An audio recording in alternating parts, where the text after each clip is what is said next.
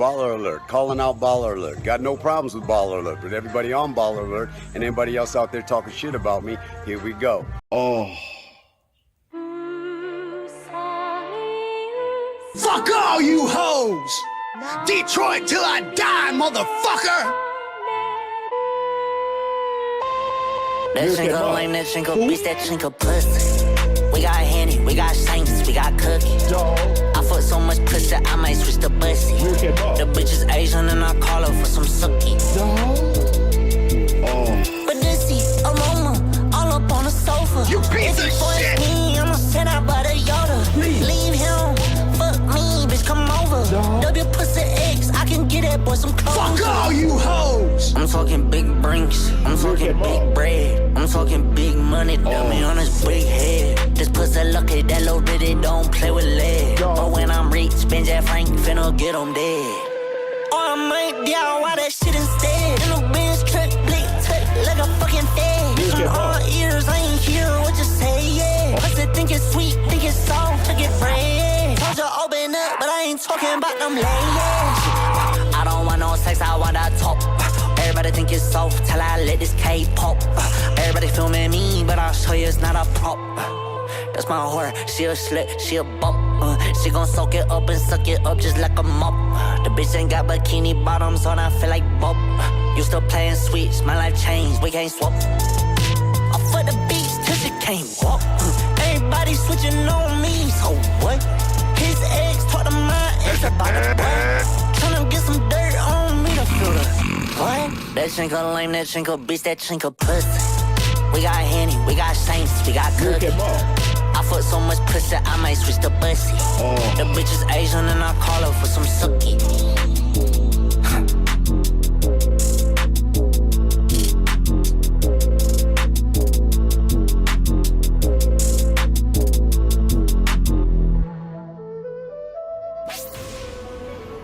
The next stop is On the Radar Radio. Stand clear of the closing doors, please.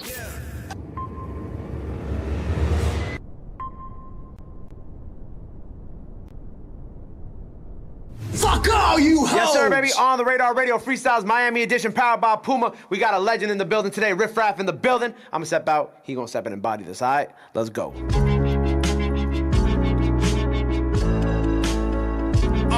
It's the Shamrock Suburban. Hand cooks kiss the codeine curve. When I spilled last week, when the ice on my teeth.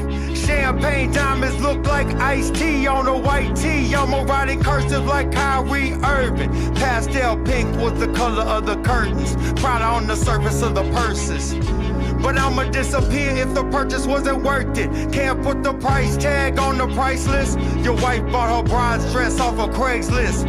Oriental blue swordfish, sky blue chrome. Don't put the barcode on the boys of very Bobcat. The Lamborghini yacht was a very light lilac. Parked out back, caddy corner to the dry shack. I found my Philly friends at the Fountain Blue. It's the white Cuban down in Junior. Contrary to you, I can't work in a cubicle. Two Croatian cuties clean my cuticles. The raspberry Rod Stewart. I don't talk about men or I don't wear Ray-Bans. If you fuck up my funds, we could never be friends again. Never try to reprimand the cinnamon Sandman. Yes. All right, let's get ready. Of course. Oh my God, we got so much. But they won't teach you about remorse or divorce or why did I clap my hands 2 times and both of my doors went up. It's the baby blue butterfly, the versatile crocodile. My claws were tied, watching with my eagle eye through the strawberry sky. It's the hazelnut Harrison Ford. By age 4, my favorite shape was a trapezoid. By age 4, my favorite shape was a trapezoid. Real. All right, one more, and let's get into this. I don't even know where to begin, so we're just gonna begin from the end.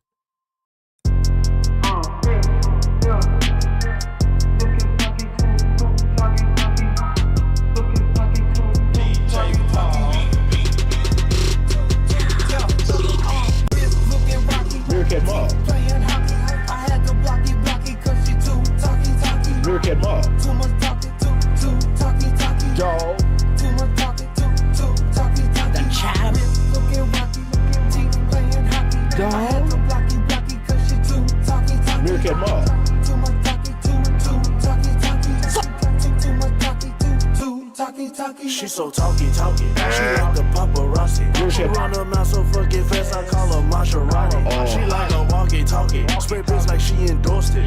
She gon' tell. You ain't gotta force it. Talk about my wife for me. She sound like social media. No, fuck that. That bitch is Wikipedia. Smacking, always jacking. She a real tipper. Do some dirt around. She a real tipper. I hit her with the block, then she went and spent the block. She was stalking a nigga crib like a motherfucking cop. Man, this shit gotta stop. She done took it over the top. Caught her at the beauty shop, then I blew up a cop. Looking rocky, teeth playing hockey. I had to blocky, cause she too talky. Too much talky, too talky. Too much talky, too talky. Wrist looking rocky, teeth playing hockey. I had to blocky, cause she too talky. Yo. Too much talky, too talky. The champ. Carbon cheesecake. Terry on speaker earthquake. PA Park Ave. Boys and berry bubble bath. Talk about my wife. Purple silkskin when I'm 14 karat jack. Rose gold Michael Phelps. Matt mid seat milk. Seat belt. I'm a caramel crush cantaloupe Cuban lake. That's not turquoise, that's seafoam mist. I'ma make 100 million, then I do this. I'ma let them do the math. I'ma do the dash. Lime on lion, lemon berry long. I feel like Kristen Stewart playing infrared golf. I feel like Kristen Stewart playing infrared golf. Looking rocky, Meerkat Mall. playing hockey. I had to blocky, cause You're too milking a talky. Too much talky, too talky. Too much talky, too talky. Oh no, it's the loud intro. No! What are we gonna do? Yes! Oh my god, all this pyro is gonna kill me. Help!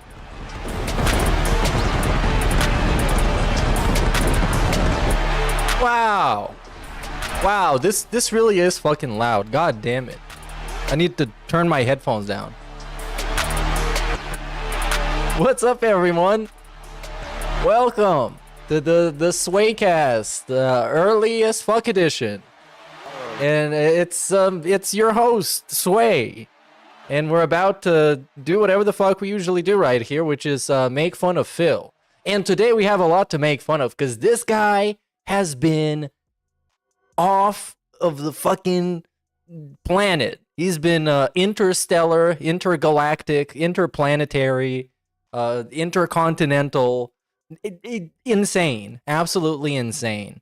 Because he got spoiled by the streak, and then 2 days in a row he couldn't hit it, and it's a cataclysm. It's the worst thing ever. It's an absolute nightmare. And he's not hesitating to tell you. By the way, someone is spamming my phone. Just in case you hear the GTA 5 notification sound, it sounds like this. Yeah, you know what I mean? It's a fun gimmick for a notification. Anyways, as with every good story, let's start from the end and make our way backwards to actually find out what the fuck happened. Because, let me tell you what, brother. I watched the Tevin stream yesterday, the restream of the Marvel game, as I was playing the Marvel game. Very, very interactive, by the way. It's a decent game. And I still could not understand, could not remember, could not comprehend what is the current streak gimmick. Like, what is the current scam? Because this dude had so many ideas, and other people had so many ideas, and he shit on them, and then he backpedaled and backtracked, and he was gonna eat Popeyes, but then he didn't hit the goal until 3 p.m., so he told his wife to turn on the ovens and make like a frozen fucking chicken bowl or something, a chicken loaf. I don't know. It's insane. But yes, as I see Invisible Mutant saying in chat, for $15,000, he's gonna play Stellar Blade. Wow, it sounds like a great bang for your buck. If you're like a fucking Saudi oil prince or something. God damn it. Oh. All right, big ups to Battle Pass for the dollar, who says, put this $1 towards the streak, unless it's politics. Oh yeah, we gotta talk about that too. Unless it's politics and doesn't count, Is it $2 for the tier 2 streak, and how many points for you to play Stellar Blade? This battle pass stuff is difficult. That's pretty much what it is. It's kind of a battle pass. It's predatory stream monetization, and he is actively and transparently looking for ways to make it even more exploitative and predatory. And this is what is so funny to me. He is talking, he's workshopping this idea with the victims of the scam, and they are supposed to tell him how they can be scammed more efficiently. This is what I love so much about it. There's absolutely no self-awareness on anyone's part. It's insane. So let's watch the daily wrap and find out what the latest and greatest gimmick is. Big ups for the membership, Nate, and Danny the DK for 7 months, dude. Shout out to you. Good evening, everyone. Phil here, and welcome to the Daily Wrap for what was Friday, the 6th of December, 2024. A full and fun gameplay streaming day where we mixed things up, we readjusted, we realigned, and it looks like things may be back on track. All right, so let's talk, shall we? No, they're not. Yes, it is. No, they're not. Official, as I said. What is back on track? Is back on track him hitting the goals every day, which is like, what, $300 per day? Is that back on track? You're going to be having a hard time staying on track, seeing that, well, his audience is shrinking seemingly constantly, and his demands in terms of money keep growing. So being on track, nah, I don't know, man. You might be getting derailed soon. Last night, the streak ended, meaning the streak of streams where I was hitting $150 in support in a row. It was like 95, and finally it ended, okay? So, what that told me was a couple of factors. Number one, I'm not always going to be able to get that amount for a stream, especially, for example, a stream like DS Politics, which is the stream that was last night's late stream. Oh, yeah, dude. I'm going to go back and watch the pre-stream from yesterday, because that shit was insane, actually. Because, well, the short story is that his friend, who also makes fun of him, Triple P, he told him that the streak ending on DS Politics actually doesn't really count, because it's not his real show. It's a spin-off show. So the streak shouldn't be valid there.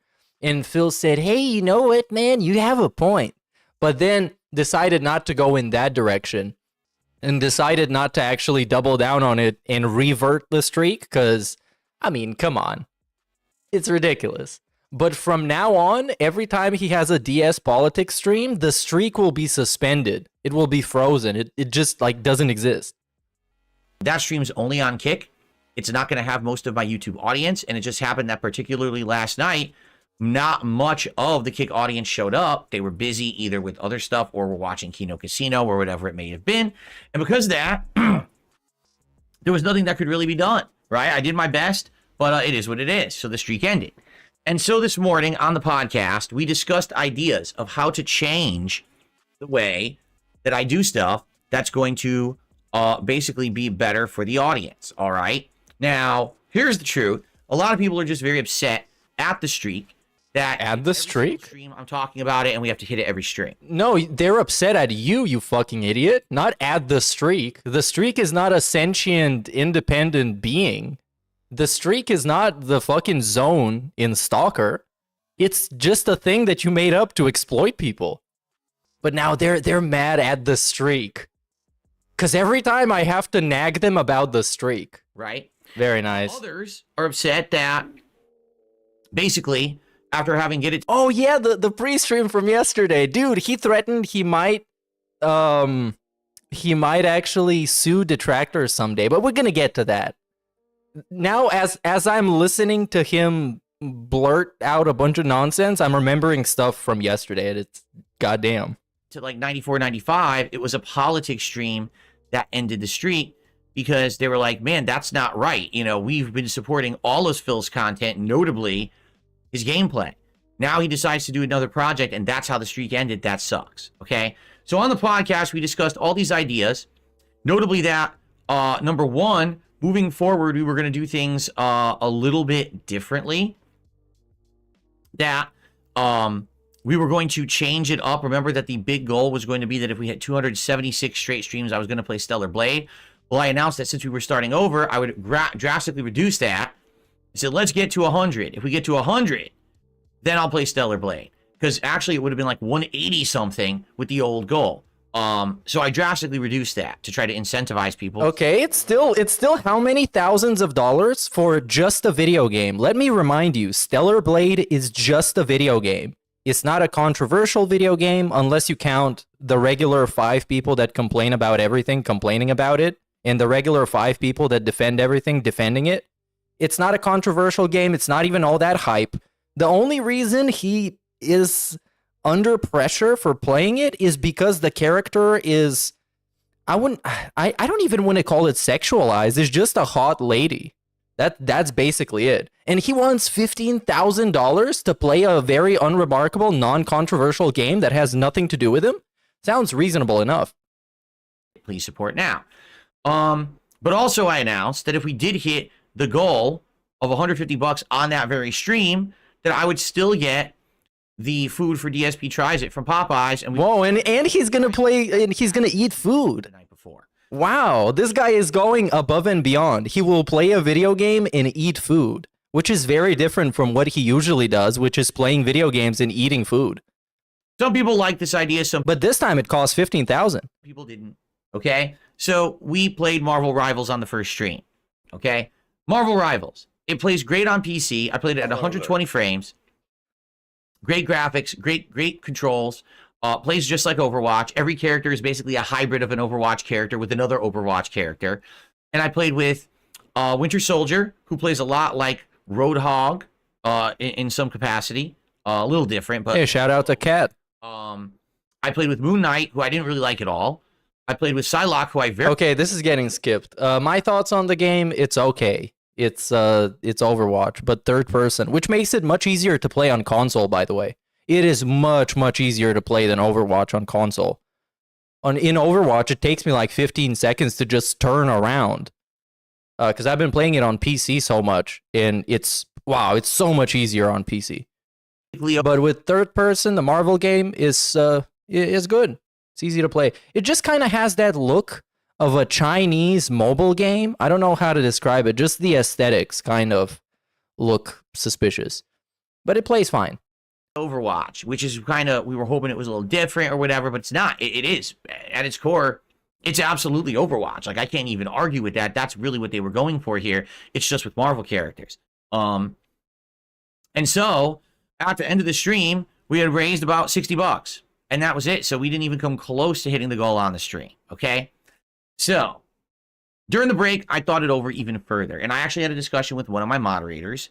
And he had a good idea. And I was like, dude, that's actually the idea I was going for. But he kind of tweaked it a little bit. It's like, all right, let's present it tonight on the late night stream. I also announced that since people didn't really like Marvel Rivals on the first stream, I wasn't going to play it all day. So I would mix it up. People didn't like it, you guys. Bloodborne, which is fine. You know, I really... And yeah, for some reason, he's playing Bloodborne again. And I know that people show up. I don't know what the gimmick with playing Bloodborne is. Was it like a fan voted thing? Was it... I don't know. It has... I don't know. Someone help me out. Why is he even playing Bloodborne? They always have. So, late night streams Bloodborne. On the PS5 Pro, upgraded graphics, but it's still in 30 FPS. But it's just like upscaled. Wow, he fell for the marketing again. Bleh. And right as I start the stream, I announced... He could have played Demon Souls, you know, because that game runs in 60 FPS and is probably looking phenomenal on the PS5 Pro. To everyone, no more streaks. We're done. No more. What? What? Dude, this is like the meme. Gets criticized once, dies. This is the same thing, but for the streak. It doesn't get hit twice. It's dead. It's gone. No more streaks. It's over. It's over for all the streak fans. Everybody that's been sitting at home streaking all day. Nope. It's finished. Streak. Because it's cooked. I have a streak going. Basically, it makes it all about that. And it's about, you got to contribute. You got to hit the streak. We got to keep it going. And I'm just tired of it. Oh, he is tired of it. But he wasn't tired of it when it was working. And he was annoying people. And he was staying overtime for like half an hour. Ignoring his beloved wife. that is just sitting downstairs crying, waiting for her hardworking husband to come home from work. By home, I mean downstairs, but you know what I mean. But he is tired now that it's not working, because this is the pivot into him being a self-aware and nice guy. And he's realizing that the streaks are not a good influence on his community. And now he's stopping them. For no other reason than what I just said. The streaks are not a good influence. Audience is tired of it, and I know it. So instead, I announce a new way to do it. Here's no more streaks, but there's a new way to do it. Forget everything you know about streaks, because we're about to have a new one that is slightly different. That's not going to qualify as a streak. Let's hear what he has in store for us.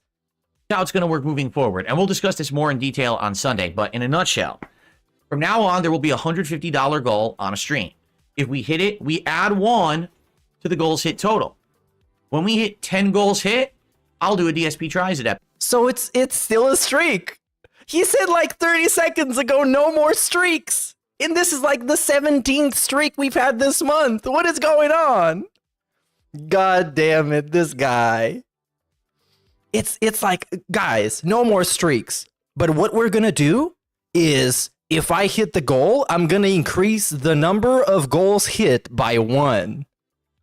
So when we're getting close, we'll start. That's not a streak. What it should be, and then when we hit, that's just an incrementation goal. The 10, we just do it. Okay.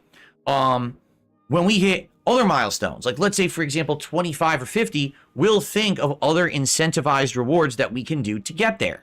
Now I don't know what those will be now, because who knows? You know, to hit 20. But this is like, you know what?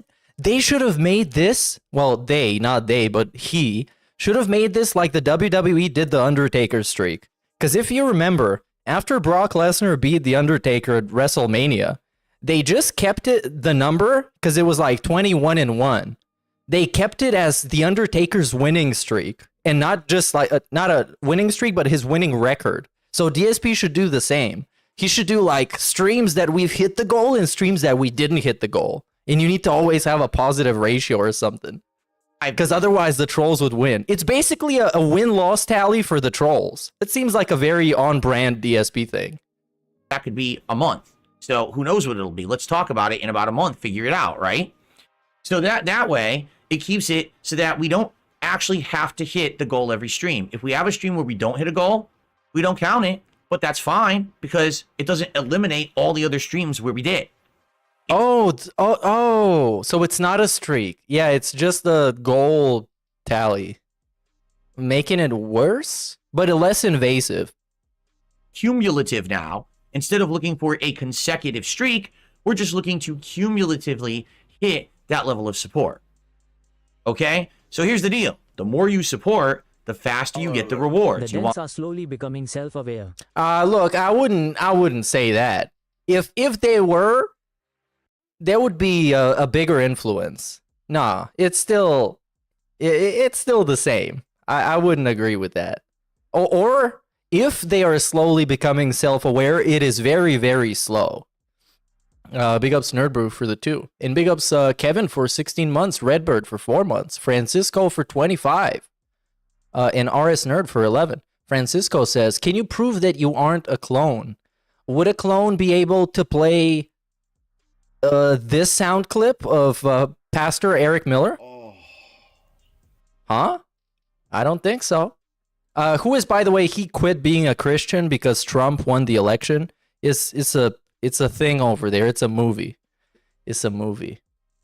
DSP tries it soon. Support the stream. You want to see Stellar Blade sooner rather than later? Support the stream, because when we hit 100 streams of hitting that goal, I will play Stellar Blade. Oh, so it's practically inevitable, because at some point he's gonna hit it. Big ups Copeside Phil, 12 months, dude. Happy year anniversary. Sway anniversary. So now there's no longer going to be nights where it's like, oh my God, we're $50 away. Who's going to drop the ginormous bomb? And he's still going to be begging. Someone drops it, great. We'll count it towards the streak. And if we don't get it, oh well. And that's also cool, because that means I can do things like DS Politics and other streams and not have to worry. Oh my God, I've heard this like a million times. I've heard this with the memberships last year. So you guys thought that the membership goals were too invasive, And the Christmas special also almost didn't happen because we didn't hit the goal. Well, we're not going to do that anymore, so I don't have to beg all the time. This is the same thing. It's the same thing, and it always happens like this. He pushes the limits of begging, and then once the limit is broken and it cracks and he can see he can beg no longer, he has one of these segments. Oh, you guys, I'm so self-aware, and I know that my fan base is annoyed by this, so I'm going to do it differently. That is much better for you guys. And then 3 months later, we're at this exact same spot. It's just this over and over again, endlessly. Big up Swell Swade, 18 months, and Larry B for 24. Killing the streak because people didn't come by that particular night. Okay? Now, undoubtedly, this means I'm going to be making less. But if this is what appeases everyone, and this is what you guys want, and you're frustrated with it always being about the streak, I'm willing to do this adjustment. But now, here's the other cool thing about it. There have definitely been nights when we hit the goal, but then more people are contributing, and we're like, well, where did it go? Does it count towards anything? No, not really. We already hit the goal.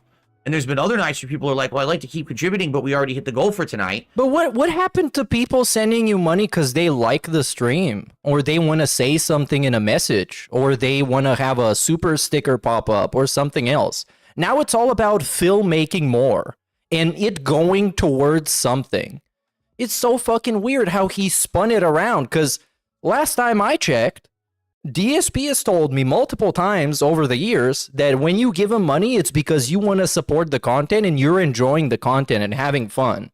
And you want to see a cool pop-up show up on the screen, and you want to get a message, and you want to become a member so you can bypass the slow mode. It's not about that. It's not about that. It's about Phil not making less. So I'm just going to hold off. Maybe I'll come back at a future stream to Recon said it so well last night. Just wait until Recon? Streak is at 9 and he's low on tips that stream. Now guys, as we get to 150 I will order food right now.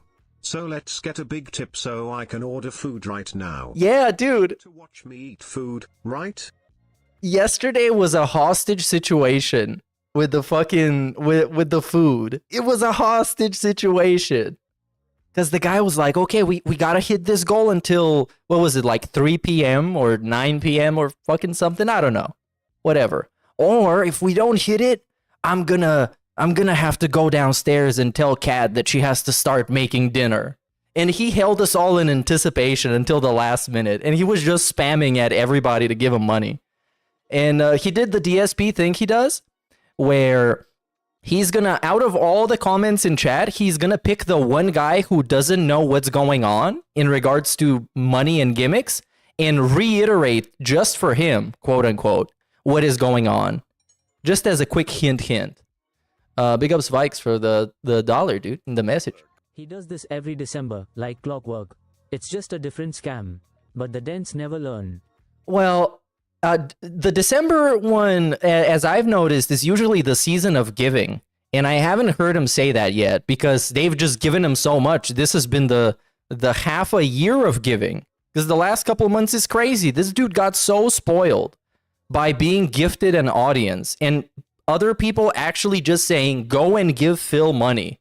And then he got a little bit too comfortable with it. And now we are here. Big up Slogan K for the 5, dude. Tribute because you already hit your goal for tonight. Now, listen to this.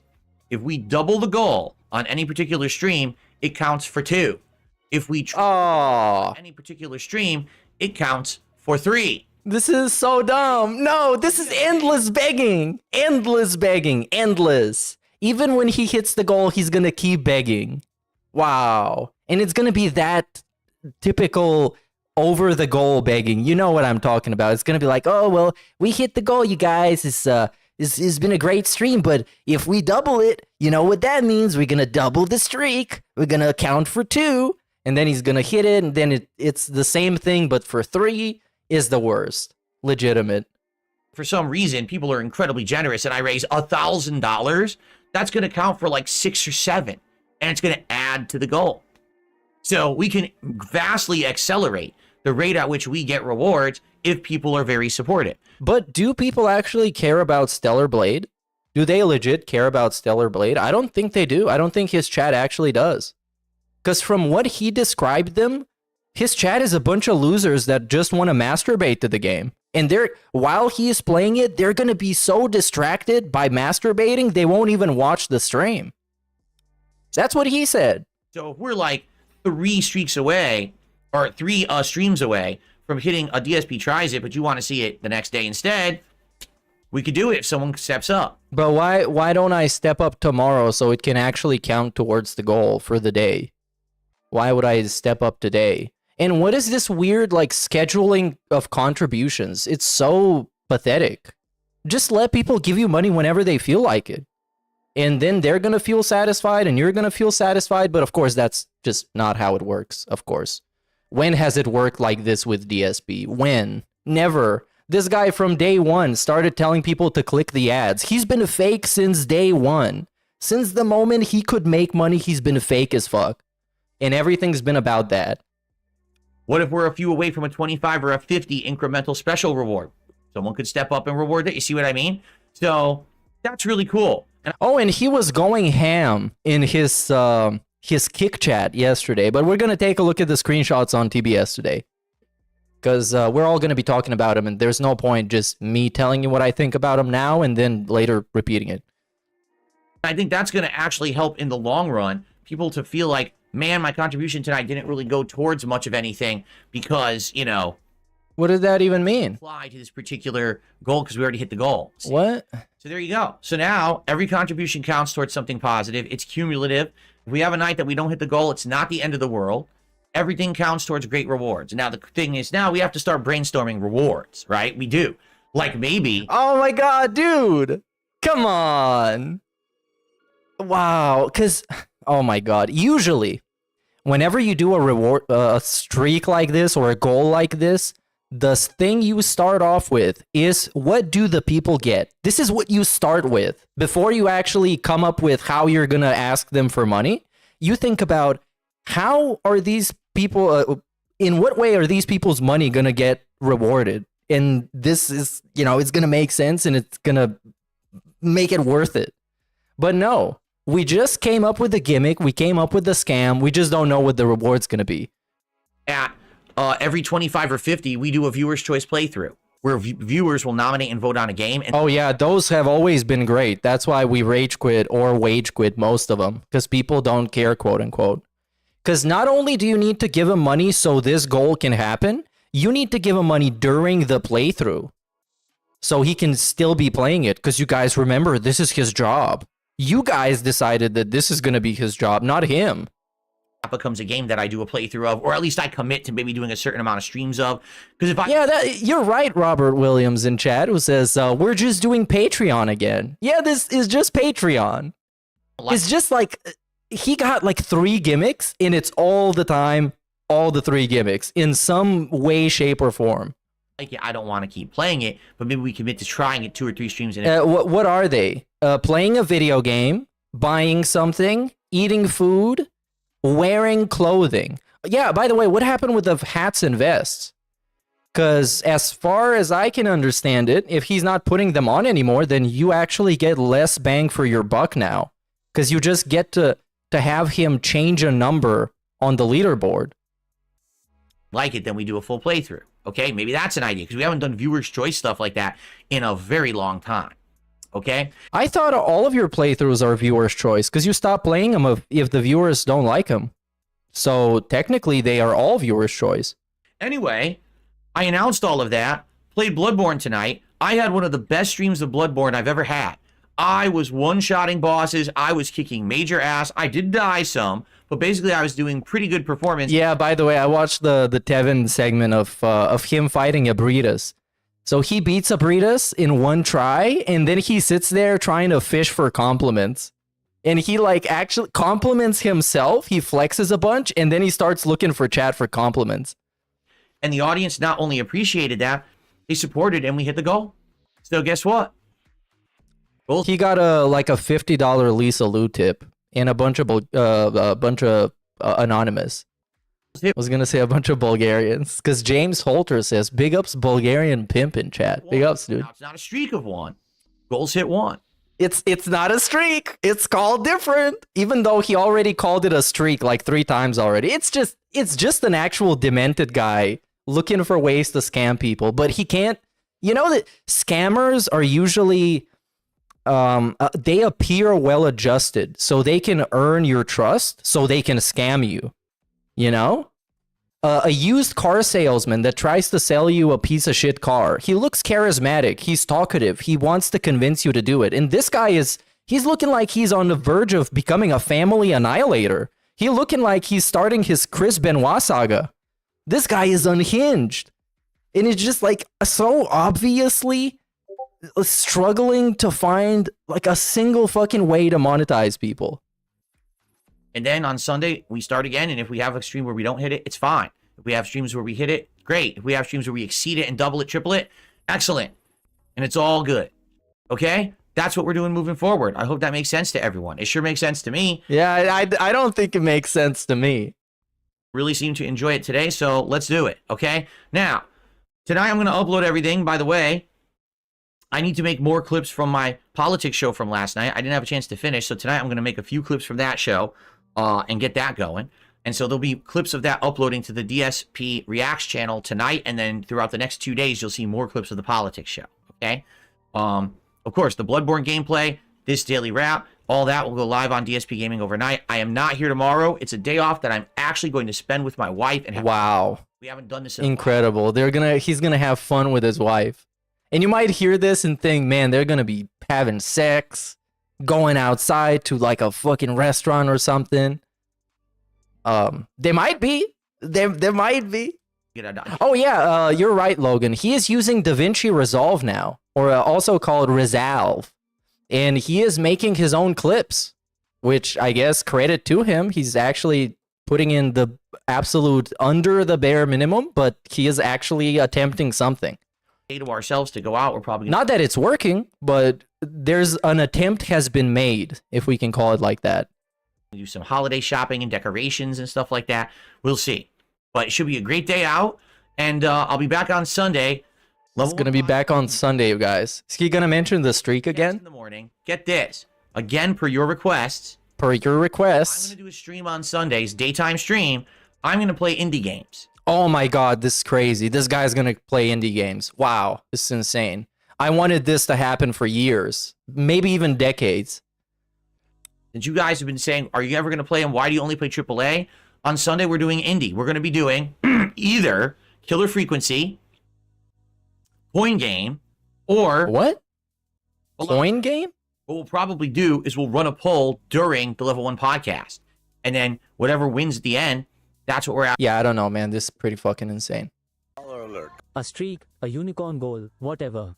It doesn't matter. Just remember, Dents, it will never be enough. Yes, never ever. Because he's pretty open with this. And by this, I mean the fact that you will have to give him money until he dies. Actually, until he dies. There's no retirement. There's no backup plan. There's no getting a job. There's no getting a part-time job. There's no doing anything else for money. It's you. Yes, you. Enjoy the ride. Enjoy the ride. It's absolutely excellent. Going back to living paycheck to paycheck. The I'm nervous talk is back after 2 streams that were over $50. Remember when $50 was a good stream and he thanked Dents for that? I remember. Dude, yeah, I remember too. Because, like, all this whining and complaining is giving me flashbacks to when he was making, like, $40, $50. And he was like, yeah, guys, it was a good stream. We hit the level 1 goal, which is what I wanted to do. Remember, $50 was great back then. And now it's like, we need $300 a day or I will die. Well, it is the way you make it. It is how you make it. Big ups Dominic for the 20, dude. That was the previous message, and big ups to Vikes for this one. Let me play the rest of them and we can continue. By the way, look at this fucking animation. This is the first time I'm seeing this. What the fuck is this? No, is this AI?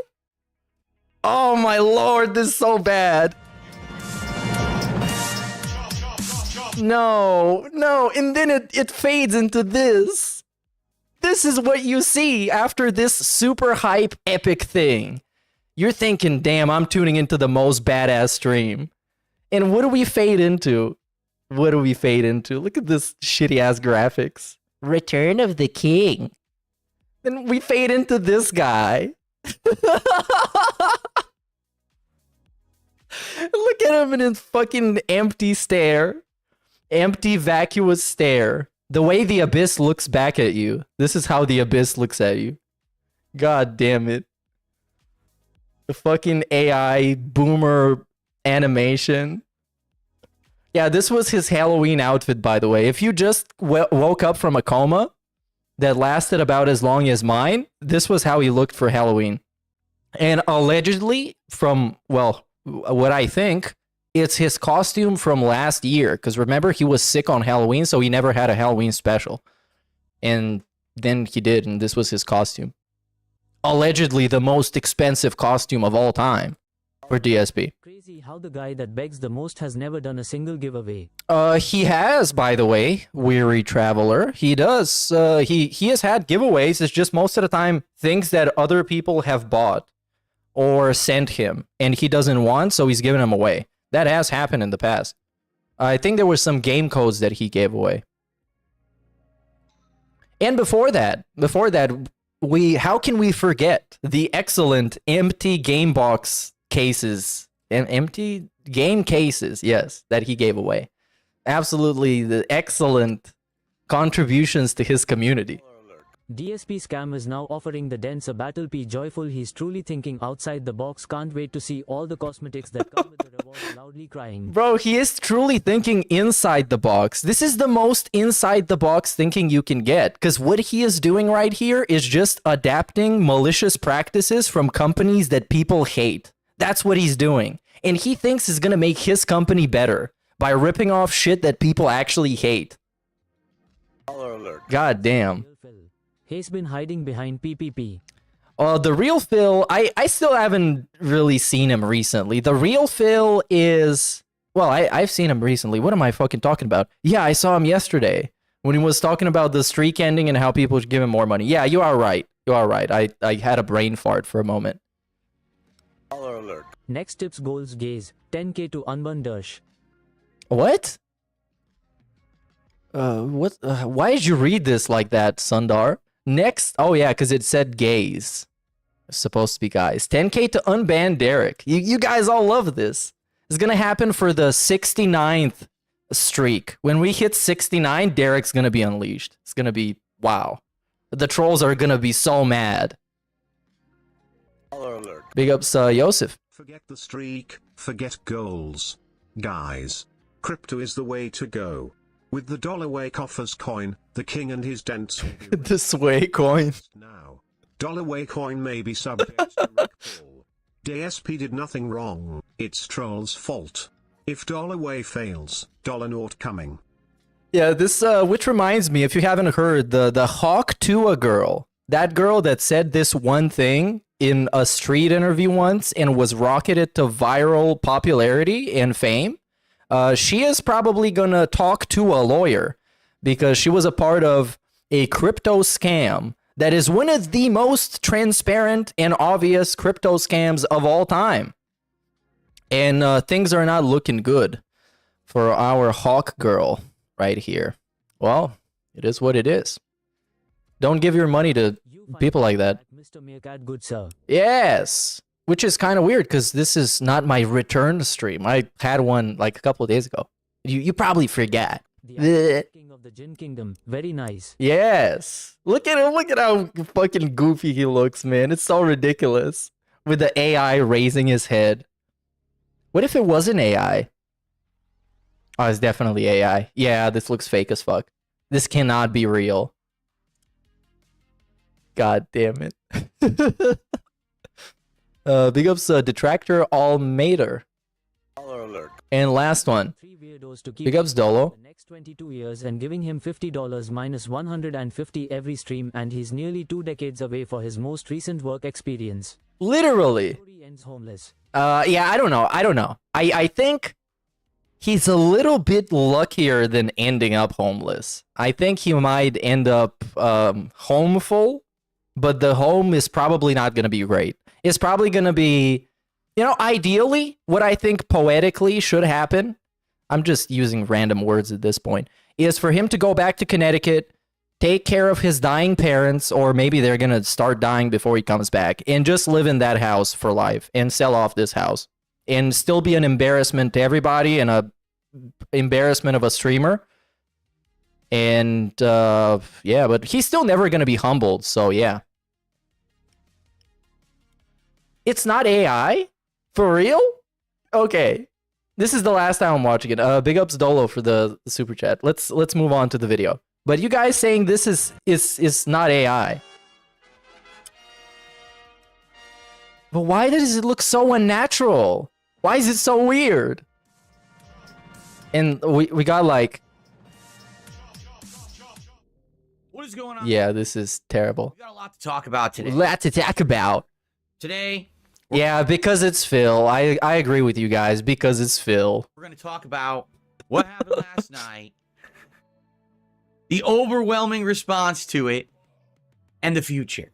But also, today is an excellent day because today, ladies and gentlemen, is the release of a big game. One of arguably the last big games of the year in Marvel Rivals. The game that kind of plays like Overwatch, but features a full cast of Marvel Comics characters, and I'm very excited for it. So I cannot wait to jump in on both gameplay streams. But of course, the elephant in the room is that last night, during my DS Politics stream, we failed to meet the goal, and the legendary streak of goals being hit in a row ended. So we'll talk about It's over. today, and again, what the future holds, how that's going to affect things, because I do have some good news anyway, regards to that.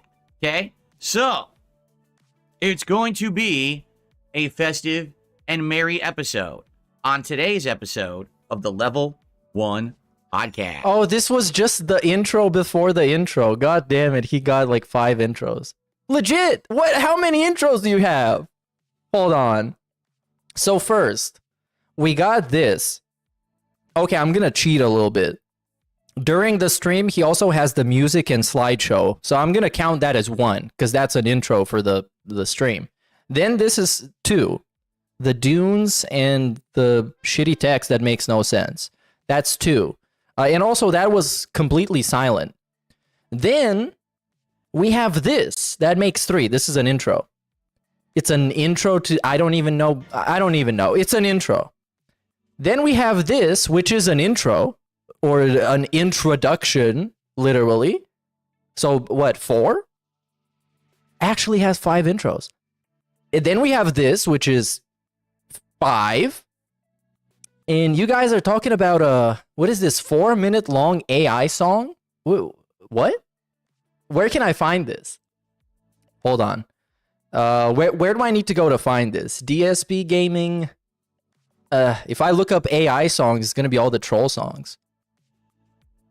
AI songs, and it's gonna be, yeah, it's Nerd Brew, Bob Starsky, the worst streamers TV. I don't think this is a fan of Phil. All right, we're going up. It might be this though, because it's, oh no, this is from Chaos Realm 02, so it's not gonna be this. Okay, then we got Nerd Brew. This is the digital summer party. This is the Jake James song. Then we got ALT. Then we got, this is, I still think this is a joke. I have no idea. Should be at the podcast part of the channel. Okay, let's try and find it, because I'm very curious what the fuck this is going to be. It's probably going to be super disappointing, just a generic AI song with lyrics about how DSP is the GOAT and the king. So it's probably not going to be very good. But let's see this. Viewful. What is this? The Daily Wrap. Oh no, this is the Daily Wrap. He should have intros for this too. He should have 6 intros to the Daily Wrap, just so you know what you're watching, in case you're the average DSP fan. What do we got here? Let's go a little bit further. Kick stream ideas. Let's check out this one from 23rd of October. This should have at least 20. Here we go. Oh, yeah, here we got another different one. What is going And it fades into him wearing this wrinkly ass grandpa t-shirt.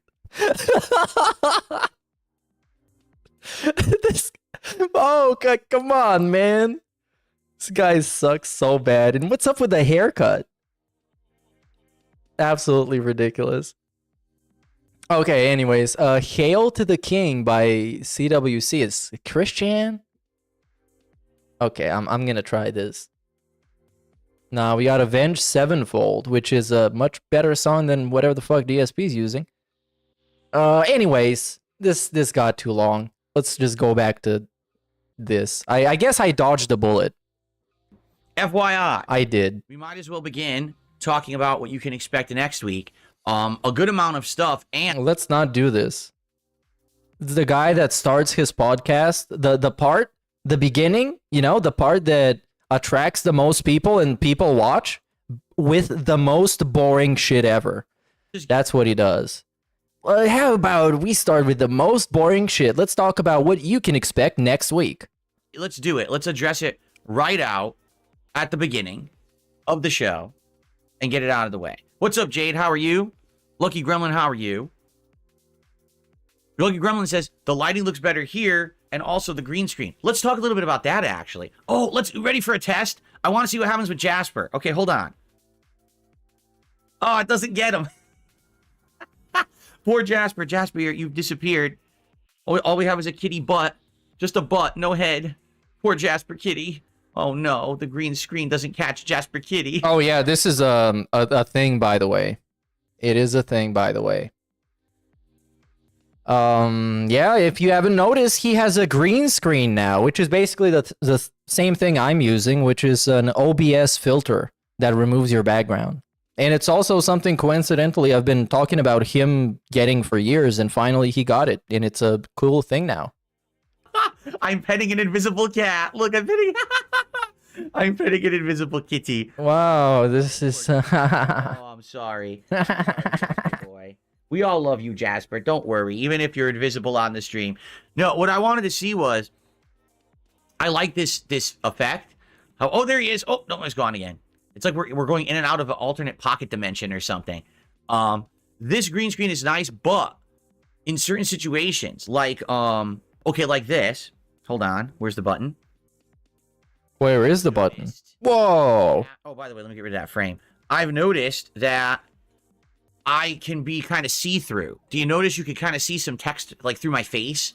So I'm not sure if there's... Well, it's kind of ironic that this guy spent thousands of dollars and his green screen looks just as dog shit as mine, which I accomplish with a cheap-ass webcam that costs like probably $30 and nothing. That's it. So yeah, keep on investing, Phil, and someday you're gonna look like the big boys. On this filter that I can change to make it so that that doesn't happen. I'd have to mess with it a little bit because I'm not sure. I guess we'll have to find out. But anyway, good stuff. I like all these new abilities that I have, these new effects. I mean, it's really awesome for gameplay to have this, right? And of course, to have silly effects where I can be places on my shows and stuff. It's pretty cool. So yeah, and of course, everything's better. By the way, some big improvements. Uploading to YouTube. Oh, guys, I can now upload all of the videos from my first stream within 1 hour. 4 hours of content. The podcast, let's try it again. Oh, there we go. Okay, I don't think this is a PC type of deal. I don't think it makes a difference.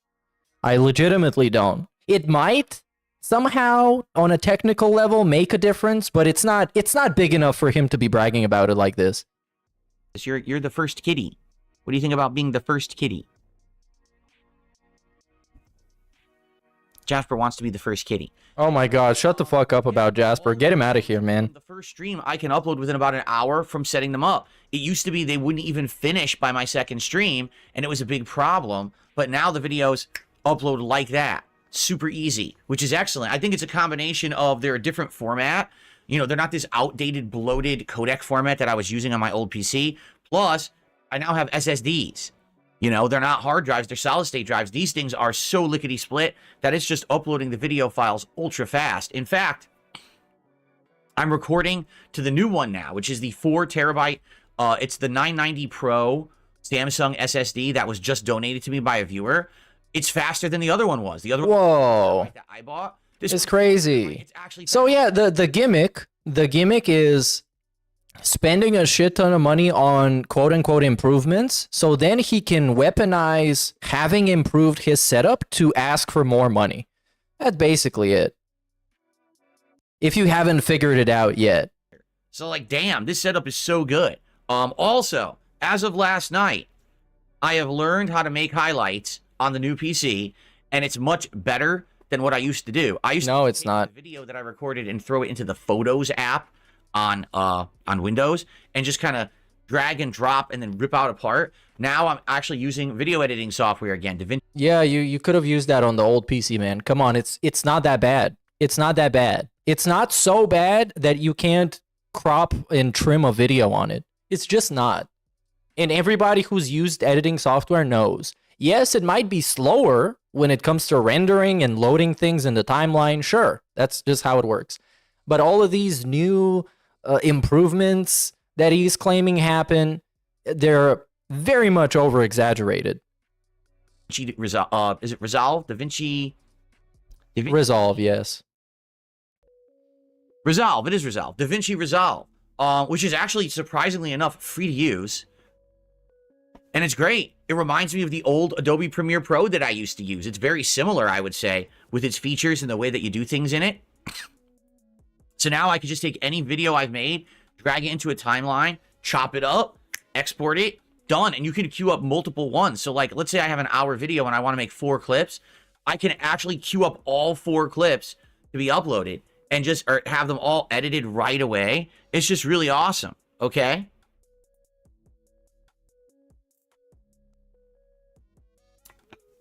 Fed Rogers says, maybe you can make edited content now. Here's the deal. I could.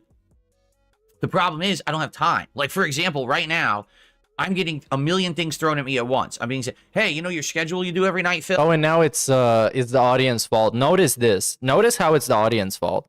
Things that he can decide whether or not to do or not and prioritize by himself is now the audience fault. He's being harassed into working. Well, here's a couple programs you can use to do it much better instead of what you're using, because I'm just using, seriously, I'm just using like the free Word app. You know, what's it called? An Open Office. Open Office has like a Word app, and I just use that to do. They're like, no, you could use this program. It's much better. You get all these better text and effects and things, right? And someone just sent me some awesome clips overnight. They're like, here's some awesome audio clips. Wait, what? From your documentary by June the King. But what is he talking about? Hold on, I need some context. Things thrown at me at once. I'm being said, hey, you know your schedule you do every night, Phil? Okay. Well, here's a couple programs you can use to do it much better. But the schedule is just, well, his schedule is just like a table in Microsoft Word. Or as he says, you know, Open Office, because he doesn't even have Microsoft Office. What a fucking loser. Instead of what you're doing, I'm just using, seriously, I'm just using like the free Word app. You know, what's it called? An Open Office. Open Office has like a Word app, and I just use that to do. They're like, no, you could use this program. It's much better. You get all these better text and effects and things, right? And someone just sent me some awesome clips overnight. They're like, here's some awesome audio clips that we took from your documentary by June the King. And these are cool clips you could play on your streams and stuff, and it would act like, this is all great, and thank you for that. Please, guys, I really appreciate the enthusiasm. Everyone is liking the new stuff. I really appreciate that. It's just a time thing for me. Like, no exaggeration, this week I've been so slammed learning the new system. Learning the new system? What, did he install Mac OS on the new PC? Getting it working and the like. What is there to get working, man? Come on. Like, everybody knows, especially people that have been doing this for 15 years. Most streamers upgrade their setup within the day. And they don't do it live. They just hook it all up in the background when they're not streaming, and then they do maybe a private test stream to see if everything is as expected, and then they just go live. We don't have this bullshit going on. It's like, oh my god, I'm sorry, you guys. It took me 3 months to plug in my Ethernet cable, and it's gonna take me 6 more months to plug in my HDMI cable. I'm so busy. I haven't had time to do normal stuff. Usually at the beginning of the month, I sit down and I write out all of my financial responsibilities. What? Like, here's my bills and when they got to be paid and this and that, and I make a schedule and everything. It's the 6th of the month and I haven't done it yet. I'm a full week into the month. I haven't done it because I've been so busy. Yeah, so he has Bill's schedule. You know, very nice. Extra day to just sit here and do work behind the scenes. That'd be amazing. I don't even have enough time to spend with my family. Like I said, tomorrow in a rare... Yeah, maybe because you're sitting there overtime begging for money. Maybe that's why. tomorrow. Hey, big ups for the 10 gifted, Jimbalaya. I'm gonna read everybody's messages in the next pause. Saturday, I'm actually spending time with my wife for the entire day. We don't have to go grocery shopping. We don't have to go to an appointment. We just get to go have fun on a day together. I can't believe it. It's been a month. You know, we were planning on doing this a bunch of times, and we only got to do it once so far in early November. Well, now we get to do it in December. So this will be exciting. But anyway, yeah, it's just really cool. I'm living life right now. He's living life and really enjoying it. He's saying this for the trolls, just to make them mad. Someone on a restream somewhere is gonna be mad. I can't believe the turnaround this year. I want you to think about it this way. In August of this year, when the month began, I was in a situation where basically I knew I was going to have to change my setup because my PC was dying. It was having all of these issues. The fans were dying out one by one. The ones that were still working were incredibly loud, okay? The hard drive was failing and having repeated, corrupted videos and errors. It was just having tons of problems. And I was like, it's so old, that's why. And I was facing a situation where I was thinking, man, the only out that I have is to basically use my wife's PC from 2017. You know, a PC that is 7 years outdated. Okay. I have to migrate my stuff over to that one because migrate option I have. Takes like an hour, bro. Like actually takes an hour. And most of that time is waiting for the data to be transferred from one storage to another storage. I can't keep using this old PC. And we were talking about doing it. We were trying to figure out how to do it and when to do it. And then all of a sudden, this huge turnaround because the guys from Kino Casino gave me a chance. I reached out to them, talked to them behind the scenes about, having a conversation. They wanted me on the show. They had me on the show. Are you, they gave me a chance. Is this guy recapping his whole year just for me? Thank you, Phil. I appreciate that. So let's see his version of events. It worked out incredibly well. And, the rest is history. Now I'm co-streaming on 2 different sites instead of just YouTube. So I do have a new audience that's enjoying my content, which is amazing, right? My detractors are never going to go away, and I know that. But at least now I have a new group of people with eyes on me who are really enjoying me and my content and are supporting me, in way more than ever before. I just went through 95 straight streams of hitting my goals. That is insane. It is really insane, actually. I never would have got that level of momentum back. But what do you mean you used to hit 276 streams of goals? And you didn't even need anybody to gift you an audience. You purely brainwashed these people yourself. That's why that streak was legendary and this streak is dog shit. Because now the Kino Cucks just told them, hey you guys, go give money to Phil. And Phil was just sitting there collecting money. And that's it. He didn't need to put any work in this. After the vest streak over 4 years ago, right? Everyone said, oh no, that's just a fluke for Phil. That'll never happen again. And then here we go. It's wild. And again, I want you guys to understand you have changed my life. It's not just, oh, now Phil has a few PC improvements and stuff. No. Now I can spend more time with my family. I was able to do things around here that needed to be done that were desperately needed, but were being held off, like getting a new washer dryer and just doing basic upgrades to the house, the things that were falling apart. And this is all because of all of you. All right. I mean, hell, I got to bring back the King moniker, which I really liked. And listen, it's a joke and we all know that. It's not serious, but that was my thing. That was my running title for years. And I had to get rid of it because of trollish dickheads. What? Saying that it meant something that it... But what do you mean? The King of Hate. How can you interpret this in the wrong way? The King of Hate. What is the association in your mind? The King of Hate. Well, now... It's the trolls. It's back. Obviously. Back. You know what I mean? My confidence is back. And it's just so awesome. So, thank you all for that. Okay? Now, obviously, we got to talk about the fact of what happened last night. Everyone wants to talk about this. All right? Everyone. Both the viewers that are positive, both the viewers that are toxic. You know, Kino Casino, I talked to about it last night. So let's talk about it, shall we? Okay. Let's, okay, before we start talking about it, let's catch up on the shoutouts. So, we don't get way too many. Remember, all of this is to put a number at the bottom of a stream that can't go away, because that imaginary number gives the trolls an L and makes them seethe on the daily. Allegedly. It's actually the most important part of his life right now, even off stream. But, like, it's so pathetic, because I understand the gimmick of pretending to be, well, raising all this money to make people on the internet mad, but just like, you know, you're pretending to do that. In reality, what you want is to get as much money as possible. But he actually wants people on the internet to be mad. Like, it's unironic doing it, which makes it so funny.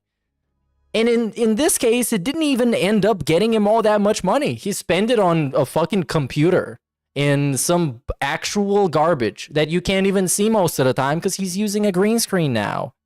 He did manage to fix the house and buy himself like a washer or a dishwasher, whatever the hell he bought. But man, this is not, it's not it. It's not it. Big up Spikes for the $1, dude. Meerkat, how does it feel to be having a resurgence? I'm having a resurgence in my pants. That's all I got. That's all I got, actually. I'm sorry. Big ups, Francisco. Covering this for the first time. Yeah, I don't even know what you're talking about, but this can be applied to so many things. So you sent this 12 minutes ago. Are we talking about the green screen? I believe we might be talking about the green screen. Yeah. Well, he never really had a green screen, except the one that he bought in like 2015 or something. And then that video got a lot of views. So yeah, he might actually be seeing it for the first time. Big ups Ryan, 21 months, dude. So, here's what happened. First horse?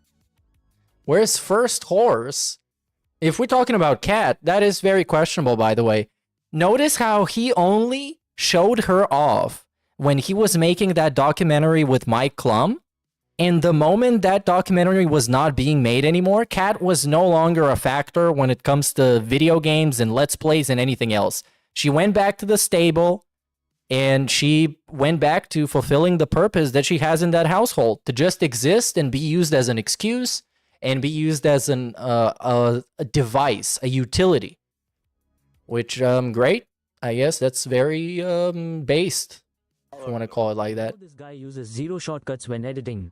Oh, yeah. It's all... dude, I can imagine that. I would love to watch him edit a video or something. Because shortcuts, anything you're editing becomes much easier to use with shortcuts. Whether it's Photoshop or Resolve or After Effects or whatever, once you learn the shortcuts, it optimizes your workflow. It's so much easier. Please do it. Please. Unless you learn of Control W. Don't do that. It's not a W. It's an L. Don't do Control W, especially when you're watching this stream. Do a Control T. Rest in peace. And open the stream again. That's what you should do. Happened last night, okay? I was doing my DS Politics stream on Kick. As you know, when I do DS Politics, I only stream it on Kick. I don't stream it on YouTube at all.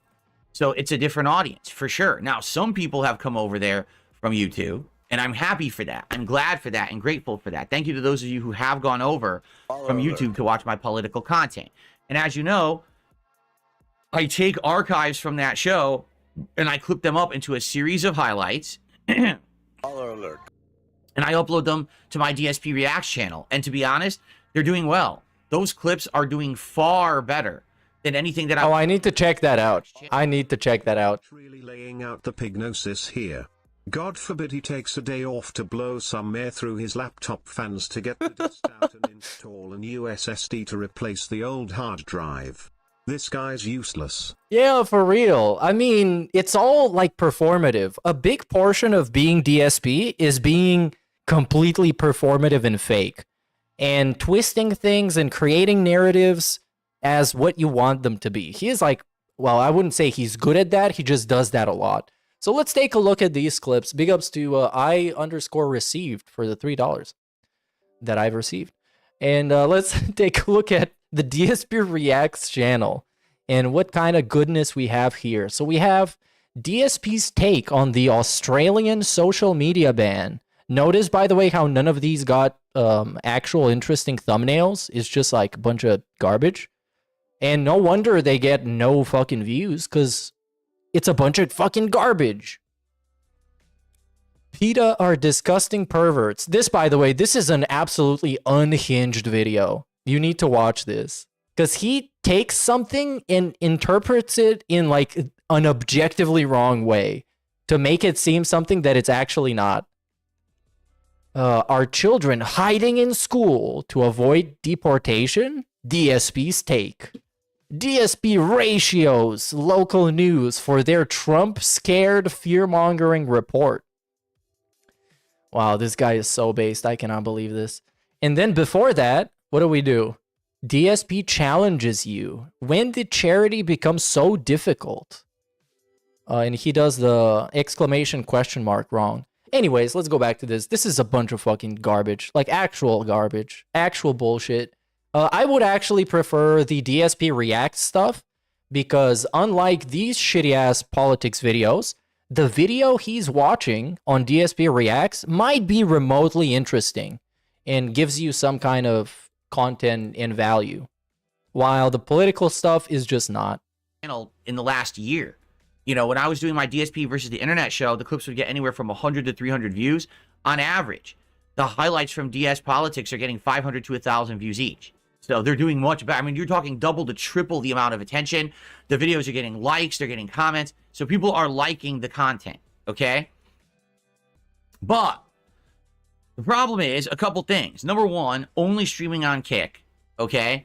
Basically, my base audience isn't coming over. I know that. Like, I'm getting people who are viewers who have watched me on Kick, but it's not most of the YouTube audience. There is some, but not most. Like, for example, the streams get between 200 to 250 viewers. Hey, that's good for a political show and me just starting to cover politics and things. I'm happy with that. That's not, oh, I'm so disappointed, okay? But it's not the regular crowd, right? Like many of you in the chat right now, you weren't there, nor were you interested. You're here for hang out with me for gaming and things like that, right? So that's number one. Number two, this is 100% true, and this is not a negative towards anyone.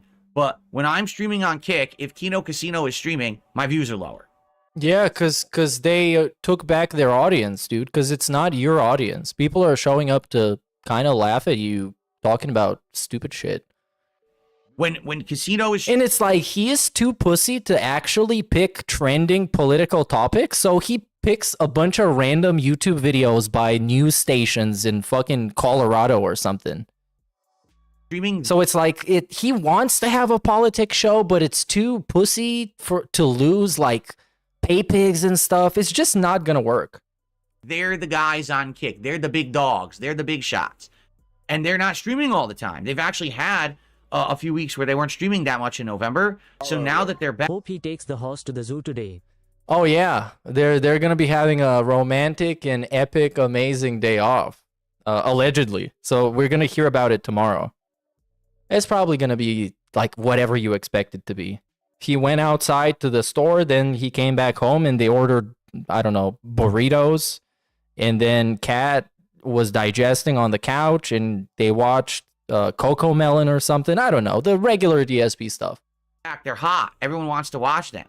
So, and big ups Lauren V for this message, and big ups Movie Sign for 31 months, dude. When I'm streaming on Kick, not only do I have less of a actual viewership, because it's not on YouTube, but also the people who are there are probably going to be watching them rather than me. And that's exactly what happened last night. So, it is what it is. Last night, most of the audience that would have been watching my politics show were watching Kino Casino, and that's okay. Originally, that's why I wanted to try to schedule the politics show for not when they're streaming, but they don't have a consistent schedule. So because of that, I can't do that. Like, you know, you know me, I like to be consistent. But why? Well, why do you care so much if someone else is streaming or not at the same time? Like, dude, fuck it, just do your thing. And you're going to have people that will feel like watching them and will go watch them, and you will have people that feel like watching you. Who fucking cares? And already you know that a big portion of your fucking viewership is gifted by them. Obviously. My politics show the same day every week if possible. If there's a reason I can't, like Thanksgiving, right? That's different. So, I couldn't really do much in regards to that. The show went well. Like, the topics were good. In fact, I had a really long show. Like, I went longer than I expected. I'm trying to keep the show 2 hours, but I had so many topics to cover that the show went long, and I even had clips that I couldn't get to, and I told the people who had submitted them, I'm still going to cover them. I promise you. We just got to get to it at a later date. It's that there was so much to cover. And I still didn't even get to the point where, like, I talked about all the news stories for the weeks. And people were like, I can't believe you didn't talk about the United Healthcare CEO who was murdered and this and that. I'm like, yeah. What's going on? Well, you're having a politics show. It's your job to pick the most relevant topics to talk about. The most relevant and impactful. Because politics, if you don't know, Phil, is about issues that are relevant to society and that affect people, by the way. You know, for me to cover every story. So it went well. If he made fun of Destiny for his cook and suck incident, then I might watch for more than 5 minutes. No, I mean, what is he gonna say? He's gonna call a gay guy gay? Or a bisexual guy gay? Because that's the most he's gonna do. He's gonna say, nah, your embarrassment is more embarrassing than my embarrassment. That's all. That's all he can say. And then he can say that people are not treating him in a justified way because Destiny embarrassed himself a lot more, and they didn't shit on him nearly as much as they shat on DSP. Immediately when the show ended, I actually edited 3 clips, and those I already got queued up. By the way, him editing clips is legitimately just trimming out the clip from the broadcast. That's him editing clips. I'm not saying he didn't do it, but it's not much in the way of effort. Let's be honest. DSP reacts. 2 of them were live, another's going live tonight. And then tonight, I got to make more clips. I was going to make 6 or 7 clips out of the show. I just didn't have time last night. So yeah, so it went well, you know. But basically what happened was, it's very simple, all right? A few people, supported it at the beginning. And there was literally no kick support at all. There was literally, during the entire show, 1 gifted sub. 1. And the show is on Kick exclusively. So it's streamed on Kick, and I got no Kick support at all. All the support was 2 tips. Maybe it was a shitty show. It's not going to hit the goal if that's the case. The first couple of weeks, we had tons of people on Kick who were excited, who were watching the show, and were dropping subs, and it was supporting it. But that didn't happen. And it could be a combo of factors. It could be that people were watching Kino Casino. It could be that they just couldn't make it last night. Like, for example, Darkside Pimp, who's my regular supporter on Kick, outright said, I can't be there tonight. Work is killing me, and I'm slammed, and I'm not going to be there. And I'm like, well, that's it then. What are you going to do? Yeah, that's life. You can't always be there for every stream, and that's the thing. The show shouldn't be just dependent on one person being there to support it. So it is what it is. The streak ended. And again, this is not a negative towards anyone. I'm not upset. I'm not upset. And I'm not disappointed, even though I cried about it and I stayed overtime multiple times. Nope, it's not even a big deal, you guys. Even though I tried to make it seem like a massive deal. It looked like something was going to end because of an extenuating circumstance or anything. It ended naturally. And it ended properly. It wasn't some bullshit that was going to cause it to end. So if it ended last night, it ends. And I was like, all right, you know what? There you go. It's all good. Not a big deal. Okay, and that's fine. So then last night, I went on Kino Casino while they were broadcasting, and I talked with those guys for a little bit. Just having some fun, as usual. A few minutes. I was only there for like 15, 20 minutes. And they were doing some crazy thing where they were playing some video at like quarter speed. And oh yeah, he went to the playground where the kids were playing, and he was like, oh my god, what are these fucking kids doing? What? A speed run of Super Mario World at the same time. Yeah, this is like the backhanded compliment. It's like, yeah, they were streaming, but it's like, I don't know how they can do it, man. Personally, I wouldn't do that. Like, I don't know how they do it. It's not that hard. I just don't know how to do it. If Andy Worski can do it, then you can do it, because you both have around the same level of brain damage. I would never be able to do that. Every night they're doing crazy stuff like that. Whoa, crazy stuff. Is playing a video game while a video plays and you talk about it. Whoa. Insane. They're going X Games mode. Okay. So anyway, so we're doing it. I'm talking with them live during the stream. And Triple P, which again, that's what I call them, Triple P. That's what I call them. It's like they have pet names for each other. Said, Triple P, that's just how I call him. You guys don't have to understand, but I just call my boy Triple P. Triple. the streak ended. No, it didn't. I said, what do you mean? He goes, no, you were Yeah, listen to this bullshit. doing your political show. He goes, your political show is not your regular content. You shouldn't even be counting that show as part of your streak. He says, your regular viewers who watch your gameplay have literally carried you for like 3 months on the streak. So that's not fair to them. They're the ones who've been pulling you through. The politics show is relatively new. That definitely shouldn't be the end of your streak. Okay, so he's like, I think you should continue your streak. Okay? And I'm like, all right. I mean, it is a fair point. I believe. Yeah, of course it's a fair point. No, that's true. It is a show that's brand new. It's getting an audience right now. Right? It's not something that is regular. I don't even have it on a regular day yet. I had it regularly on Thursday, then I went to Friday, then I went back to Thursday.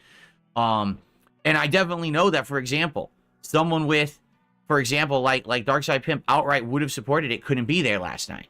So, this is all stuff to consider, right? Lurking. Hey, big up Zach for the sub, dude. So I'm thinking about it. I'm thinking about it. What do we come up with? I'm thinking about it, and basically we're kind of going back and forth about it. And I'm like, well, I'll think about it overnight. All right? Because the truth is, the streak did end. It did. Everyone was there. And we didn't get the support. The streak ended. Okay? So here's the deal. Tell me the deal. Okay, let's get into this. Then now we're getting into the fucking streak schizophrenia. The streak's not continuing. It's over. Why not? You're not going to lie about it or try to fudge it or try to fucking bullshit around it. The streak ended. Okay? But there's two things that I would like to do. All right? There's two things that I would like to do.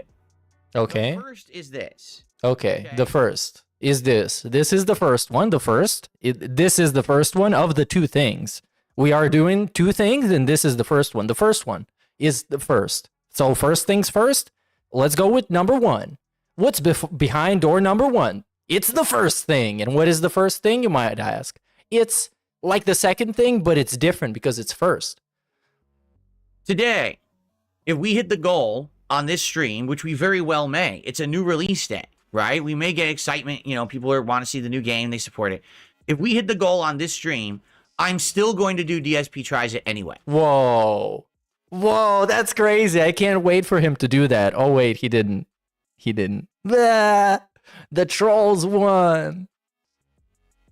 Okay? But yeah, people were speculating that he was going to just eat the Popeyes anyway, which I thought would be the best outcome. But no, he is actually that greedy. Actually.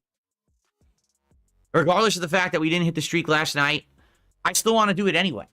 Because you guys support me so much. And the whole idea of DSP Tries It is supposed to be, I'm saying thank you. Let's continue this show that doesn't make money or anything. Okay? So I don't want to then say, oh, now we get punished or we're not going to do it. No, we're going to do it. All right? So let's hit the goal today on the stream because that was the agreement, was that we were going to do it through today. That was the agreement? I was going to order the food just like we do every Friday. The agreement? Did I sign the terms of service? All right. So as long as we the agreement on this stream, we're a fucking disgusting piece of shit. We're going to do a DSP Tries It episode anyway. Okay? But we're not going to reset the streak. That would be really stupid. All right, we're not doing that. But I do agree with Ashton on this fact that I do think that the political show, being that number one, it's only on Kick. I don't have the YouTube audience or the YouTube support. You can't super chat. You can't do a super sticker. You can't do memberships on there, right? I do think that perhaps moving forward, we shouldn't count it during the stream. I don't think it makes sense until maybe it gets a foothold. Like if we get a regular audience of people who like it and support it, that's a different thing. But right now, I don't feel like we're getting that. And it's because it's new. You know, perhaps let the show run for a while. Let it get some consistent support.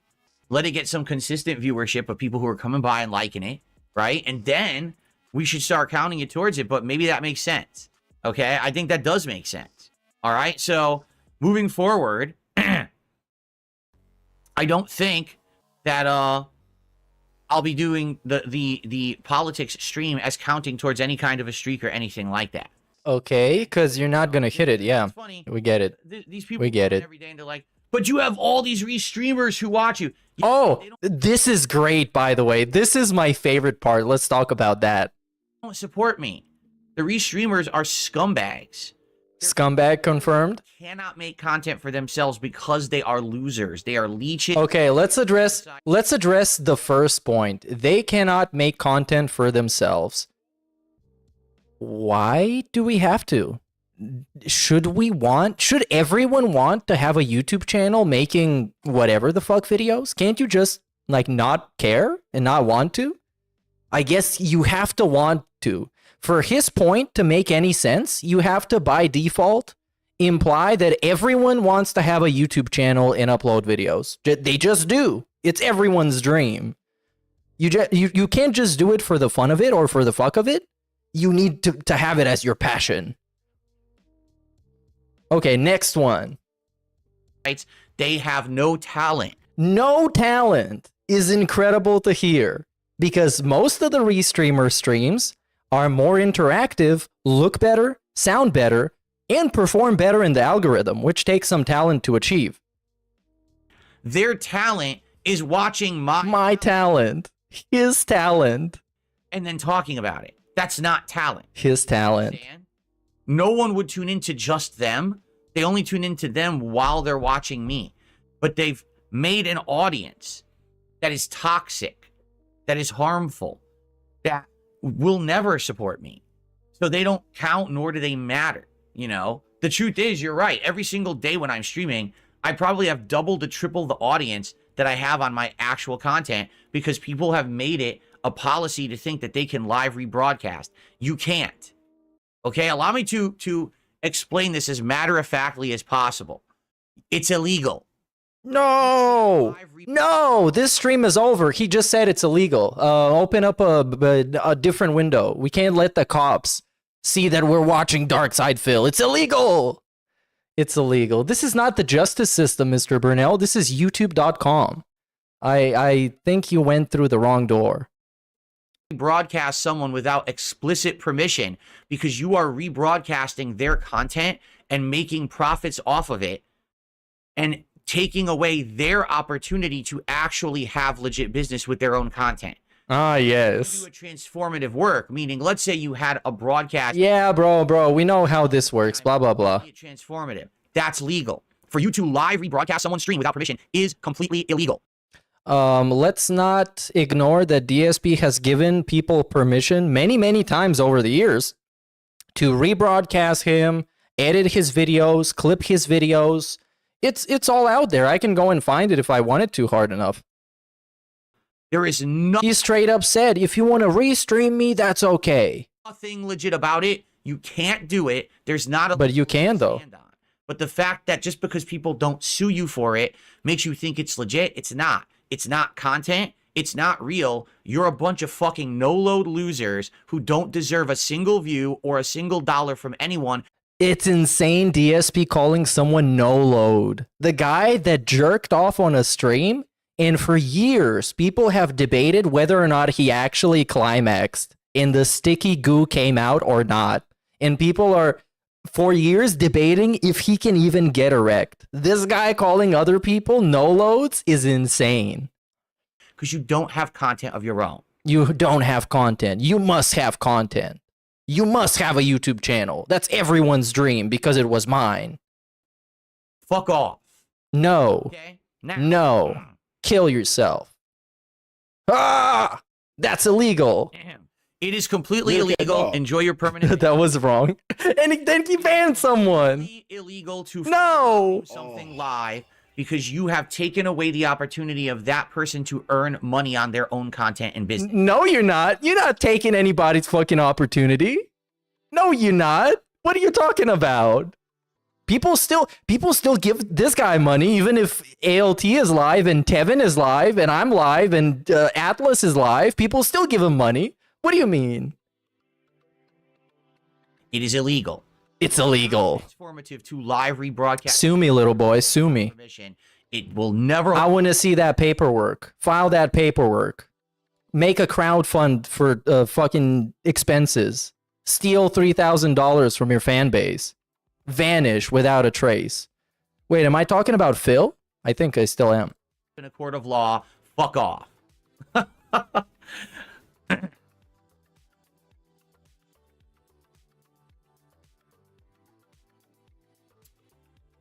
So anyway, in regards to the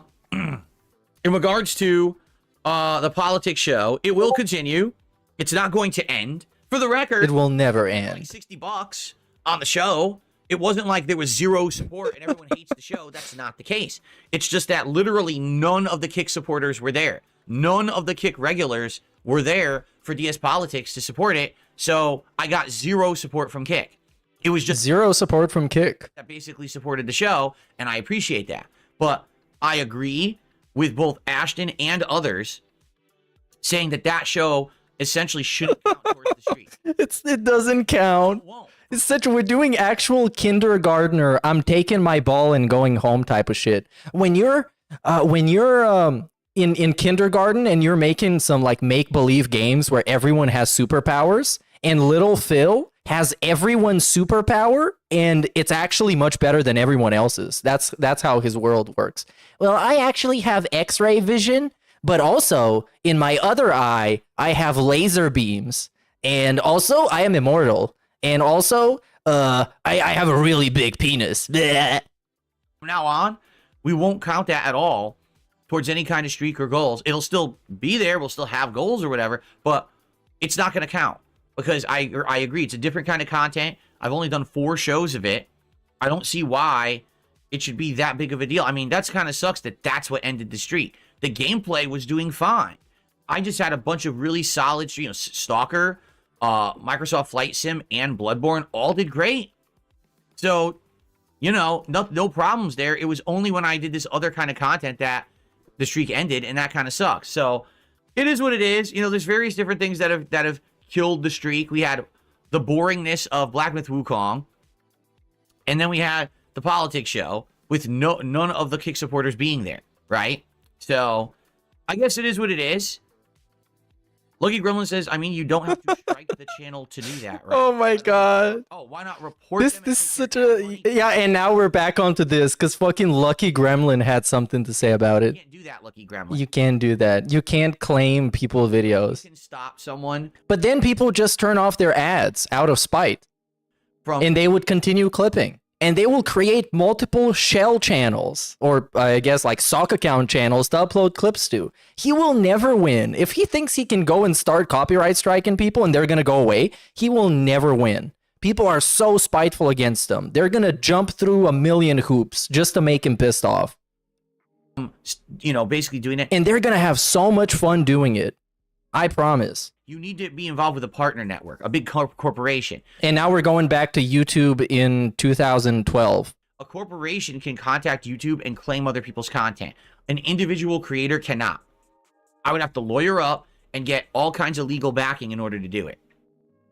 And I could. It's well within my rights. I could easily reach out to YouTube with a lawyer and say, these channels regularly rebroadcast my content illegally, regularly steal my content without my permission and just fully re-upload it, not any transformative work. I want their money. And they would give it to me. No, they won't. But, is he going to take people's super chats?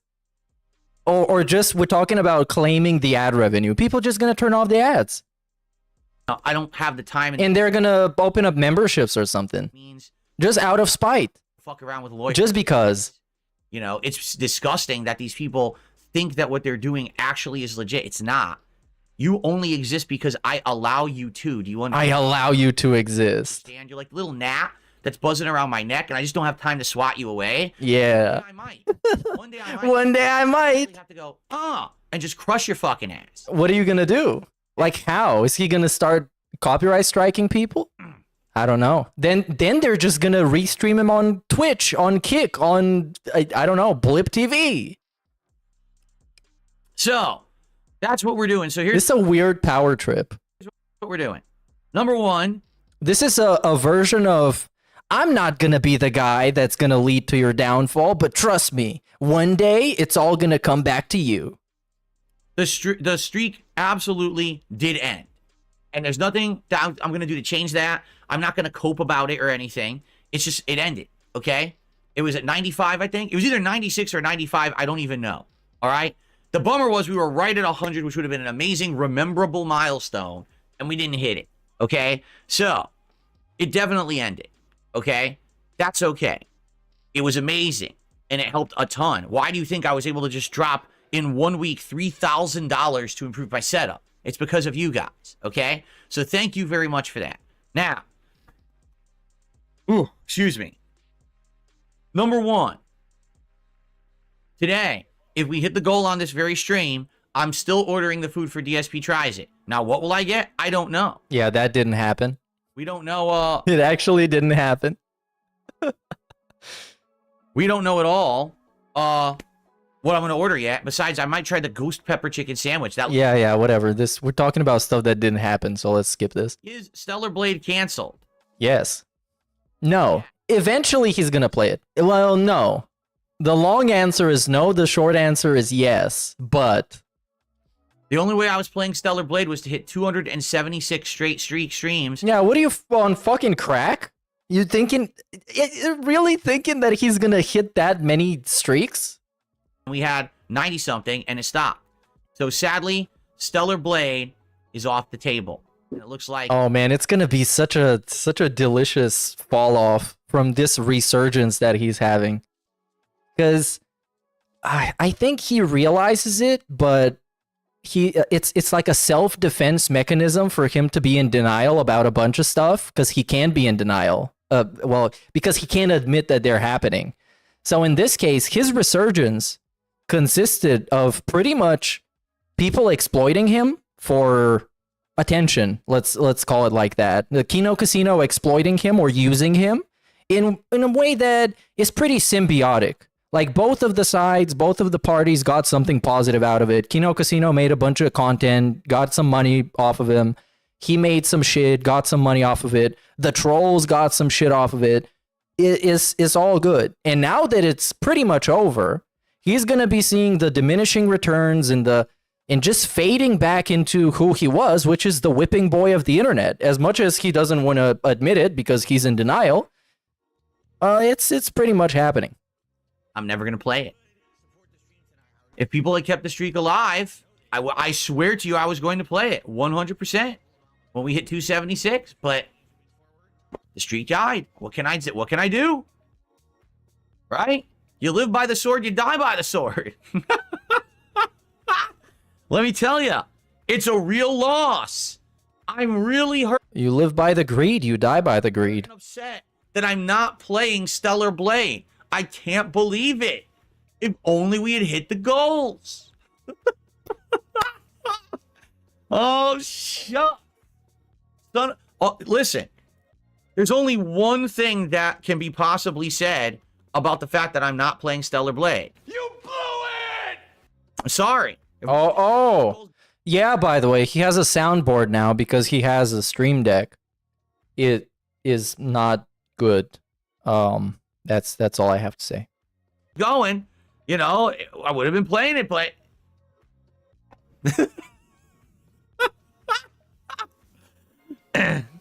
anyway, what's stopping me from playing Stellar Blade?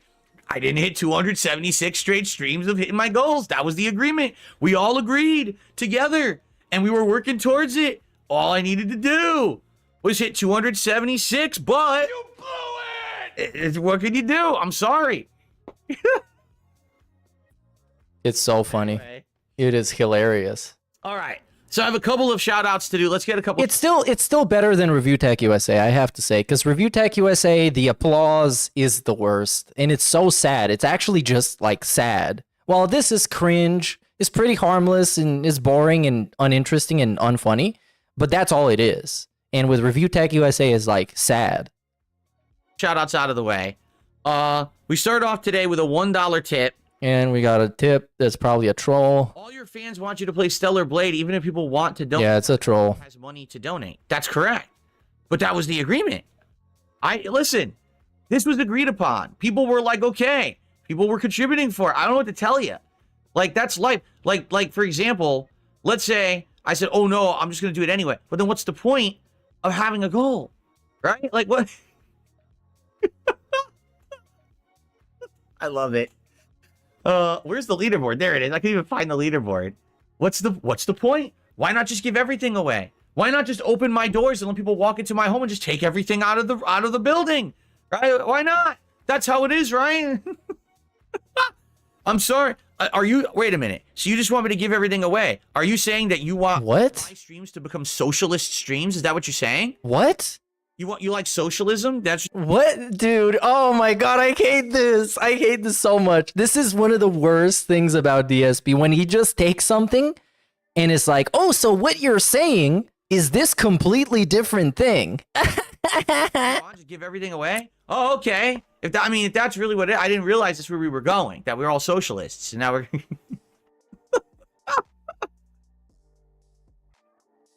God damn it. It's so bad. Oh, notice that we don't have the OP Boon timestamps anymore. I don't know what happened with that. It's kind of a rip. My goodness. Rip. Anyway, thank you for Straw Man. It's right. Hey, everyone else can make Straw Man. I love Straw Man. Let me tell you, Scarecrow, he's my favorite character of Wizard of Oz, so I'm just going to fill this stream with Straw Man from now on. If everyone else wants to do it about me, it's my turn. Anyway. What? It's his, but he's been doing Strawman since he's been doing content. That's kind of one of his biggest issues, is that he strawmans people too much. What I just mentioned, misinterpreting people's messages on purpose, he's been unironically doing this for over a decade. Like, actually, remember that clip of him reading people's complaints to Blip TV? Turning to the camera and being like, this guy is so fucking jealous that I get to do this for a living. Yeah, that's a fucking straw man. That's just a wrongful interpretation of what the person meant. Yeah. And putting words in their mouth and putting thoughts in their brain. Oh, thank you for the $1 tip there. And then I received a $6. What the hell? I misclicked. A $6.66 tip from My Squirting Fart Hole. Oh wow, that's something.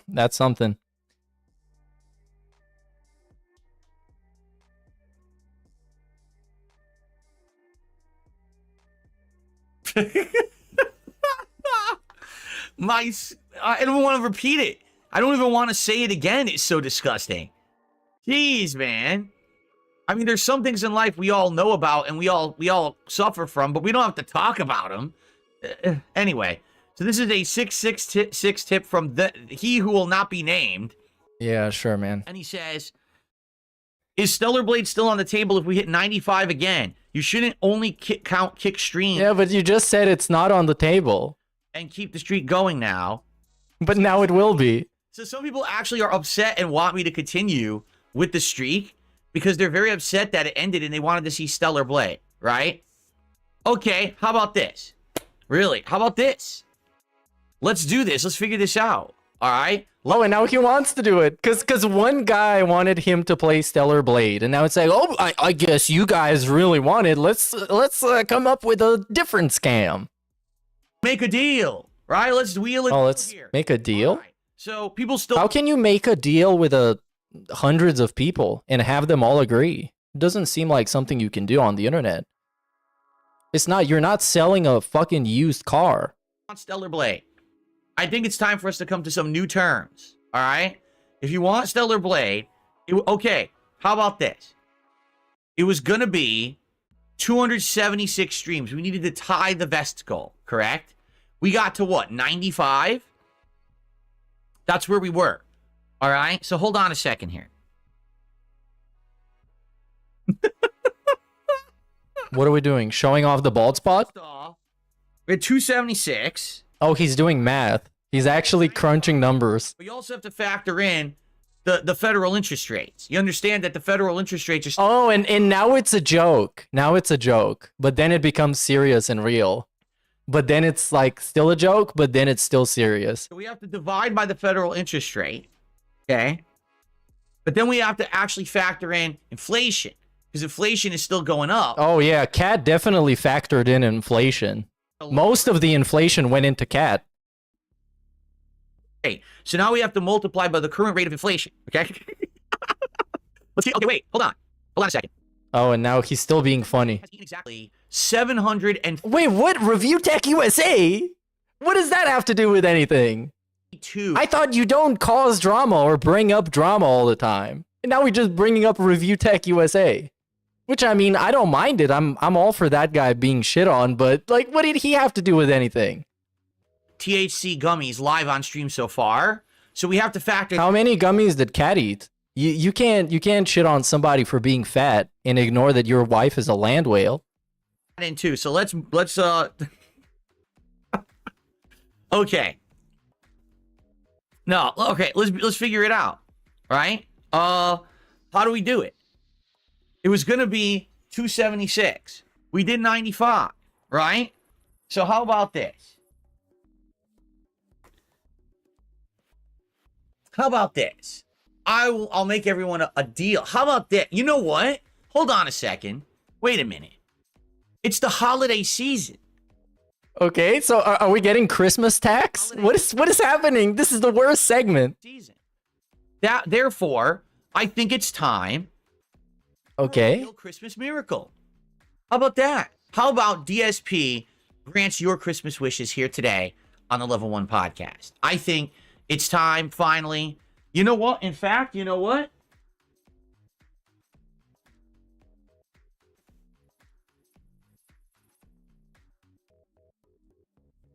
Here we go. All right? So. Okay. This time of year. Okay? And what the hell? Yo, that's creepy. You got rid of the hat. We got rid of the Christmas. All right, I can't do this. I can't be Christmas Phil with an AI background. It deletes the hat. That's weird. Hold on. I'm going to try something. I don't think that the background affects it. Like, for example. Okay, man, get to the gimmick. Oh, my God. What happened? Why is it not aligned now? Yes. Oh, you know what? You know what, Pylon? You might actually be right. Are all these forced jokes a consequence of Kino calling him boring? He might be trying to impress them. And that's why we're doing all these gimmicks. Because his friends thought he was boring, so now we have to get Cool Phil. The guy that makes jokes and brings up other people making drama. Damn. It still does it. Hold on. I'm going to try a few things. Let me try. If I go to the filter and I mess with it, does it do anything? Like, what if I do this? No, it doesn't do anything. Nope, that doesn't make it any better or worse. What about this? Nope. That just turns it off. Look at the hat. See, it's like, oh, whoa, that's bizarre. Oh my God, get to the thing. He is so distracted. This is ADHD Phil. Fusion, you could see the background, but you could also see Seattle. Dude, that's weird. That's actually really weird. All right. Yeah, I can't get the hat to work with it. Okay, forget it. Forget the stupid bat. I was trying to be silly, but I can't do it. The hat doesn't work for some reason. Okay. Here we go. Stellar Blade has two things that disgust Phil the most. Number 2 is Asian, and number 1 is a woman. This is trapped in the closet with face with raised eyebrow. Yeah, you got a point. You get to play with a sexy girl. Come back because you spent all of the Sundar slush fund money and needed more? Was Microsoft a scam the whole time? Be truthful, dog. I mean, Fork Sundar, fire him. If you've used the Microsoft product, you would probably know that it's a scam. You probably have figured this out at some point. But yeah, unironically, I actually do work for Microsoft. So yeah, but that's all I'm gonna say. That's all I'm gonna say for now. But I'm not the CEO, obviously. I mean, come on. Ladies and gentlemen, Christmas miracle is about to happen. Let's see the Christmas miracle. DSP Gaming, could this kind of stuff happen? You know, other streamers' channels. Oh no, here I am willing to grant all of your holiday wishes. I am. All right, so today I'm here to say exclusively, we were at 95. Okay, I have such a warm feeling in the cockles of my heart for Christmas this year. If we hit 100 straight streams starting now, but excluding the DS Politics streams. So this will include all my regular streams with podcasts and gameplay, but not DS Politics. Okay? If we hit, oh, but how about this? I'll even do you a better one than that. 100 straight streams of hitting the goals. So 100 streak. But also, if we do hit the goal on any stream like DS Politics, I'll count it anyway. Okay? So DS Politics but this, no. Never as a negative. But this is not, it takes away the genuine factor of it all. It takes away the grassroots factor, and now it's manufactured. It feels like a corporation made this streak. It's like, it's pandering. It's weird. There's so many fucking rules and obstacles and conditions. Why can't you just have a normal fucking gimmick like everybody else? Why do we need to have the boardroom gimmick that has a focus group tested flowchart way of executing? Why? I'll tell you why. Because he can't get people to give him money naturally, because they like him, because they're having fun, because they help them, because he helps them escape from the realities of existing by having fun on level 1. He just can't do that. So it needs to be about a bunch of fucking scams and a bunch of gimmicks and conditions and terms. All right. And mental gymnastics. Okay? So, any normal stream, first or second stream, that's a gameplay related stream or podcast stream counts. And any additional streams outside of those, like DS Politics or perhaps my upcoming long form reacting, if we hit those, they also count. But if we don't hit it during those, it will not cancel the streak. How about that? Okay? Okay, I agree. I'm signing up for this. Let it be known that my heart is growing 3 sizes today, much like the Grinch. Really? Why? 100 straight streams of hitting the streak, I will play Stellar Blade. I'm so generous because I want $15,000 to play a video game that is not remarkable or interesting in any kind of way to me. And I don't want to play it, but I will if I get $15,000. That sounds very generous and very good to me. This is such a kind-hearted person. Just think about that. I just gave you a discount. It was supposed to be $276. I just reduced it down to $195. I just gave you an 80 stream discount. $15,000 and makes it look like he's doing you a favor. Get bent, Phil. Yeah, he's doing you a favor. It's a discount, you guys. The streak rules It's a discount. like when an NFL game goes to overtime and they need the entire screen to show them. Also, the Spurs won the cup. Never forget. What are we talking about the Audi Cup? What? Why do we have a random Spurs reference? Or are we talking about the San Antonio Spurs? Did they win the NBA Cup? I don't even get it, but you're correct. You are very right. I agree with you. Big ups Vikes and Movie Sign. Right here today on DSP Gaming. How does that work? And now we're applauding. No! Please help me. What a gift. That's the Christmas gift that keeps on giving. Is it not? All right. So let's do it. Starting today, let's hit the streak. Let's do it right now. Let's crush the goal right now. By the way, I forgot to put the 666 tip up there because the name was so disgusting. I'm just going to put their name up as disgusting. There you go. So, starting today, let's start hitting these goals. 100 straight. That will be a new record, right? That will be literally that'll be a new record to hit that we haven't hit yet because we hit 95. So 100 will be a new milestone record for us. And yes, a huge discount. A huge. No, he actually calling it a discount. Actually, is calling it a discount. I cannot believe this. This is wow. This guy, the audacity of this bitch. I was gonna do it. Okay, it will. It'll be a big discount. And again, remember, there will be streams that cannot cancel the streak. They can't cancel the streak. They can add to it. The politics streams only add to the streak, never take away. Same thing if I do a special stream like later this is so dumb. React to the Mr. Medicare documentary. Now I would hope that stream will be well supported, but if it's not, by some freak chance, it will not cancel the streak. The streak will continue. Oh yeah, he got a gimmick that started after the Kino Casino started doing stuff with him. The gimmick is going to all the people that he used to have beefs with and asking for their validation that he has changed and trying to change their minds about him. He tried to do this with Keemstar. He tried to do this with Craig, unsuccessfully, by the way. And yeah, that's a part of his resurgence. And he wants to do this with Jim, Mr. Medicare. So he's going to try his best to get in his good graces, to get that piece of content. He's really determined to do it. And the first part of that, even though before that he invited Medicare on, but Jim wasn't in good health or something because, you know, guy has cancer.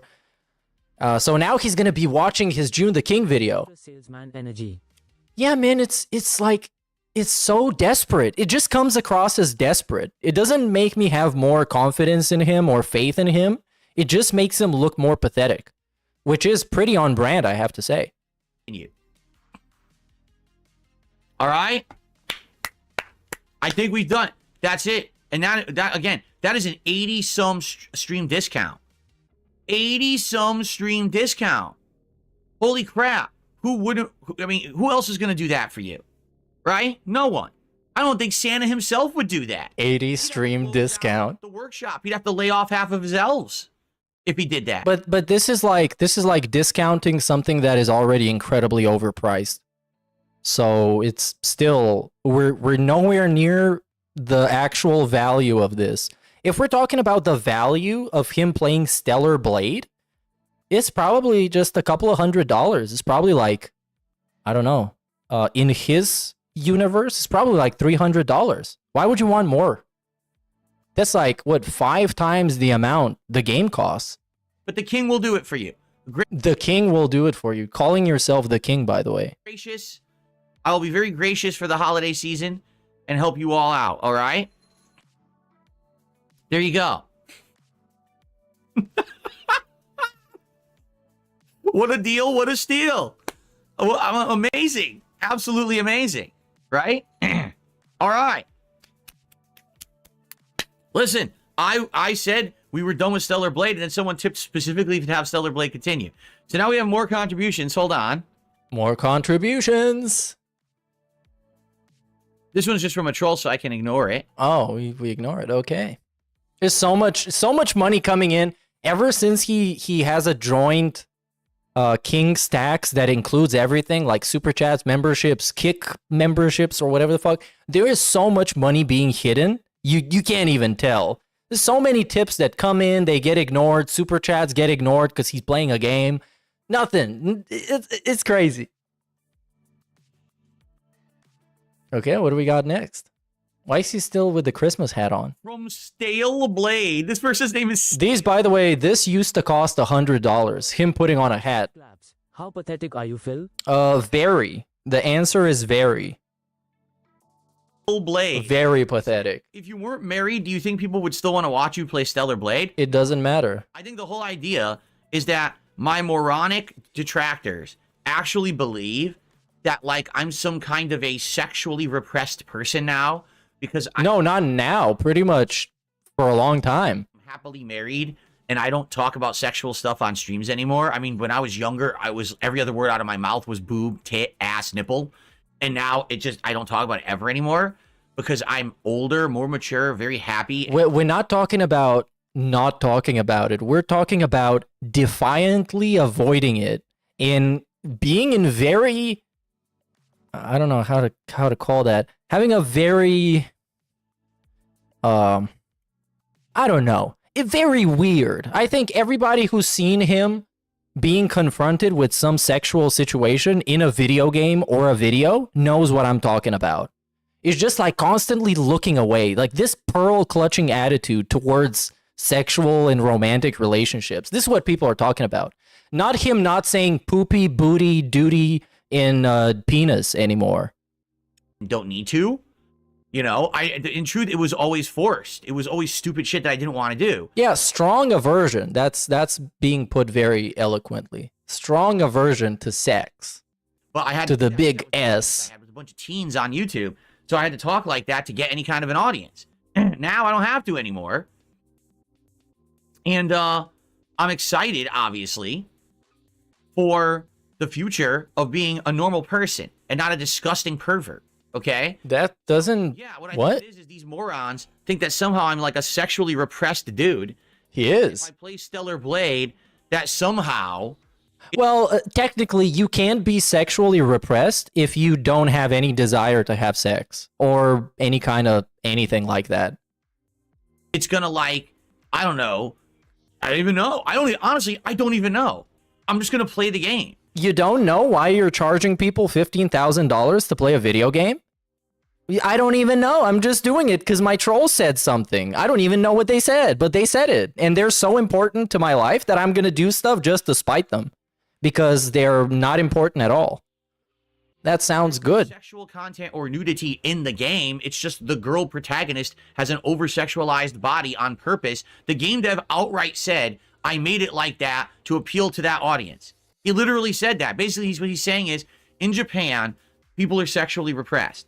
Many people in Japan, their entire life is based around their careers, right? So by having a game where basically the main character is so over-sexualized, I'm trying to appeal to that audience and sell extra games. He's already said this. This isn't like fabricate. He said it publicly, all right? So that's the deal. Now, the game itself, from what I've heard, is good, but also nothing revolutionary, nothing that blows you away. It's just good. It's like a combination of like Sekiro and like Devil May Cry or something like that, or more like Bayonetta, right? Okay, woohoo! I don't really care. Okay, but what, then why is it the ultimate prize if you don't even care about it and it's not special? I've been talking about this for the last fucking half an hour. Why? I don't know, because the troll's something. Find anything interesting about That's the best reason. But people are dying for it now. And now, by the way, supposedly it's going to have this PC version that's going to be like super good. That's what people are saying. Like it's going to come out on PC next year. It's supposed to be like really, really good. So if that's the case, makes sense that I should play that version anyway, right? So this all kind of makes sense. All right, I think what we'll do, we'll have the streak start again starting today. It has to hit 100. Okay, that'll be a new milestone, by the way. New milestone hit. We will not we will not count political streams. So that way, if on a slow night on Kick, if I don't make the goal, it's okay. It won't kill the streak. But if we do hit a night where we hit it, it will count towards the streak. So basically... He should, you know what he should do? He should gamify it. He should make it so every certain amount of streaks hit, we reach a checkpoint. And after we pass the checkpoint, we can't reset the streak to 0 anymore. So, for example, the first checkpoint is at 10. So after we get to 10, we can't go back to 0. If the streak ends, we start from 10 because it's a checkpoint. It's like a video game, you guys. And that way, I think is going to be more consistent. But this is just another fucking scam. I'm just giving him scam ideas. It's not actually addressing the core of the issue. And the core of the issue is people not giving him money because they're not having fun. Because they feel pressured and forced and manipulated into giving him money. You support, the quicker I play Stellar Blade. If you want to see Stellar Blade as soon as possible, support all the streams, including the political ones. Okay? There you go. I think that's what we'll do. And then, by the way, as the streak continues, yes, we'll continue to do rewards like DSP tries it. Now, I understand today, normally I wouldn't have done the reward. But because last night it ended during the politics stream, and because the rest of the week had been supported, I will do an exception, and if we hit the goal on this stream, I will still have DSP tries it today from Popeyes like we had arranged. Hey, you know what? And also, as entertainment, the streak doesn't work. It's like having a science fiction movie where the rules and the laws of the fiction, let's say there's magic in it, and the laws don't make sense. The magic doesn't make sense. At one moment, the character can make simple spells, for example, and in the other moment, he can just fly now. Oh, they fly now. And it's, as the viewer, you're like, oh, this is inconsistent. This doesn't make sense. I'm not as engaged as I was earlier. It kind of ruins it. Okay? That is my Christmas miracle. My Christmas miracle. Oh, you know what? Okay. Listen to this. Well, we got another scam. Just had an idea. People are having great ideas. He says, "How about this? Here's another deal. You want to get it? You want to get a special deal?" Oh my God. Here's what Tangeray Sour said, and I like this. He says, "What if one day you get a ton of support? What if one day you double your goals and you hit $300 on one stream? How about this? If we double my goals on any stream, I'll count it twice." So if I make $300... Yeah, this, oh my God, I'm getting flashbacks to when the original streak ended. The stream after that streak was the worst thing you've ever seen. It was just him scrambling to figure out what he can do to make it a thing. He was wearing 2 vests at the same time to try and make it a gimmick. He tried spinning in his chair. He tried wearing jeans. Yes, that was supposed to be the gimmick. I'm gonna wear jeans because you guys think it's silly when I wear jeans. And it's, oh my God. And now it's the same thing. It's always the same thing. Come up with gimmick, face diminishing returns, make another gimmick that is awkwardly similar, push that gimmick, face diminishing returns, make another gimmick that is awkwardly similar, repeat. On this stream, I'll say goals hit 2. And now he's clapping for himself. There you go. So if you want Stellar Blade, as soon as possible, support these streams. Every $150 raised counts as 1 goal hit. Yay. Yes. Yes. I like this idea. This is so good. Is it? This idea. I don't know, man. I think it's bad. I think all these ideas are bad and distract from the content. Because if you show up to somebody's gaming stream, and of course I'm not saying anything revolutionary here, you show up to someone's gaming stream and all he talks about is how much money he got today, you might be a little bit distracted from the game. And later on, man, during that stream, during the, what was it, the Marvel Rival stream, there's so many unrecorded segments of him just sitting there waiting for money to come in and telling people to send him money. Raise $1,500 on a stream, that's 10 goals hit. Wow, yeah. What if we raised $1 million on stream? How many goals is that? What if we raise $10 million? What if we raise $1 trillion? Then we can just send it to Israel. But how many streaks is that? It's many streaks. Many streaks. 1 billion streaks. He's going to play every game ever. Just please give him the money. Every game, right now. At the same time. He's going to buy 1 million PCs. So he can open up 1 million different games. Just look at the possibilities. Wow, the sky is the limit when it comes to weird gimmicks. $15,000 donation would be an instant unlock, and I would play Stellar Blade. Yes. Absolutely. That's how it works. But we have to hit it every stream. We can't have a stream where we don't hit it at all. We have to be hitting the goal every stream. Understand? Make that based. There you go. Am I based? I guess I'm based. I'll just call myself based now, like DSP does. This is amazing. Oh my God, you guys, I'm so based. This is the Christmas gift that keeps on giving, says Super Bonchon. Yes, this is I don't know who came up with this one, but this is great. Why not? This is how you do it. This is how you do what? Holiday dreams come true. Oh, holiday dreams come true. Whose holiday dreams? Yours? Are you going on holiday? I don't think you are. All right. I don't even think he wants to go on holiday, like legit. I don't think he wants to go on a staycation or anything. I just think he wants to stay at home and buy himself toys. I think toys in every shape and form bring value to his life, and he feels fulfilled the more toys he has. That's why he bought so many toys. And something very interesting that someone pointed out that I read, I don't know who it was, because it's kind of a word of mouth type of thing, that he had $5,000 of business expenses per month on his bankruptcy. And in the last month or two, he spent under $5,000 to buy all this shit. Wow, I wonder what those $5,000 in expenses were, if they barely made, or not barely, they literally made no difference to his streams back then. Huh. But I guess that's not really an interesting question anymore, because we know what the $5,000 worth. This dude legitimately just admitted to committing bankruptcy fraud and lying to the government and his fans that he said for years he didn't lie to, and he was being painfully honest, brutally honest, super transparent. Amazing. Okay.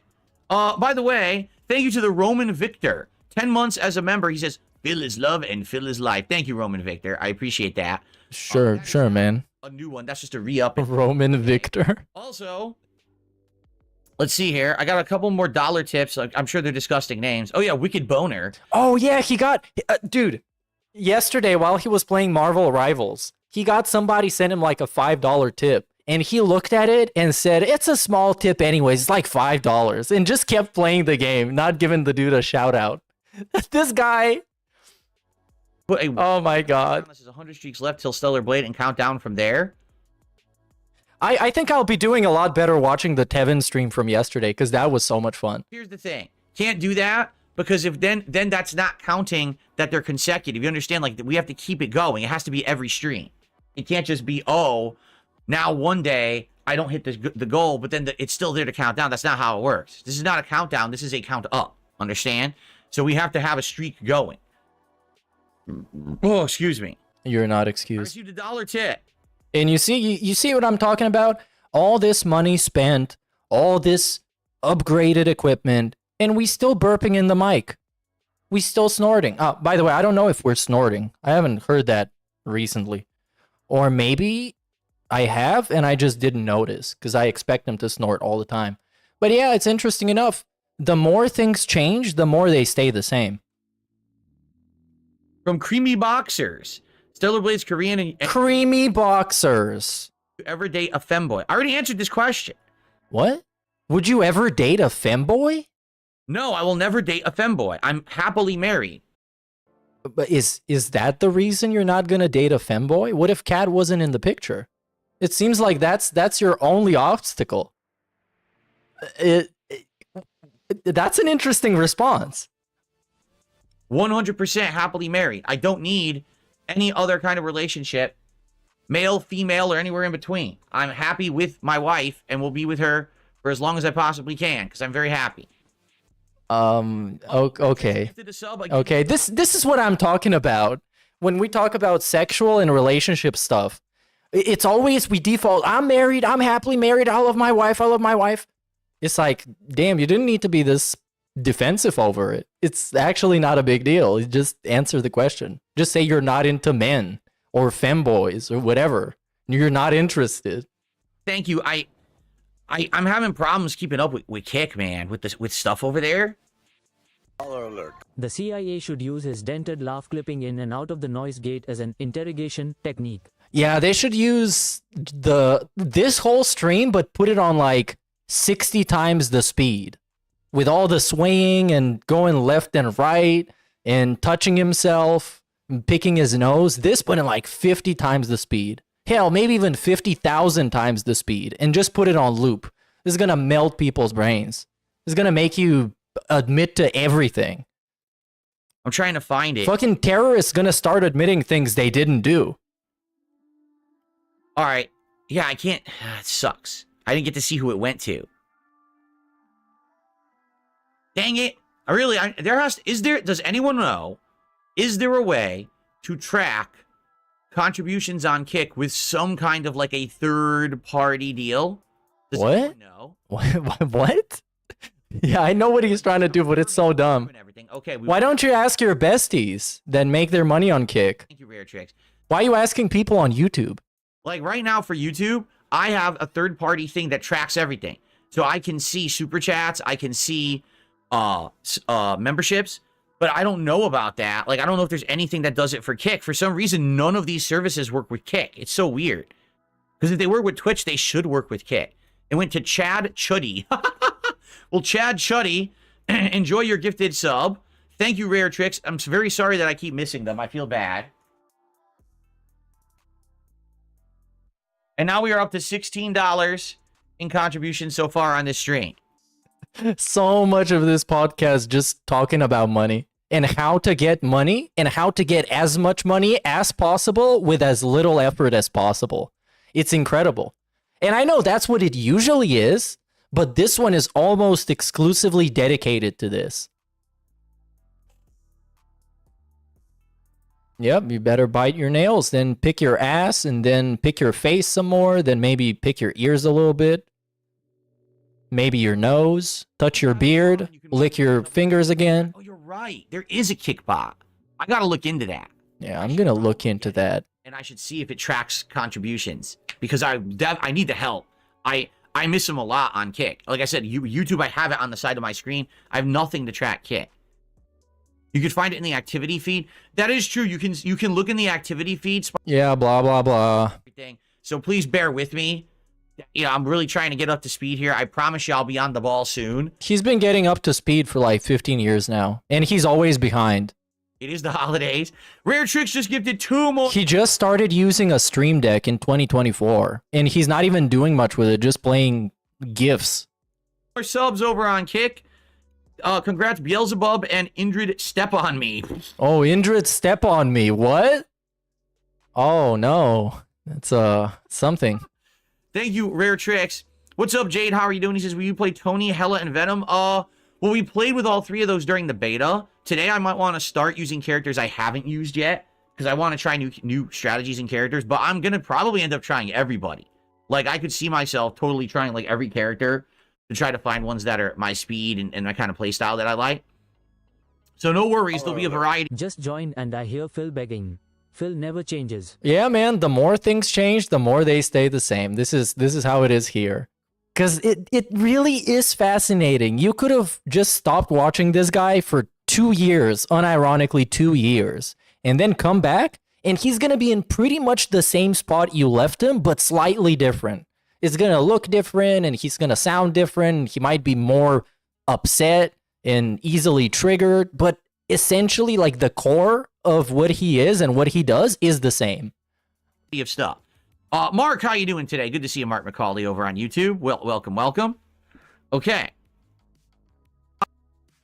Well, I mean, the whole thing is I need to set up a thread by which you guys can start. Oh, now we got the micromanagement of the channel. Oh, you guys gotta start nominating games. Whose game? What? Huh? Okay, so how about this?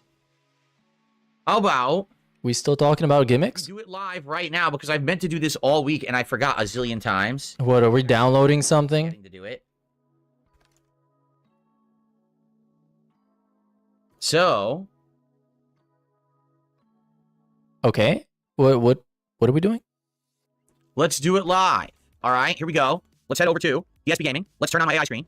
Oh, yeah, he's gonna make a community post live. And you get, this is so dumb. Hello and happy holidays, everyone. We get the TTS, but actually we get to see the screen this time. It's really dumb. But I hope one of these days we get to see some of his recommendations or previous search history or stuff like that. So I'm pretty sure it's gonna be fun. Because you bet your ass, this guy doesn't use the same browser he uses for other stuff. Or let's say he uses the same browser. It's finally time. That's what I meant. For you to start nominating games for my upcoming Christmas marathon event. Yeah, I'm skipping this. This is garbage. Now, in the case of Stealth... Cat's disappearing.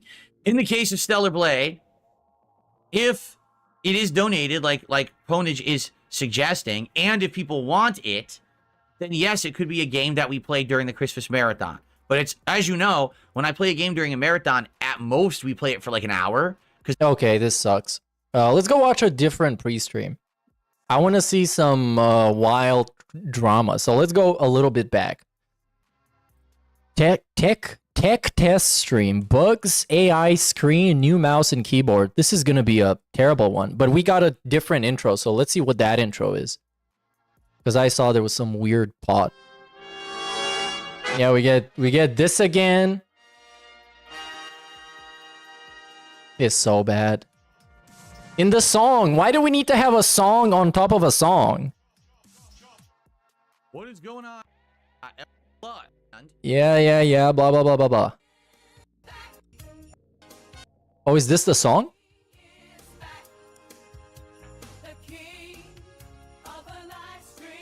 The king of the live stream. Did the music keep playing? It looked like the music looped by accident. I gotta figure this out. Yeah, you gotta figure out a lot of stuff, DSP, and the music is the least of your problems.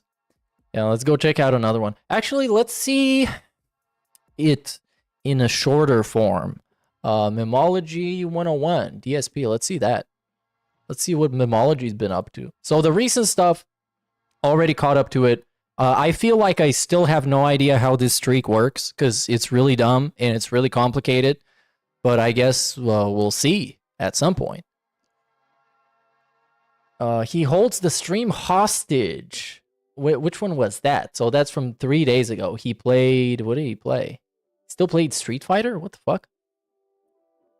We got people over here talking about nonsense. Like, no one's paying attention whatsoever. No one is paying attention. I love this. Playing now and sit here and talk to you guys for a half. Oh yeah, it's Pearl Harbor Day. Can't wait for Phil to say Happy Pearl Harbor Day. Oh yeah. Like, what did he do this with? Did he say was it with D-Day? Yeah, he said Happy D-Day. Yeah, let's celebrate D-Day, you guys. It's epic. But he's the type of guy, he makes a gimmick out of everything. So today he can just have a gimmick out of it. You can just make up the Pearl Harbor streak. And if he hits the goal, he gets to watch YouTube video about it, maybe. Or he can scroll Twitter and find posts that talk about it and get mad at him. At least then there'll be engagement. Like, no one seems to care about this. Literally no one in the stream chat is talking about the game right now or talking to me. You know, so I have no idea what I'm supposed to be doing because, you know, people aren't paying any attention. Great. I hope I'm doing the right thing here. People instead are talking about dumb shit. Like, oh, yeah, and this is during the previous streak. Look at this. And it's exactly the same. It's almost moment by moment the same behavior, the same idea. And here he had 618 subs on Twitch. And he had 78 on the streak. Oh my god. Oh, 200 more to go. And still, oh, you guys, people are seeming disengaged. I don't know what they're doing. hey guys, I'm playing a game. Hello? Anyone on the stream actually watching? Instead of talking about dumb shit, you know, I'm here, right? I'm playing a game. It's the point of the stream, kind of. Hey, what's up, Fronny? How's it going, dude? I want to play stuff that's engaging to you guys. Earlier today, I played Call of Duty. Wasn't engaging. People weren't paying any attention. So I stopped and did a half-an-hour Q&A at the end. Yeah, same thing. Street Fighter tonight. I don't know. Well, the whole Q&A idea, it's not really a Q&A. It's more of a intimidation tactic, I guess, or an extortion tactic, if you want to put it like that. Because he's putting you on the spot, trying to make you feel bad and feel guilty and feel like you have to give him money, and then you do. If you're one of those people that give him money, you just do. No one cares about Street Fighter. So I think I'm just going to stop playing it, and we're just going to chill. Maybe that's the thing. Maybe my problem is I always think that it's my fault. Like, I think, man, the reason that this is happening is because something I did. Yes, my PayPal link works now, except this ban for lying. Phil bans everyone in chat who disagrees with him. I'm playing a video game. Huh? How can I ban people if I'm playing a video game? How do you think I'm magically banning everyone in chat? It's almost like I have moderators that I've told to ban people if they say certain stuff or do certain stuff. How can I ban people? Fucking video game, you idiot. Well, guys, I don't know what else to say. Literally, I'm not even kidding. Like, no one talks about the gameplay. No one's engaging me. So I give up. I'm serious. I give up on Street Fighter. I don't know what else to do. I'm actually winning. I have a winning record tonight, but I'm not going to sit here and have the only discussion be about how no one's contributing and the streak's about to end and a bunch of trolls sitting in the kick chat. So I give up. All right, I'm quitting. I'm not going to play Street Fighter right now. Oh yeah, the troll started celebrating and he got tilted. And we're going to hang out for about a half an hour until the stream ends again, which is what I had to do with fucking Call of Duty earlier today, and I really don't understand it. I don't. I thought that you guys like the multiplayer. That's what you've told me. That's why I play it, you know? But like I said many times, maybe these games are burnt out. Maybe at this point, it is what it is, right? We're done. Yeah, this whole thing, I used to think that him saying, you guys like this, you guys wanted this, was him genuinely thinking that his whole community agreed on something, and they agreed. It's like almost like they had a meeting and they agreed to do this one thing, which is impossible on the internet with random people that are a part of a community. But now I think it's just another pathetic begging tactic. Because it's so apparent that he knows what's going on. He knows that it's a couple of people that bring him the most money, and he wants to press them until they become susceptible and they actually pay up. I'm not going to play this for another. That's really it. It's just an exploit. What? Huh? How do I say this? It's a tactic that he uses to exploit people. There we go. Exploitation tactic. Wow, I figured it out. Talking about the game. English unlocked. I got to hear like I did something wrong. I didn't do anything fucking wrong. He did nothing wrong. I'm done with this. He's been doing the same thing for like 20 years now that failed and is having diminishing returns constantly, but he did nothing wrong. When you watch me on a stream, you're getting pure unadulterated Phil. You're getting the unadulterated Phil. Opinion on the matter, but for the most part, it's pure Phil. You're getting the real deal. You're not getting the fake acting Phil. You're not getting a Muppet. Like, oh, by the way, this has all been retconned. Now he is always a Muppet. He always hams up everything so people can make fun of him. Because that's what he told Kino Casino. And like a good little cuck, he was in their chat talking about, hey, you guys, if you guys really want to laugh at me, watch me raging at fucking Call of Duty. Then you're going to think I'm really pathetic. I like to call some others. He's like, actually that. It's like the fucking humiliation fetish guy. They overact for the camera. They have the dyed hair, and they have to be this certain stereotype to make money from kids. I'm not like that, and you guys know that. So, no point in playing any further. Seriously. I mean, yeah, it's pretty upsetting. Obviously, I wanted to play the game. I was craving it. I'm actually doing good. I got much better there with Honda. I got back into the swing of things, but if the chat is not going to pay any attention, if no one's going to pay attention, I'm just not going to fucking play it. What am I going to do, right? What do you want me to do exactly? What's up, Mark? I don't know. I played for an hour and a half, Mark, and no one on the stream cared about the game. So I just... He looks so sad and greasy. Look at this. It's like he had tears on his eyelids. Attention, honestly, and now I'm done for. This guy looks ridiculous. The point of I'm gonna be honest. I don't see the point of having multiplayer games like Call of Duty and. Yeah, he looks so red. Look at this lighting. It makes him look so unflattering. He has no idea. 6 in the rotation makes him look like he's like actually inflated. Look at this face. And I'm not even talking about the snort sacks, which pretty much always look like this. His cheeks are so puffy and red. People are not going to pay. He looks legitimately unwell. Attention when I'm playing, aren't going to talk about the game, aren't going to engage, and aren't going to support. Contributions are mandatory, are not, excuse me. That one up. Contributions are not mandatory. I forgot the key word there. Not mandatory. I'm happy to just have you guys come by and, what slip of tongue. We have many other games to play. We've got Bloodborne. We've got Stalker 2. We've got, excuse me, Flight Simulator, all 3 of which are working really well. We've got Marvel Rivals coming up on Friday, and we got Indiana Jones, and we got the politics show. We got all this stuff going on. So I think it's time. I think it's time to say, I guess, forget the multiplayer. Give them all the multiplayer games a break. No one seems to give a shit about them. I'm here to... He is playing, he played a multiplayer game yesterday, by the way. Stream. Here's the hilarious part. This dunce over and kick says it's about the money. Dude, this is my job. This is a really bad excuse. And I get people like Kino Casino validating this excuse, but they're idiots. Because nobody made you have this job. Nobody made you decide to be a full-time streamer, let's player, whatever, and make this your job. And nobody else should be held responsible for your job not paying your bills, but yourself. That's why people work multiple jobs sometimes. Because one job just doesn't cut it in today's fucking fucked up age.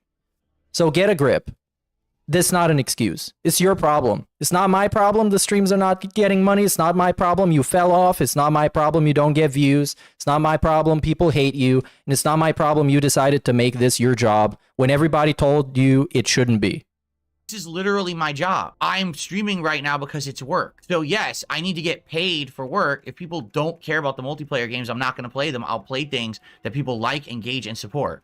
It's called being smart. Having a brain in your fucking head.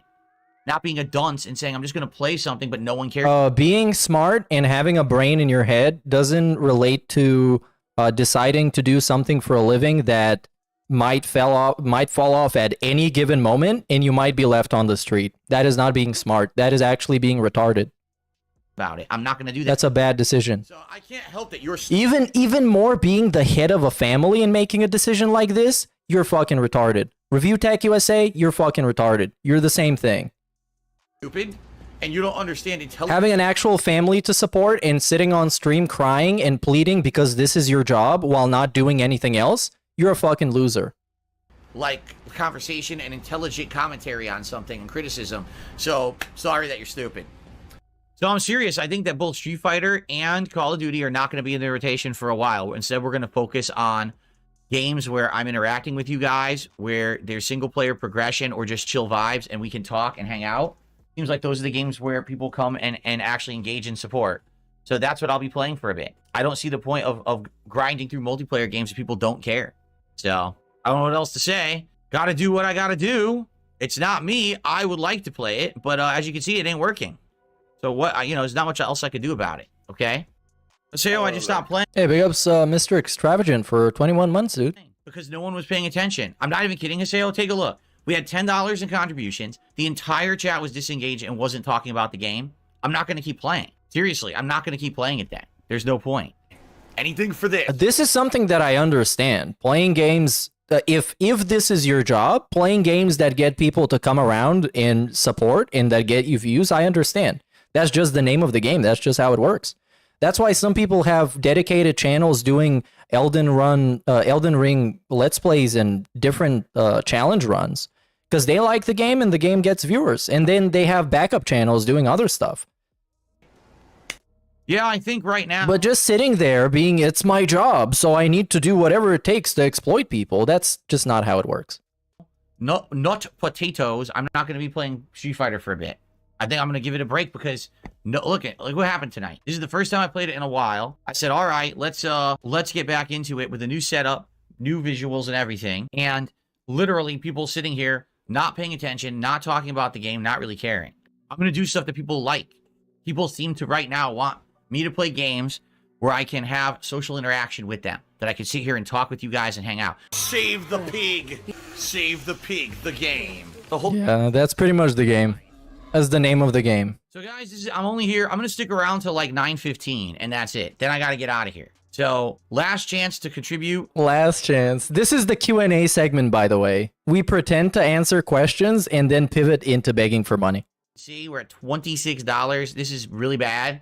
It basically means it looks like the streak's going to end now. And also, I have a something to add. Another asterisk to the whole point of this is my job type shit.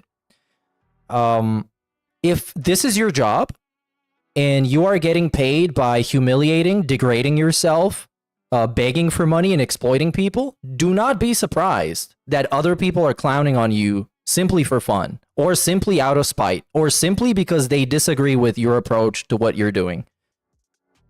Really sucks. Earlier today, it was about to do the same thing, and then a bunch of people contributed and we hit it. But I don't want to be doing this every stream. I've already explained to you guys, I need to start ending my late streams earlier.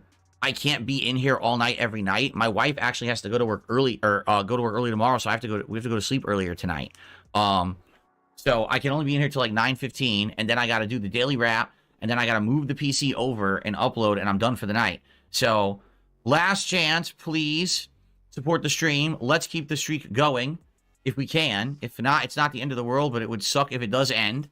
After 93, you know, you think we want to get to 100 and get to Christmas. But I guess we'll see what happens tonight.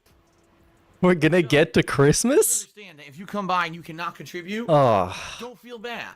It's not mandatory that you come by and you contribute anything other than just watching the stream and interacting. Okay, really? Seriously? I mean that. I don't do this for the money. There are many other things I could do for money that are a lot more consistent and are a lot less stressful than these people who harass me online every day. Trust me. I do this because I love it and I do... Wait, what? I love this flashback. Hold on. I don't do this for the money. I don't do this for the money. There are many other things I could do for money that are a lot more consistent and are a lot... Like what? Like what? What can Dark Side Phil do for money that is a lot more consistent? What someone with his state of health and his skill set do that is better than what he is doing right now? In terms of money, in terms of mental health, in terms of all of it. What? A lot less stressful than these... Legit nothing. Legit. ...who harass me online every day. Trust me. He can pimp out his wife to do this. Perhaps. That would be easier. I do this because I love it, and I do this because you guys tell me there's meaning behind it, and that makes me feel like... There's meaning behind it. I need to keep doing. All right? Yeah, Slayer, we're done with Street Fighter. Literally, the entire stream was disengaged and not paying attention. Stream was disengaged. It was on autopilot. Winning and starting to get good streaks, and I turned to the chat. No one's talking. No one's paying attention. Literally, no one's contributing. I had $10, and then I stopped to talk to people, and now I'm at 26. So, yeah, I'm done with Street Fighter for now. We'll probably go back to it at a later date, but for now, just like with Call of Duty earlier, the multiplayer stuff isn't cutting it anymore. People are not excited for it anymore. So, but let's be honest, I don't think we should care about Friday unless we hit the goal right now. It looks like we're not going to. I'm only here for 15 more minutes. I should do another OG badge on Kick. I mean, I would. If someone contributed enough gifted subs on Kick right now to hit the goal, and there we go. There we go. Everything. I'm gonna do everything. I'm gonna take off everything. Whatever you say, baby. Whatever you say, honey. Just send some more subs. Send some subs. I'm doing whatever the fuck you want. For sure, 100%. But is anyone gonna do that? Is anyone gonna step up and want? What a fucking prostitute. Oh yeah. No, we cannot get the Popeyes. DSP tries it if we don't hit the goal tonight. Absolutely not. It has to be going all week. All right, guys, 7 minutes left. I have to be out of here at 9:15, like I said. So that's it. We have 7 minutes left. If it doesn't hit, it doesn't hit, and it ends tonight. Sucks. It's been so long. It's been a great run. Thank you to everyone who did streak for as long as it is held. I really appreciate that. I really do. It sucks because, of course, the trolls today are... Oh, there we go. There we go. This is the Hail Mary. We need to bring out how the trolls are celebrating. Over something completely unrelated to this. And they've been saying, oh, now it'll be amazing if the streak ends the same day. Wait, what else? What? What else were the trolls celebrating that was completely different to this? So this is from 3 to 4 days ago. What actually happened? I forgot. What the fuck are people celebrating about? Huh? Someone please help me out in chat. And then we did hit it last time on the earlier stream, but I think it's done. Just being honest, I think we're completely done. Oh, dude, no! Is it really that Duty got his monetization back? And DSP is hurt by this? And he has to bring it up? No! No way, man. No way. I don't foresee this. I cannot believe this. This dude. All right. Okay, well, guess what? The trolls are celebrating, you guys. We can't let them be happy. Just received a $66 tip. And there we go. There we go. Do it. Let's get a last push going here. So I just received $66 from someone. Well, you're going to need 50 more, buddy. It looks like we're not going to do it. I'm serious because I'm actually leaving in 3 minutes. What a great cut. What a fantastic cut. This is cinema. We need to watch this on IMAX. And so Cat can finally fit in the frame. Do it. Let's get a last push going here. So I just received $66. Let's watch this shit. It looks like we're not going to do it. I'm actually leaving in 3 minutes. I can't believe this, man. Who's waiting in the wings? Gee, I wonder if someone's going to do it. They're waiting in the wings. Also known as someone trying to save their money so someone else can donate instead. And I'll Which makes me think they're not donating to help this guy out. They're donating because they feel obligated to this guy they never knew or will ever know or meet in person. Or will have any actual effect on their lives whatsoever. Help. Now is the time because I'm about to go. He's about to go. He's about to blow. I've got to be gone in 2 minutes to shut down. Actually, I gotta do the daily wrap first. Oh shit, I'm glad I remembered that. I didn't want to. If I shut down the PC, I'd fuck it. I gotta do daily wrap first, then shut down the PC, move it over here, hook it up, then upload the videos and do the schedule. No, I'm not faking any tips. I literally have never once faked a contribution. I keep telling people this, but they don't seem to understand. Maybe because you're a fat fucking retarded liar, and you lied about stuff for a decade through your fucking teeth, and called people mentally ill. You called them brain damage. You called them all kind of stuff. You told them the people that believe in the champions conspiracy theory, they shouldn't exist. They're worthless. And what happened after that? What happened, you guys? Please help me out with this. He admitted that he lied the whole fucking time. And then what happened? He lied some more. Because the account is now sold. It's not even his account anymore. Because he made a different one. And now he's still spending money on it, but on the different one. Sure thing, buddy. Sure thing. I trust you. Why would I? Why would I fake a contribution? Why would I? To spite the trolls. You just brought up a guy that hates on you being monetized. So you can rile up people to give you money. Obviously, it's not off the table for you to do that. Just to make people mad. Just to make somebody on Kiwi Farms call you the N-word. All right, well, I guess that's it, guys. Thank you to everyone who contributed over the last several months and allowed the streak to get as long as it went. 92 is amazing. You know, I was gunning for the 100, obviously the milestone. Busty Phil just gifted 5 subs on Kick. So that's 25. So that means... Oh, yeah, this is when this happens. How about 125? It means we're only 5 short, or $25 short, or 5 subs short. I received a $50 tip. Whoa! So fuck it, let's keep it going. This is for all of your years of content. Oh, you should have just sent 25, buddy. Oh, no, it cleared too late. If only you had waited 2 minutes. Oh my god. Rip. I'm just so tired. You didn't listen. I really am. Okay, 93 straight. Massive sway. Victorious celebration sway. This fucking ridiculous. I can't believe it. Yeah, so this was with this one. I want to see him beefing with somebody else. Viewers dunk on him for not being a registered voter and wanting to talk about politics. Yeah, that's a pretty bad thing. If you want to have a political show, you don't even vote? Like, wow, what? Let's see this one, actually. Trolls destroyed every collab he prepared and retires from interacting with other creators. This sounds promising. Now I'll get past the state taxes, but now federal tax. Oh, now you owe more because you made more money. I received $1.52 tip, and someone says, I've been a fan since 2011. I noticed recently you seem to be making default judgments based off of review sites. You told us to ignore them. Well, back in the day, I used to come to DSP Gaming for unbiased takes. It seems you read reviews these days. And stop clapping. It sounds suspicious with the mic settings. Reminds me of the incident. What? What? Wait, what? Hold up. Me doing this. Clapping, applauding, visibly on camera. Reminds you of the incident. that was a good edit. That's probably one of the stupidest comments I've ever received. Me clapping. Notice how he only picked which part of the comment to talk about, and it was the one that was quote unquote the easiest to debunk, and he still couldn't debunk it properly. He just said it's the dumbest shit I've ever heard.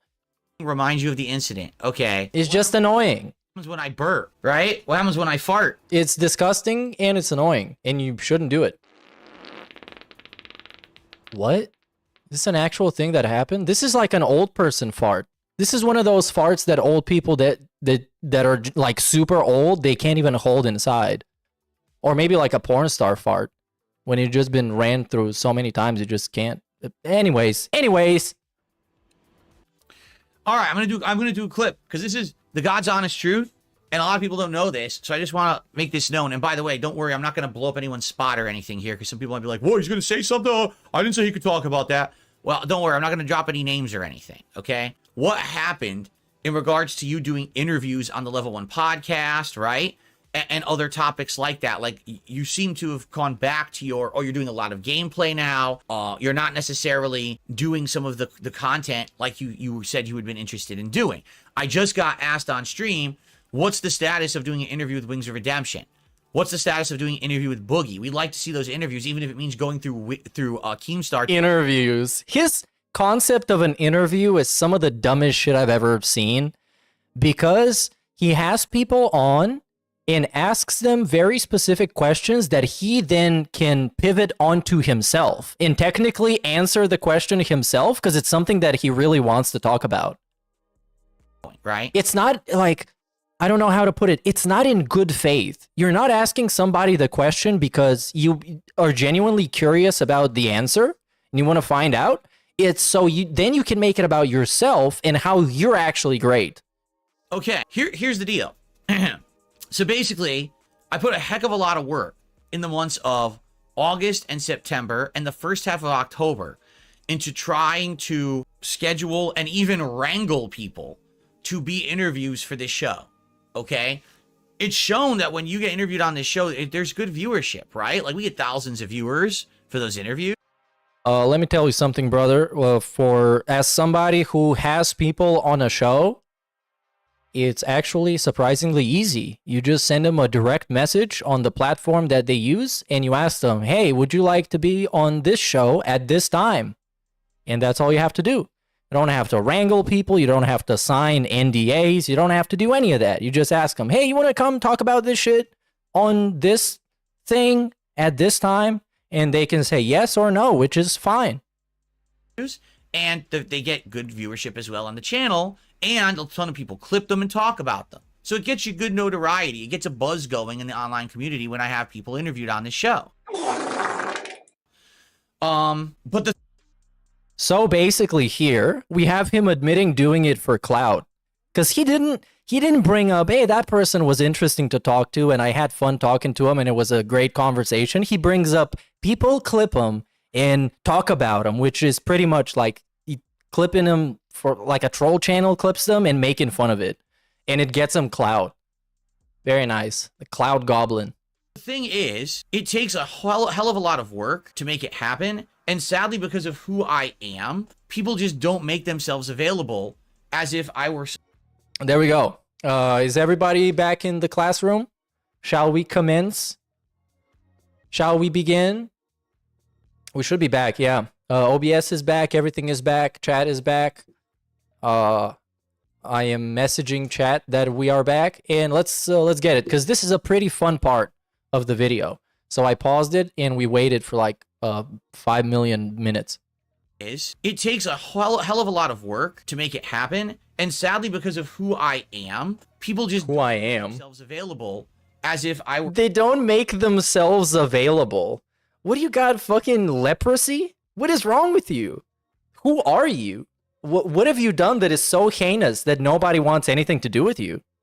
Or someone else. Allow me to explain. As you know, for the greater part of a decade, I have had haters, trolls, detractors, whatever you want to call them, who harass everyone associated with me on the internet. When they harass people on this show as a guest for an interview, you have to understand the amazing amount of harassment you might receive as a result. The 4 people in a row that I interviewed on this show all received mass harassment from my detractor. Really?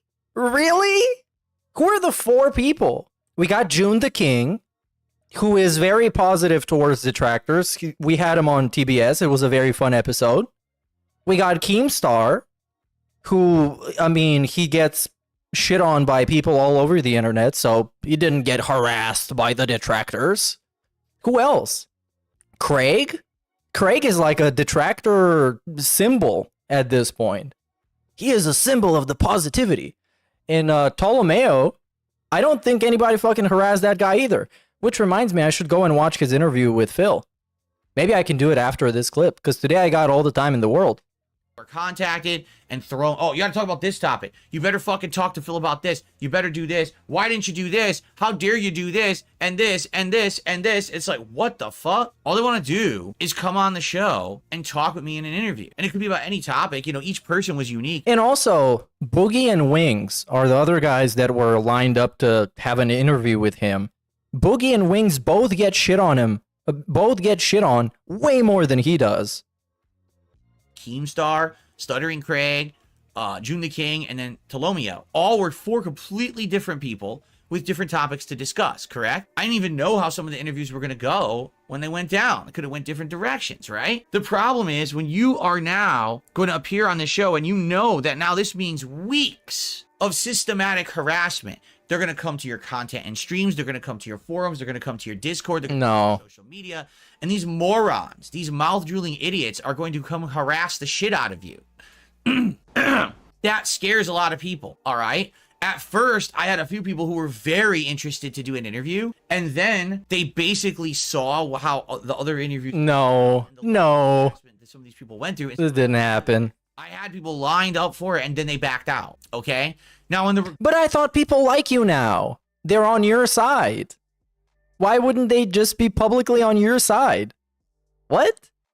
I guess they don't like him enough. Regards to people who are not necessarily involved with internet drama, there's two particular people, okay, who I've actually wanted to do like an interview with for many, many years, one of which I really, really respect. Who, Maximilian dude. That has to be Max. Okay. Because the DSP reached out on Twitter also about that. And obviously it didn't happen because it's Maximilian dude. Someone who I've known for a long time. Someone who I feel like if we sat down and we had a candid interview about certain topics. This is probably Viscant. It could actually blow up. In regards to the... Or Arturo. Talking about various things, okay? Because I don't think anyone's ever had these discussions before. That's all I'm going to say. I don't want to, I don't want to blow up anyone's spot or whatever, okay? So I'm talking with this particular person for months, all right, about this and how it would go down and everything. And basically what keeps happening is this person, again, they don't understand the internet hate against me. They don't understand how the detractors were. They just keep hearing new things. I'm a thief. I'm a scammer. I'm a liar. I'm abusive. Geez, let me keep going. All of that is true. Things about me every week from fucking detractors and shit, right? So one week it's Phil did this, and the next week it's Phil did that, and next week it's Phil did this, and that's also notice how nobody that he interacts with is intelligent enough, because you have to consider he is the most intelligent being in the universe. So no one he talks to is intelligent enough to figure out or to be curious if the things that the detractors are saying is actually true or false. They assume that it's true by default because they're idiots. Those people that he wants to interview. They don't know how detractors work. Phil did that, and none of it's true. Like literally, it couldn't be further from the truth. None of it is true, except the things that were, and I admitted to that I'm a liar and I lied to everybody. Nothing else is true though. Even though I said that wasn't true for an actual half a decade. That scared them off was over a month ago. On my React show, DSP versus the Internet, there was a clip. Someone had submitted it, and it was a VTuber, all right? And I guess this VTuber was playing Street Fighter 6, and another VTuber matched up with them, and they're playing them, and they're freaking out. Now, I don't even understand the context of the clip, and my chat's trying to explain to me. I guess both of these VTubers had been in like a tournament or something, and so for them to play and match up randomly was incredibly rare luck that this ever would happen. So that's why the VTuber's freaking out. I said, all right, this is kind of interesting. I'll watch. I'll see if they're any good. I'll commentate. And I'm watching it, and I watch a couple minutes of the clip. But this VTuber just keeps screaming at the top of their lungs. And it's grating. Imagine if the whole podcast was this. And I didn't have a voice limiter on. Imagine if it was just screaming, screeching. Oh my God! What the fuck? Whoa! I just don't know what the VTuber has to do with anything. But I guess we're about to find out. Okay? So after watching this for like 2 minutes, I was like, guys, I'm sorry. I literally can't keep watching this clip. It's actually giving me a headache. Like, it's bothering me. I'm not trying to insult the person. Just they talk so high pitched and so loud, constantly screaming, that it's actually hurting my head. And I want to just move on to the next clip, okay? And that was literally it. Yogi! Wait!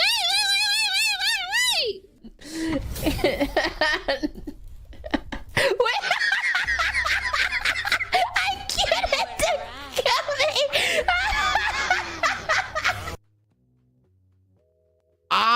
My head. Why are you screaming? I'm a VTuber and I scream. Why are you screaming? Yeah, it is very annoying. But still, what does it have to do with anything? Screaming is so loud, the mic is actually blowing out. It's dry. It's giving me a headache. Oh. I can't pay attention now. Why? Well, I get it. You freak out, but like, why are you screaming? The screaming actually off-puts me. It's too high pitch. It hurts my ears. All right, man. All right. What does that have to do with anything? Help me understand. Oh, God. Oh. All right. Yeah, we get it. You don't like it, buddy. I started spreading it all over the internet. Right? Like. Oh, they clipped him not liking it. Like, that was literally 100% it. My detractors took that clip and started spreading it all over the internet saying, DSP hates VTubers. Here's him being totally bigoted and prejudiced. But wait, he does hate VTubers, though. He's talked about his dislike for VTubers plenty of times in the past. You could probably come up with like a 10-minute video or even 15 to 20-minute video of why he hates VTubers. He actually does. Against VTubers. That's not, it's not the clip is not evidence of him hating VTubers, or at least is not categorically confirming that he does, but he does hate VTubers. He's talked about it in the past. I remember him talking about it. And it's not what happened at all. It's like, oh, they're just sitting there with their anime character and having like a fake persona and like yelling too much, and people just like throw money at them. It always comes down to how much they make, by the way. Everybody. It could have been any clip I was watching and someone was screaming at the top of their lungs and it hurt my ears. I would have said the same thing. It didn't matter that it was a VTuber. It doesn't matter if it's a male or a female or somewhere in between. It doesn't matter what the color or race or creed or whatever. It could have been any single thing. If it's that high-pitched of a sound, it's going to hurt my head and I don't want to watch the clip. I'm going to move on to the next. And I have the right to do that. It's my reaction, right? I don't have to sit there and torture my fucking self with a clip. If it's so loud, it hurts me. Oh yeah, by the way, that's a good point. But he loves Kino Casino, a show where no one ever yells or screams. It doesn't happen, not at all. I'm not kidding you. This person says to me, who I've been trying to get on an interview for months. So I heard now that you're saying awful things about VTubers, and I don't understand why. You know, I don't know why would I want to do an interview with you? You're just someone who's trying to cause problems and stuff. I was like, what are you talking about? Did you even see the clip? Do you even know what happened? This has nothing to do with the person. Oh yeah, that person got a couple of paragraphs in their DMs. Oh my god. That was, I wish I could see those DMs. That would be incredible. VTuber at all. I would have said that to anyone who was being too loud, right? So that's the point. Like, trying to arrange these interviews is like so much pulling teeth and bullshit, and it's because of bullshit. It's not because I wouldn't be a good interviewer. You're not. Because the interview wouldn't be good content. It's not. It's because there's 10 years of shit all over the internet about me. So when you try to get someone to interview, like, I don't want to deal with this guy. Oh, yeah, man, whatever. I've heard this and this and this about him and this and that. You guys who are here every day watching my content, you know who I am because you're here every day. You watch. Oh my god, oh my god. Are we gonna go there? Are we gonna go there? Is this gonna be another one of those, am I sitting here all day saying, fuck VTubers, they're so stupid and dumb and stinky? Are we gonna go there? I'm pretty sure we will. You support it and you enjoy it. But outsiders don't know that. They tend to believe the things they hear. Or they just hear the next bullshit thing over and over and over, to the point where, I mean, I get it. Like, imagine every day my detractors make something up about me. I ignore it and I'm fine. Like, I'm doing well. Just so everyone knows, I'm doing very, very well. All right, to the point where we had to flex on the hose. Financially, I can now afford things, as you can see. Literally yesterday. I don't want to go back to paycheck, you guys. We need to figure something out with this streak. I can't go back. To think that all this progress I made and this whole resurgence, and I'll have to go back. No, man. Okay, man, sure. But this video is from a month ago, so I guess things have changed. I'm upgrading my equipment. I just got a new washer dryer. I have an electrician who's going to be coming the next couple of weeks to install ceiling fans in my home. I've got other things going on. I'm taking more time off to spend with my family. And this is all great stuff thanks to you guys, right? I'm not hurting here because my detractors don't really affect me in that regard. No, not at all. In what regard? Financially? I guess financially. Because he listed out a bunch of stuff that he achieved by getting people to give him money. And now he's bringing my detractors don't hurt me there. So they don't hurt his bottom line, I guess. Even though he uses the detractors as an excuse to beg, and it's because of the detractors that his reputation is so fucked up, therefore he can't make interviews that get him clout and money. Yeah, this doesn't make sense. Where it is hurting me is public image, where trying to cross over and have opportunities, they're not happening. I would never be in the situation I'm in right now financially if it weren't for the trolls completely destroying my YouTube. Oh, I get what he's talking about. What he's talking about is basically they're not hurting my ability to exploit the same 5 people over and over again, but what they are hurting is my ability to reach more people to exploit, because they bring out the fact that I'm a piece of shit, so people don't want to support me. Yeah, I think that's a pretty good thing to do, actually. Because these idiots say so many toxic things every single week. People who are outside of this bubble of toxic internet drama don't get it and don't want to be associated with it. And I can't blame them, all right? I literally can't. There's people who I've had talked with or association with in the past that no longer want to do that. They don't want a chance that my detractors will latch onto them and cause them problems. And I totally 100% get it. Another counterpoint. You guys remember his friend Brian? I don't know if they're still friends, but Brian, he's got a pretty good reputation with detractors. From what I can see on Twitter, at least. Like, the guy seems like he's just posting chill stuff and people enjoying it and watching it, even though he was on stream with DSP multiple times and didn't straight up just how do we say this? Straight up just deny his friendship. So, yeah, I guess Brian's still existing. I'm here in the center of it. He didn't get harassed. He didn't get bullied. Didn't get eradicated. Own thing going on, your own life, your own business, your own internet thing, and now all of a sudden my detractors are going to start coming after you. You wouldn't want to do that, right? So, yeah, it's pretty fucked up. You know, I was working my ass off trying to get interviews every night after work. You know, after my wife went to bed, I was there messaging people behind the scenes. Hey, let's do this, let's do that. Here's how we'll make it work. Let's get a schedule going. Let's do that. I'm at a point where, like, I'm a very, very busy, hardworking professional. Look at how much time I have to put into my streams in order to make ends meet. It was a nightmare. And then, again, the straw that really broke the camel's back was last month with Boogie. Make this known. And by the way, don't worry, I'm not going to blow up anyone's spot or anything here, because some people might be like, what? Also, that's a thing. Mr. Extravagant says, Brian told me he was supposed to be doing an interview with DSP right after the Ptolemeo one, but never got back to him. But DSP never got back to him. Which is unsurprising, because Brian, when DSP has a wide variety of people to farm clout off of, he can't be doing content with somebody who can't give him any clout. Like, I like Brian, he's a cool guy, but he can't give DSP clout. He can't give him an audience. And that's what Phil wants. He doesn't want fucking friendship. He doesn't want good content. He doesn't want sincere and honest, entertaining interviews. He wants clout. And he's not really hiding it. He's going to say something? Oh, I didn't say he could talk about that. And what he's really irritated by is that the people with clout think he's a fucking joke and think he's a fucking piece of shit. People like Keemstar. Keemstar did that interview with him just to try and get him on LOLcow Live, because he knew that would be good content. And because he knew that if Keemstar did that would mean Keemstar won and DSP bent the knee. But that wouldn't happen. Well, don't worry, I'm not going to drop any names or anything, okay? Where I'm working with this guy for weeks and weeks to do this interview, and he's just not working with me. I need him to simply tell me the date and time. I need him to simply tell me his Discord so I can send him an invite. I simply need him to accept my invite request. And oh, he's so needy. Insane amounts of work to get this guy. Insane amounts of work. Right?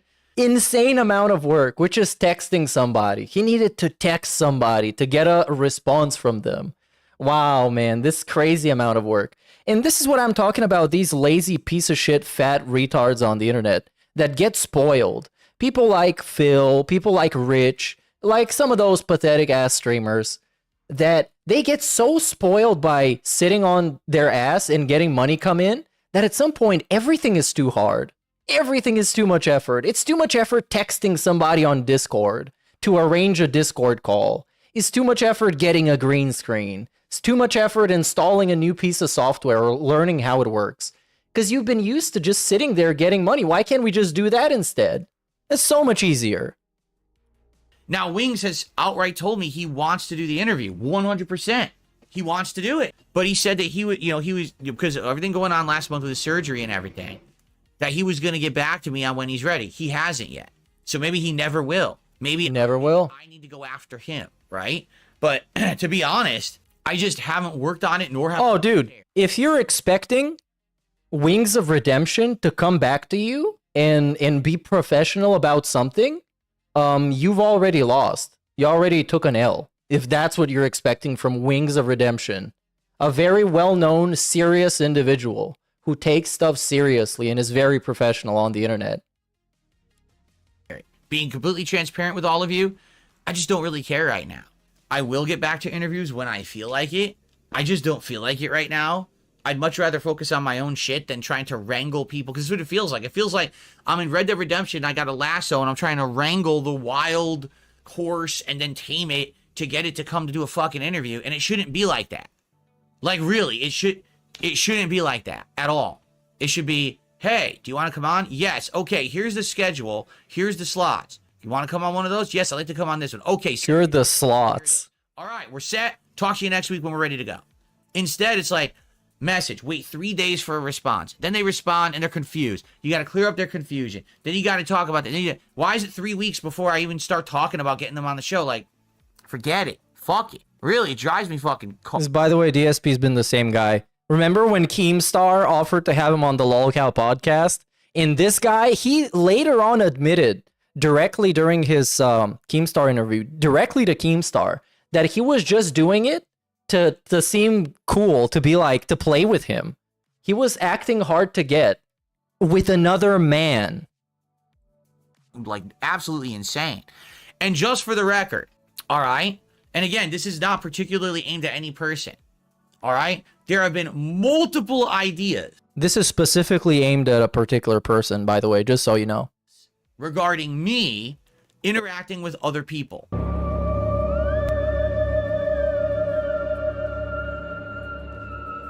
Should have said other humans. Or just humans. All right, on the internet. People who sometimes have had history with me. People who you think you would love to see this happen. DSPX whoever, right? And these ideas have been worked on and proposed, and every fucking person has backed out. Every single person has backed out. It's so funny. It's not one or two, it's a bunch. So people are happy to talk about DSP whenever it means that they can punch me. Okay? Yeah, because that's fun. Phil today and make money. So here it goes, right? Because, bro, you're really bad at changing their opinion. Every time you try, you just solidify what they think about you, which is that you're a fucking joke. That's your problem. Because some people on the internet, like, take Keemstar, for example. The guy knows what his reputation is, and he doesn't give a fuck. He knows they're going to hate on him. He knows they're going to shit on him. They know they're going to try and turn him into a lolcow. He just fucking uses it for more clout. And this guy, he tries to change people's opinion, and their opinion just gets fucking worse. And they start backing out of shit that they agreed to because they learned a little bit about him. That basically happened to Craig initially. He knew nothing about DSP other than DSP was a gameplay streamer, whatever, like a million others. And then he invited him on the show, and then people were like, but wait on a minute, buddy. Wait on, Craig. Let me tell you something about my friend Phil. And then he was set on to a rabbit hole that he would never recover from. Right? You know, think of Review Tech, right? I mean, he's definitely one of them. But basically, if it means that I can take a cheap jab and I could beat up Phil today and blood is squirting out of him and I make money, that's great. But now, Phil is willing to do actual crossover events, conversations, you know, to actually have a chance to, like, respond, to defend myself, or go back at them. No one's interested. A lot of the people who hate me and constantly make a living hating on me don't. Yeah, the thing is, Review Tech USA really looked like a bitch for that one, because he pussied out being on DSP show, which is super embarrassing. because he talked all that trash for years. And he really wanted that DSP interview before Craig got it.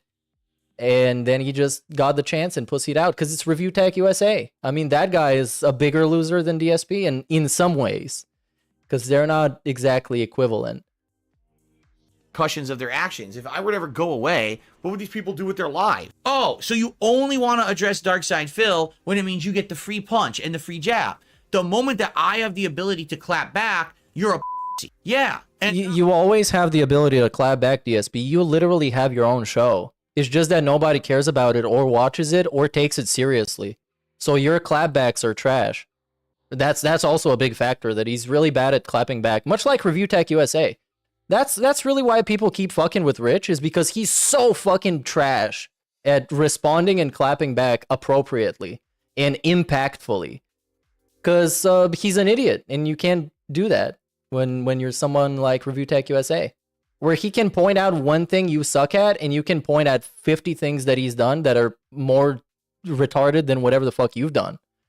So he put himself in a position to infinitely lose. Unless he's up against somebody like DSP, but he can't even win against DSP. That's why he pussied out. One or two, it's been a bunch of people who the idea has been presented. Hey, Phil's willing to do crossovers now. Phil's willing to do events now. Phil wants to have a conversation. Puss the fuck out. So again, these people who are on the internet, who for years have been bullies, you have to question, why are they internet bullies? Because it's easy. Because when it's just you talking and there's no response. Phil, you do the same thing, buddy. He did the same thing with LTG. And then LTG responded, told him to fucking go get a hair transplant. And DSP lost his damn mind for the whole summer. And he's still bringing up LTG. God damn. Guess what? It's this echo chamber.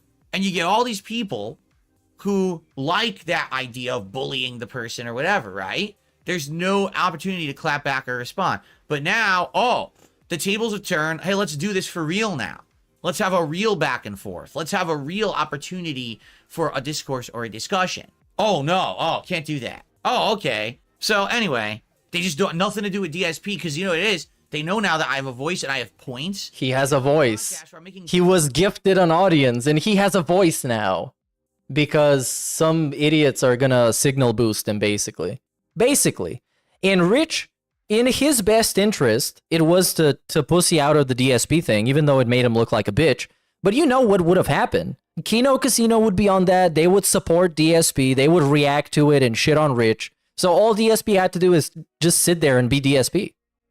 Good, valid points about shit that people are agreeing with. Fuck, I don't want to deal with that guy. I wanted to deal with the guy who everyone thought was a buffoon, who no one would listen to, because then it would be easy pickings for me. Oh shit, it's not easy pickings anymore? Oh, fuck that. I want nothing to do with them, right? Well, fuck off then, I guess. I don't know what else to say, right? But I guess that's life. What can I say, right? Anyway, so there you go. That's what's going on. If you were wondering, you know, will I ever get back to interviews? Will I get back to special crossovers? Perhaps. Okay? But, no, exactly right. Maxwell says it's because your reputation changed. They all wanted to talk to you before. No, it didn't. Your comeback. No, it didn't. He's still the same. Go watch a video of him nowadays, and it's the same thing. And his reputation is just the same. Begging to get you in. Come on, bro. Numerous examples. Now they suddenly don't want it. Yeah. But he was a big baller a month ago. He's not anymore, but he was. Oh my god, it's so embarrassing. Alert. Big up Smiles Beyond for 19 months, dude. Let's find another clip. And let's find an older one. Oh, actually, the Ptolomeo thing. DSP Ptolomeo. On a night stream before this one, he got a last-second puppy tip at the same time as Flowers restreaming him and him acknowledging that he knows Puppy was doing it. All because he couldn't give him a W, which he admitted he did for Champions. Baller alert. Hold on, what? I know, see you forever, PPSA you die I sad. You know Diana back now. I feel 98 now, it time go. Yeah, it time back. I enjoy this for real. Yes, big ups Jade for the $1 invites. What do you say? So on a night stream before this one, he got a last second massive tip at the same time as Dicky restreaming him and acknowledged that he knows Dicky was doing it, all because he couldn't give him a W, which he admitted he did for champions. Oh, so Rich is still what? Hold on, restreaming and acknowledging that he knows. Oh, yeah, I get it. That's not very positive. Okay, let's watch the whole thing. The official cut, the Burnell cut. Podcast. Today I have a guest. It is the internet Oh, this is so quiet. gamer and Twitch content creator Tolomeo. Is it Tolomeo or Tolomeo? I always forget how to pronounce it. It's Tolomeo. Oh, Tolomeo. Okay. Because you mispronounce it every time. I do. You're absolutely right. I'm a buffoon. Tolomeo. And what does that mean? Because I was trying to like find maybe like a thumbnail from your channel to put up during this. Isn't it an Egyptian style reference? The lamps. I was like, what the hell is this? Just a knockoff brand Pixar lamp. I stole it from a video game on the original Xbox. It was a mech game called Phantom Crash, and there was a robot called the Tolomeo. I'm not very creative, so not an exciting story whatsoever. Cool. Well, first of all, thank you so much for coming on the show. I appreciate it. Your time is valuable, and I've told my audience when I've... Oh, by the way, I just want to make it clear that this whole interview gimmick came to be out of spite for Craig, because he wanted to show Craig how to be a unbiased, objective, and fair interviewer, and that's why he started doing this shit. So it's not even him doing it because he has genuine interest in people or actual people that he's had some kind of a relationship with on the internet and learning more about them and having his audience learn more about them. It's just because he hates Craig. On the show, there's no pop-ups on my channel. I'm not going to be doing shout-outs. I'm not going to be, taking questions. It's just going to be the two of us talking about various things, because just so you know, Tolo, you're basically like the first casual guest that I've had on the show. What's a casual guest? Are the other ones competitive guests? To me. Oh, and look at the face he made. What the fuck's that supposed? No. Hold on. And back. Yeah, we had now we're at the 2 of the disconnect streak. If we reach 10 million, I will have a special reveal. Yeah, we have a little bit of a history that I'd like to touch upon, Sure. from years ago. But outside of that, we're just two guys who love games, who stream and have a good time with it. And I think it's going to be a more casual conversation than the other interviews that I've done up to now. Okay. So, I don't know. I thought you were. He looks like a GTA Vice City NPC that you run over with the little motorbike. What was that called? The Faggio? Yeah, the Faggio. I would totally run him over with the Faggio. GTA VC. Faggio. Remember that? It's the best. It's epic. A casual in terms of like Dark Souls. I was about to start fighting, dude. This motherfucker. No, dude, you are. Well, first of all, just so everyone knows the background here, okay? I first learned of Tolo when in 2017 there was a big shift in content creation because YouTube had its adpocalypse, right? And so I had been primarily like just making on-demand videos for my living, but all of a sudden, all of the ad revenue went away. And so I was like struggling. I was like, what am I going to do? So I decided that I was going to become a full-time streamer. Bro, what? At the time, and I don't exactly remember Tolo. I hate this, man. I actually hate this. Like the first time this is the worst. I saw your stream, I don't think you would come on my stream. I think like it had just been like a random recommended stream for me. You could have just said I found this guy accidentally on Twitch. That's it. That's all you had to say. Yeah, on Twitch sometimes will just say, hey, watch these other guys or whatever. I mean, I remember exactly what happened if you want me to tell it. Yeah, go for it, because I don't remember the original story. All right. So back then, 2017, I was the worst kind of virgin. I still am, but I was back then too. I only played Dark Souls every fucking day. And DSP, This Is How You Don't Play Dark Souls 2. I knew about you because I would watch This Is How You Don't Play. And I thought you getting fucked up in Dark Souls 2 was the funniest shit ever. Now, in a different time, you would consider me a detractor for that. but I found those videos hilarious. It had never crossed the threshold from like actually having a personal disdain towards you. Right. I watched the shit out of those. My Right. two favorite streamers at the time were you and Man vs. Game, primarily for the same reason. I don't know if you know who that is. No, I'm not familiar with that person. He streamed like 1,000,000 hours, and he took speed to stream like 30 hours, which I Hell yeah. do. It would be funny. I would. I'd probably die.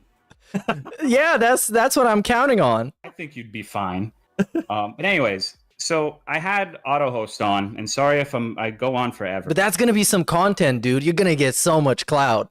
Streamers Go are all for it. fucking. I want to hear. loaded. I don't remember this at all, so I'll go for it, man.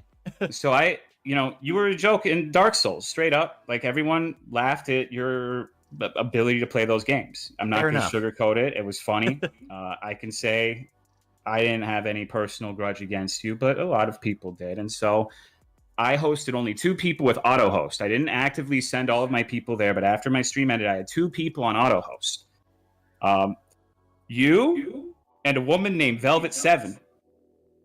Oh, is that like Emerald 7? I think you'd really like her. That's his cousin. She's. I'll leave it at that. But Okay. it was kind of a joke. And then one day I was streaming, and it's like Darkside Phil is auto hosting you, and I'm like, oh shit. Okay, well, I didn't really expect that sort of reaction. Then you came into my chat and you started talking, and I didn't know what to do because Wow, the mother of all goat laughs. regularly. My favorite was the From Software. That's one of my favorites from you. And it was weird because you came in and you were polite, you were cordial, you were nice, and it's a side that I hadn't seen when you were playing like Castlevania Lords of Shadow, like throwing controllers against the wall. It was humanizing, right? Right. So it was. Oh my god, the comments are gonna be so fun to read. Because I see the first 3 comments, and they are great. And this is on his channel. Oh man. Big ups to Elizabeth for 19 months, dude. Strange. And I told you straight up the first thing I said to you, and I fully expected. That's the 19-month feel. After I said it is, I watch This Is How You Don't Play. I think it's funny. Like I hosted you, and it's just, I didn't want you to get any misunderstandings as to what was going on, right? Right. And then you'd come into chat, and you got along pretty well. It was weird because I would say things like, DSP, you should let me coach you into doing a Bloodborne level 4 run. It would be funny. And you would always swerve me every time. You never committed, but you would be in chat joking all of the time. And it was just strange. I don't know. That's how it started from my perspective. Gotcha. I didn't remember that at all. I remember all the auto hosting stuff that happened on Twitch, but I didn't remember, exactly how it went down. And exactly what you're saying is basically what's been happening recently to me in the last couple of months is that people always hear. But why are we pivoting back to talking about DSP's resurgence? This is such a fucking masturbation interview. And this is what all of them are. All of them are like this. It's like, oh, so if you haven't heard about this, my guest, I am good now and people like me. Do you like me? Please say that you do. I had you here so you can say that you like me. Please do like me. It's very important. Big ups Lemonhead, 10 months. Casio Kid, 21 months. And big ups Calith for the membership, dude. I'm gonna let you guys share this sound clip. Talk about my wife. There you go. Enjoy your wife. Or see the worst of me from either This Is How You Don't Play, or now I hate to say it, it's my detractors now are just absolutely ridiculous. They're A-loggers. They literally just sit there. Hey, we said A-log. That's a thing now. Compilations that aren't even true. They're completely out of context. They just do whatever they can to make me look like an asshole. Okay. Do you agree? You gotta stop. There are some of. Oh, there we go. Here we go. And this face is the face of a guy who doesn't like pushback, and we just got some pushback. Whatever they can to make me look like an asshole. Okay. Sometimes So- you gotta stop. There are some of them that are like me. Like you would consider me a detractor in a certain sense because I watch those videos. Maybe not now. No, not anymore. See, you're absolutely right. This is what's happened is in the last 7 years, dude, I have mellowed out.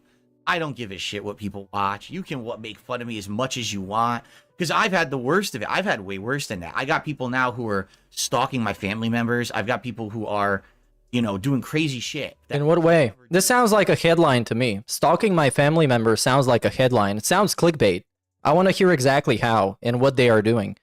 Because as far as I remember, Keemstar was also stalking your family members and threatened to do an interview with them. And you didn't even ask him about it. As a content creator, and it's like, why would I care if you watched a video that made fun of how bad I am at Dark Souls? I think it's funny. I've actually reacted to some of This Is How You Don't plays myself and laughed my ass off because they are funny, you know? So I don't think you're a detractor at all because you watch that stuff. The vast majority of people who come and watch me now are people who have seen negative stuff about me. But hold on, I thought, and this is not even a thing that he's been talking about, like, it's not an old thing. It's a pretty recent thing that people that watch the detractor content, they are also idiots. So by extension, you know, do the numbers. And they want to come see the raw content, and then they realize, hey, just like you found out, Phil's actually kind of a chill guy. He's not really, he is? You know, over the top angry all the time. Well, sometimes, exactly. Not when you play fighting games. You're not very chill. Oh, I know. Oh, when I play fighting. Oh, this is, dude, this is so embarrassing. It's so cringe. It's so uncomfortable. Old rage. Yeah, and you know what? That's part of the reason why I do keep it in the rotation, because Phil's just a chill guy. Phil, come out, and that's really when it comes out. Outside of that, much other stuff, I've really chilled out over the years. All right, so this is definitely the most uncomfortable one, and I'm only like 8 minutes in. That's great. And what I think we should do, we could, because Craig had a lot of patience until he didn't, and Keemstar had an agenda, so he didn't go there. But now we are there. Transition into kind of, really, you know, talking about our history a little bit. Oh, let's talk about me. We started to kind of, you know, talk to each other, hang out on each other's streams. And what ended up happening eventually, because like most things, over the years, people spin the story, or they come from a different perspective. And I just kind of wanted to have the conversation with you to clear the air about what had happened back in, like, I think it was like 2017. I can't remember if even we had continued to like have interactions in 2018. It was around there. Yeah. So from my perspective, I thought you were a really cool guy, right? No, it's the first time I'm watching this. It's raw. Oh, what's that? Okay, go ahead. I want to say one thing before we continue on, because I personally, I think that you paint the detractors with too broad of a brush. They're absolutely the fucking weirdos, for sure. But I mean, both times I've interacted with you, some of them came into my chat last night, and initially there was a little bit of acrimony, but there you talk to them, and it's mostly fine. I think a big problem for you is that you never leaned into the criticism. The more you pushed against them, the worse and worse they became. And I'm personally of the opinion that if you had just learned to laugh at yourself a little earlier on, then it would never have gotten this bad, in my opinion, my unsolicited opinion towards you. But every time you paint all of the people who have criticism of you as like this monolith of detractors who are all stalking your family, you're going to make it worse every single time you say that. That is true. Yep. And you're right. And just for the record, now when I say detractors, I don't mean people who don't like me. I mean people who stalk me. That's what I'm... What is stalking? What is stalking? What is stalking? Watching the videos that DSP willingly puts out publicly on the internet and talking about them and paying attention to what he says and pointing out that they don't make sense? Because I legit don't get it. I don't care about the criticism anymore. I'm sure there are people actually stalking him, and I'm sure there's people online that are hating on him that are much worse than some of his fans, but because that's how every group of people works. If it's big enough, it's inevitable. I'm open to it. I mean, I just reacted to a 4-hour documentary about myself that kind of exposed all the messed up stuff I've done over the years, and I agree with all of it. You know, like I am in the position I'm in now. He agrees with all of it because he knew that June the King has a big platform and many people are going to see this, and him denying it. He told this to June directly. He straight up said it. He told June, I admitted to this bullshit because you got me cornered. You had done such good research that I could not deny it. Literally. Originally, when This Is How You Don't Play started, I reacted in the stupidest way. I was so angry at everyone. I was like, oh, how dare you use my content without my permission? You're stealing. You're breaking the law. You're right. I should have leaned into it. I should have rolled with it. Hell, I should have made my own compilations. You tried. And made fun of myself. You tried. It didn't work. Actually, it didn't work. And I don't think that it ever would have gotten to the level that it did. But because I was so anti-criticism, right? Anyone who criticized me was the enemy, right? So many people realize, well, wait a minute, it makes him act angry. Then we can make more content out of it. Now we can make more videos. And it just kept rolling and rolling and kept escalating and escalating. Yeah, it's still going. To today.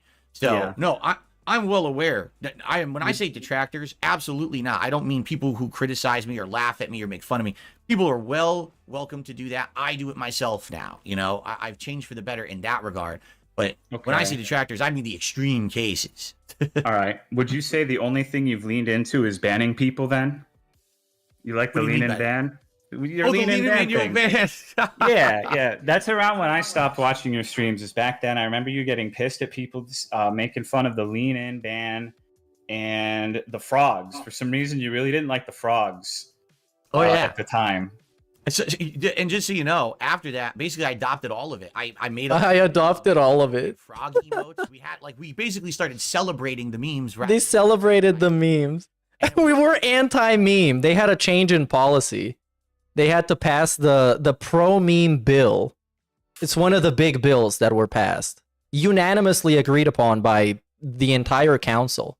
For a pretty long time, to the fact where now, once you lean into the memes, they kind of lose their power as a negative reinforcement, and then people forget about them. What is negatively reinforcing about a frog? And just to remind you, the frog meme is him saying frog weird, just saying frag. That's the frog meme. How is this negative? Because it's making fun of his dialect? Okay, sure. If that hurts you that much, damn, man. So now, like, no one talks about the frog meme. No one in my chat even really remembers what you're talking about with the frog meme because it's not even like anything. You must be really fucking confused on who I am because it's been 100 years. I mean, that's fine. I just think that it's been a consistent problem is just painting too broad a brush with people. I completely agree with you these days. You're right. I was an asshole back in the day. I thought my shit didn't stink. I thought, hey, I'm the content creator. I'm the big shot streamer. How dare you criticize me and say I'm doing something wrong, you know? And that was the absolute wrong way to take it, you know? And I've learned over the years to mellow out and have a different attitude. And I appreciate now when people call me out for it, because sometimes I don't realize what's going on. And then when people call me out for it, I'm like, oh, you're right. I'm making a mistake. This is stupid. I need to change my attitude. And, you know, for the most part, people say that I have mellowed out a lot, and that's a good thing, obviously. So, who are people saying the thing? The people that give you feedback in your chat that already like you, that are completely biased about the way that they view you? Is that the people we're talking about? Well, they told you your shit don't stink for like 10 years now. What happened to that? So, no, go ahead. I don't know. I just miss the days when you would sing about Sonic and bestiality. I miss the singing. Dude, I would love to play that on the stream. I mean, it's been such a change. Culture in general in the last decade. It's like, you can't even have that on YouTube anymore. People will flag your channel for having that video. You know, it's like, what the hell? And it's crazy, you know, how things have changed and the things you said and did 10 years ago. You know, now if you said it, you'd be immediately canceled and everyone just railroads you off the internet. Maybe. I think people over exaggerate I mean, like, look at you. You've been through a billion controversies and you're still here. So I think people tend to overestimate how effective canceling is. Hey, what's up, everybody coming over from the Atlas show? That is very true. We are watching Tolomeo appear on the Level 1 podcast, and it's very, very uncomfortable. And we have a lot to go, so strap in. Big ups Blask for 30 months. And there was also somebody else earlier that I didn't give a shout out. Eurobeat for 32 months. Here's a sound clip of Dog. Haha, it was actually a person. I've been well, people have attempted to cancel me so many times over the years for various different things. He's talking about it like it was an assassination. They tried to cancel me so many times. Let's see what is the example. You know, the reason I'm not on Twitch right now is because my detractors, I don't know if you know this, Tolo, back in 2021, my detractors made like a mega cut of all the things that I used to say and do in like 2010. All right. So we're talking like 11 years prior, you know, a joke about Nazis that's really bad and I never should have made. And this joke about some woman and then this joke about certain race. Right. And they made this super cut of content that they thought was offensive. And they sent it to Twitch and said, you got this guy in their partner program. Yeah, man. If someone can make a mega compilation, this is using his words, a mega compilation of all the messed up stuff you've said, then yeah, you're probably not a very nice guy if it's good for a mega compilation. Do you really want this kind of person in there?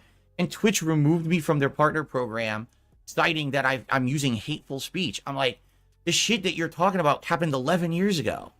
Like, how are you going to cancel me now for stuff that I don't do, right? So, to some extent, it does hurt me. But for the most part, I've been through the ringer for so long that, you know, people know who I am. They know, you know, they know what to expect. And I don't think that I'm ever going to be canceled. Even if I get thrown off a site, there's a million other places I can go, and my viewers follow. Okay. So I'm wow, not that's too concerned about sure, man. That kind of shit.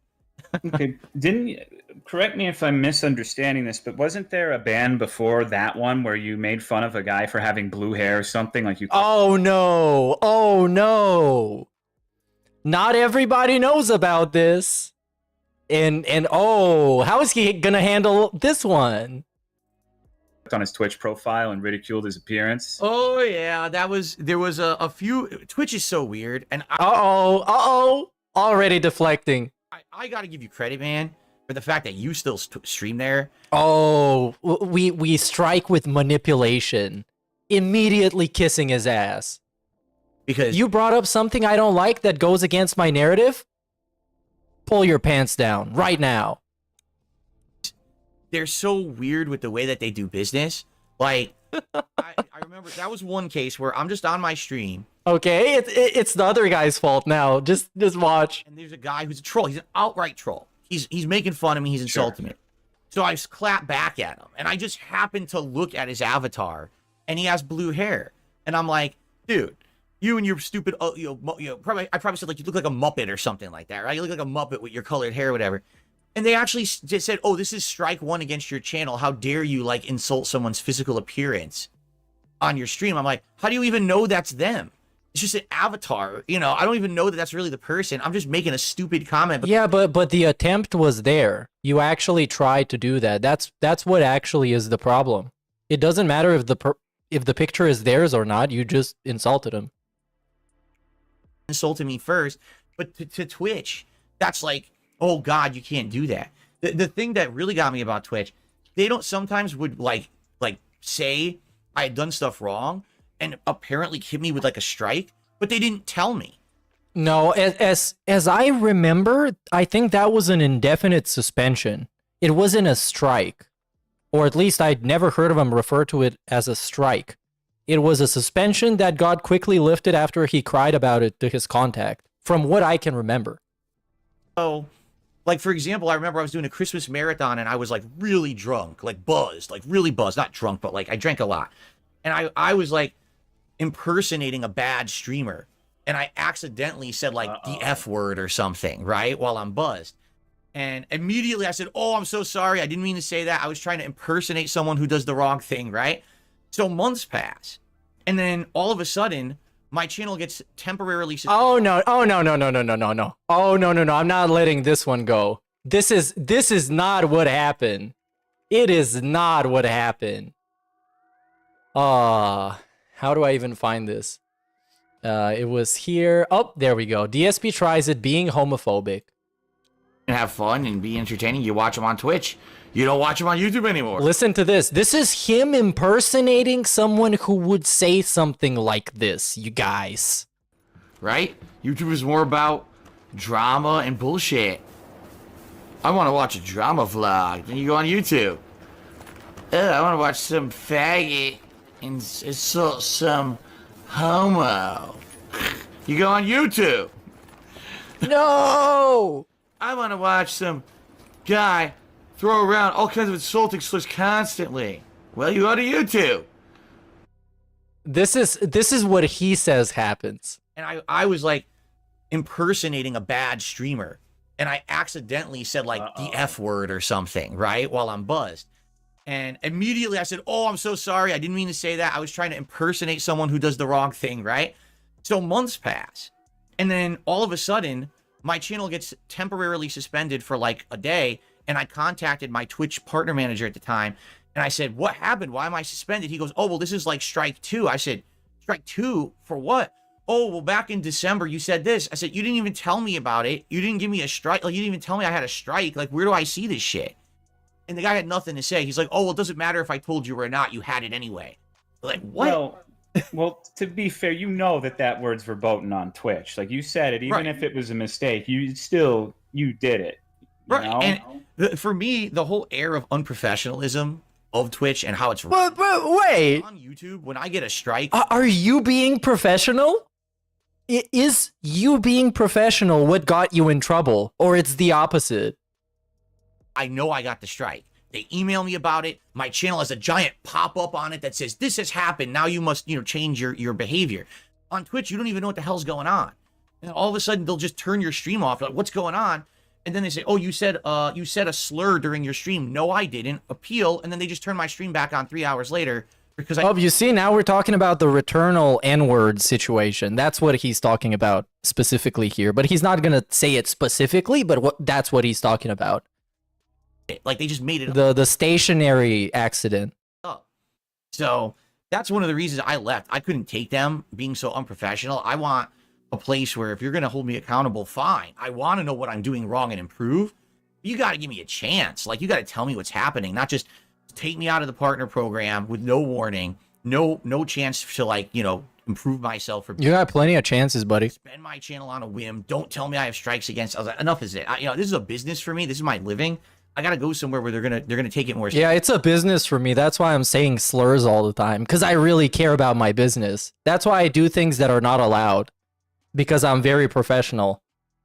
And that's when I've been at YouTube the last 3.5 years, and I have not had any of those kind of problems streaming over here. So did you leave or did you get banned? I left. He didn't have any of those problems, but he had a variety of other problems. Remember the copyright strikes? I remember. And also a bunch of other stuff. With YouTube directly. Monetization of shorts, monetization, like gifted memberships. He was crying about that for so long. So long. I was removed from the partner program in 2021. They cited hate speech. And I said, what hate speech? I want you to tell me. They refused. They said, we don't have to tell you anything. But in a year, you can apply to get your partnership back. And I was like, what's the point of me reapplying when you won't tell me what I did wrong to begin with? I have no clue what you're even talking about. Come to find out, then I found out, of course, doing research, that it was my detractors who had done this supercut. Again, this was like 2010, 2011 shit that I had said and done. And they sent it to Twitch and campaigned to get me out of the partner program, so they threw me out. They campaigned. I still streamed on Twitch for about a month and a half. But wait, how many people were there? Because I've never to this day seen a person come forward and say, this is what we did and this is what happened. And we send them this video and they said this and this is what happened. It's all from the mouth of a liar who I'm not going to trust. I trust him as far as I can throw cat, which, if you know, I'm a very delicate, effeminate man, as one of my best friends would say. So I can't throw cat very far. After having lost my partnership, but I couldn't, basically I was making a living just on like tips, because I couldn't get bits, I couldn't get subs, and I was trying to get people to just basically tip and still make a living doing it. But where the straw that broke the camel's back was I was streaming. And this is like, what? We're 20 minutes in and it's just Dark Side Phil backstory. And I learned not a bit more about this guy, Tolomeo, than I knew before watching this. I just knew he was some streamer that had something to do with DSP at some point. Returnal. And during Returnal, that's a very fast-paced game. There we go. A million shit on a screen. And now we have to focus on the times where he specifically didn't do anything bad and he was reprimanded. To make it seem like it's always like this. things are. It's just like his manipulations and the way that he discusses stuff is very transparent. And it's very simple what he's trying to accomplish. And that's why it makes it so fun and entertaining to actually observe it. Flying at you all over the place. Very tough game. And I got tongue-tied. I was like saying something and I was reading something off the screen, but I was also saying something else, and I combined like 2 words together and it was like a jumble. And my detractors, again, this is not critics of me, this is my actual detractors who wish me harm, false reported me. Well, it's really hard to watch this guy often and know what kind of person he is and wish good things to happen to him. It's very difficult. You need to be like an actual incredible person to do this and to have this kind of a mindset. Twitch saying, and if you were that kind of a person, you wouldn't be fucking watching him anyways. I had said the N-word. I was like, what? He said it. He actually pronounced it. The N-word, hard R, came out of his mouth. The fact is, it was not intentional and it was not in context. So it doesn't count, quote unquote. So yeah, let's see this. DSP stationary. Let's try and find it like this. Should be a very short clip. And this is it. Shout out and lead for the clip. Maybe people just like to hear what my wife is good at making or whatever. I don't know. Oh, that's terrible. When stationary, nigger, negative 75%. Oh, that's terrible. When stationary, nigger, negative 75%. Yeah, it's close, but he does say it. He does say it. I get it was a tongue twister, a slip of the tongue, an accident. Yeah, I get it.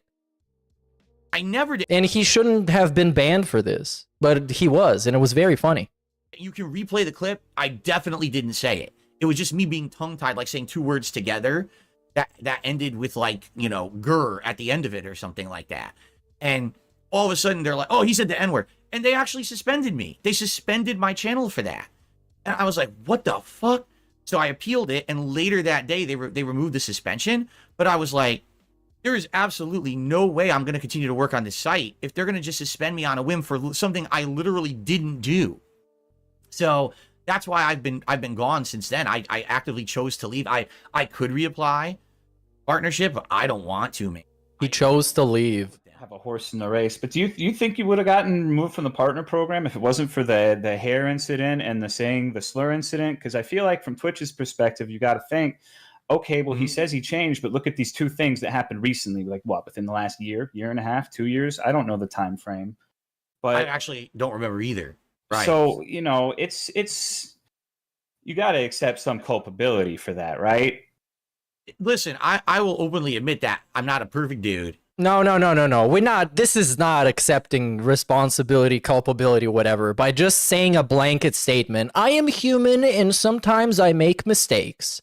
Therefore, I am not the same guy I was 13 minutes ago. Because now I have $1 more that I begged for. I said and done things that I shouldn't have done, you know.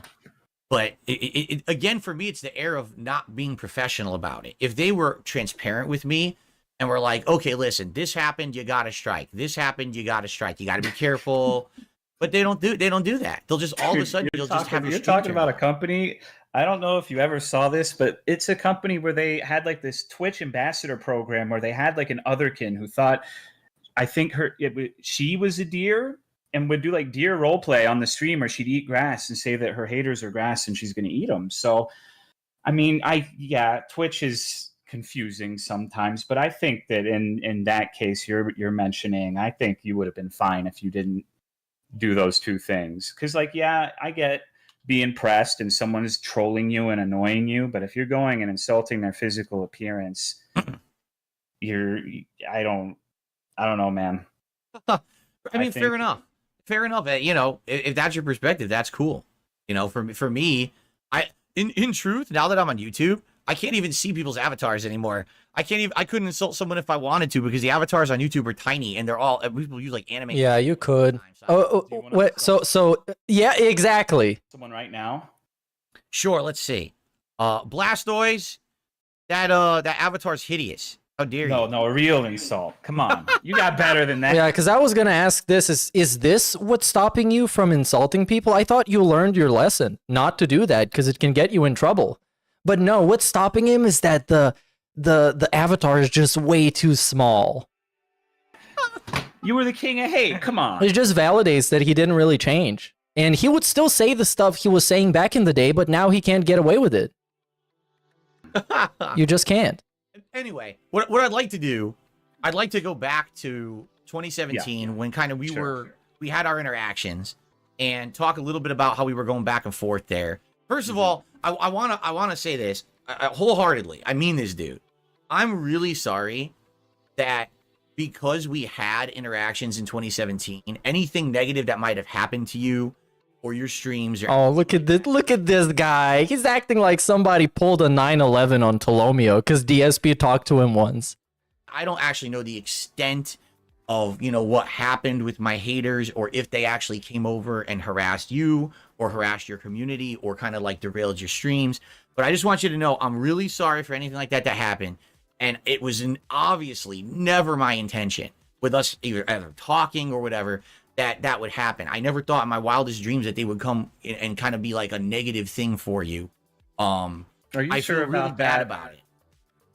I mean, you got to know that when you mention people, they're gonna get some blowback for interacting with you. You know that. Now I do. But here's the change: is that back then I was mostly an isolated content creator. Bro, you were in your mid-30s. Let's stop with this back then. You were, allegedly, a fully developed human specimen. Fully developed. No more room to grow. You lived through 30 and something years of existence where you've learned all you had to learn about life. And we're acting like that guy that was 38 is so much worse than this guy that is 42? I'm just not buying it. I don't think people work like that.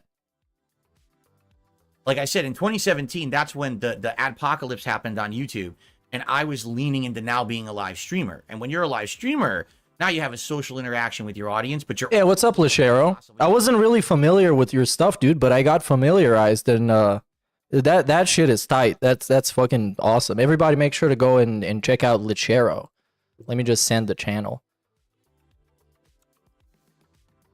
Yes, Familia DSP, and look, we have a new episode 23 hours ago.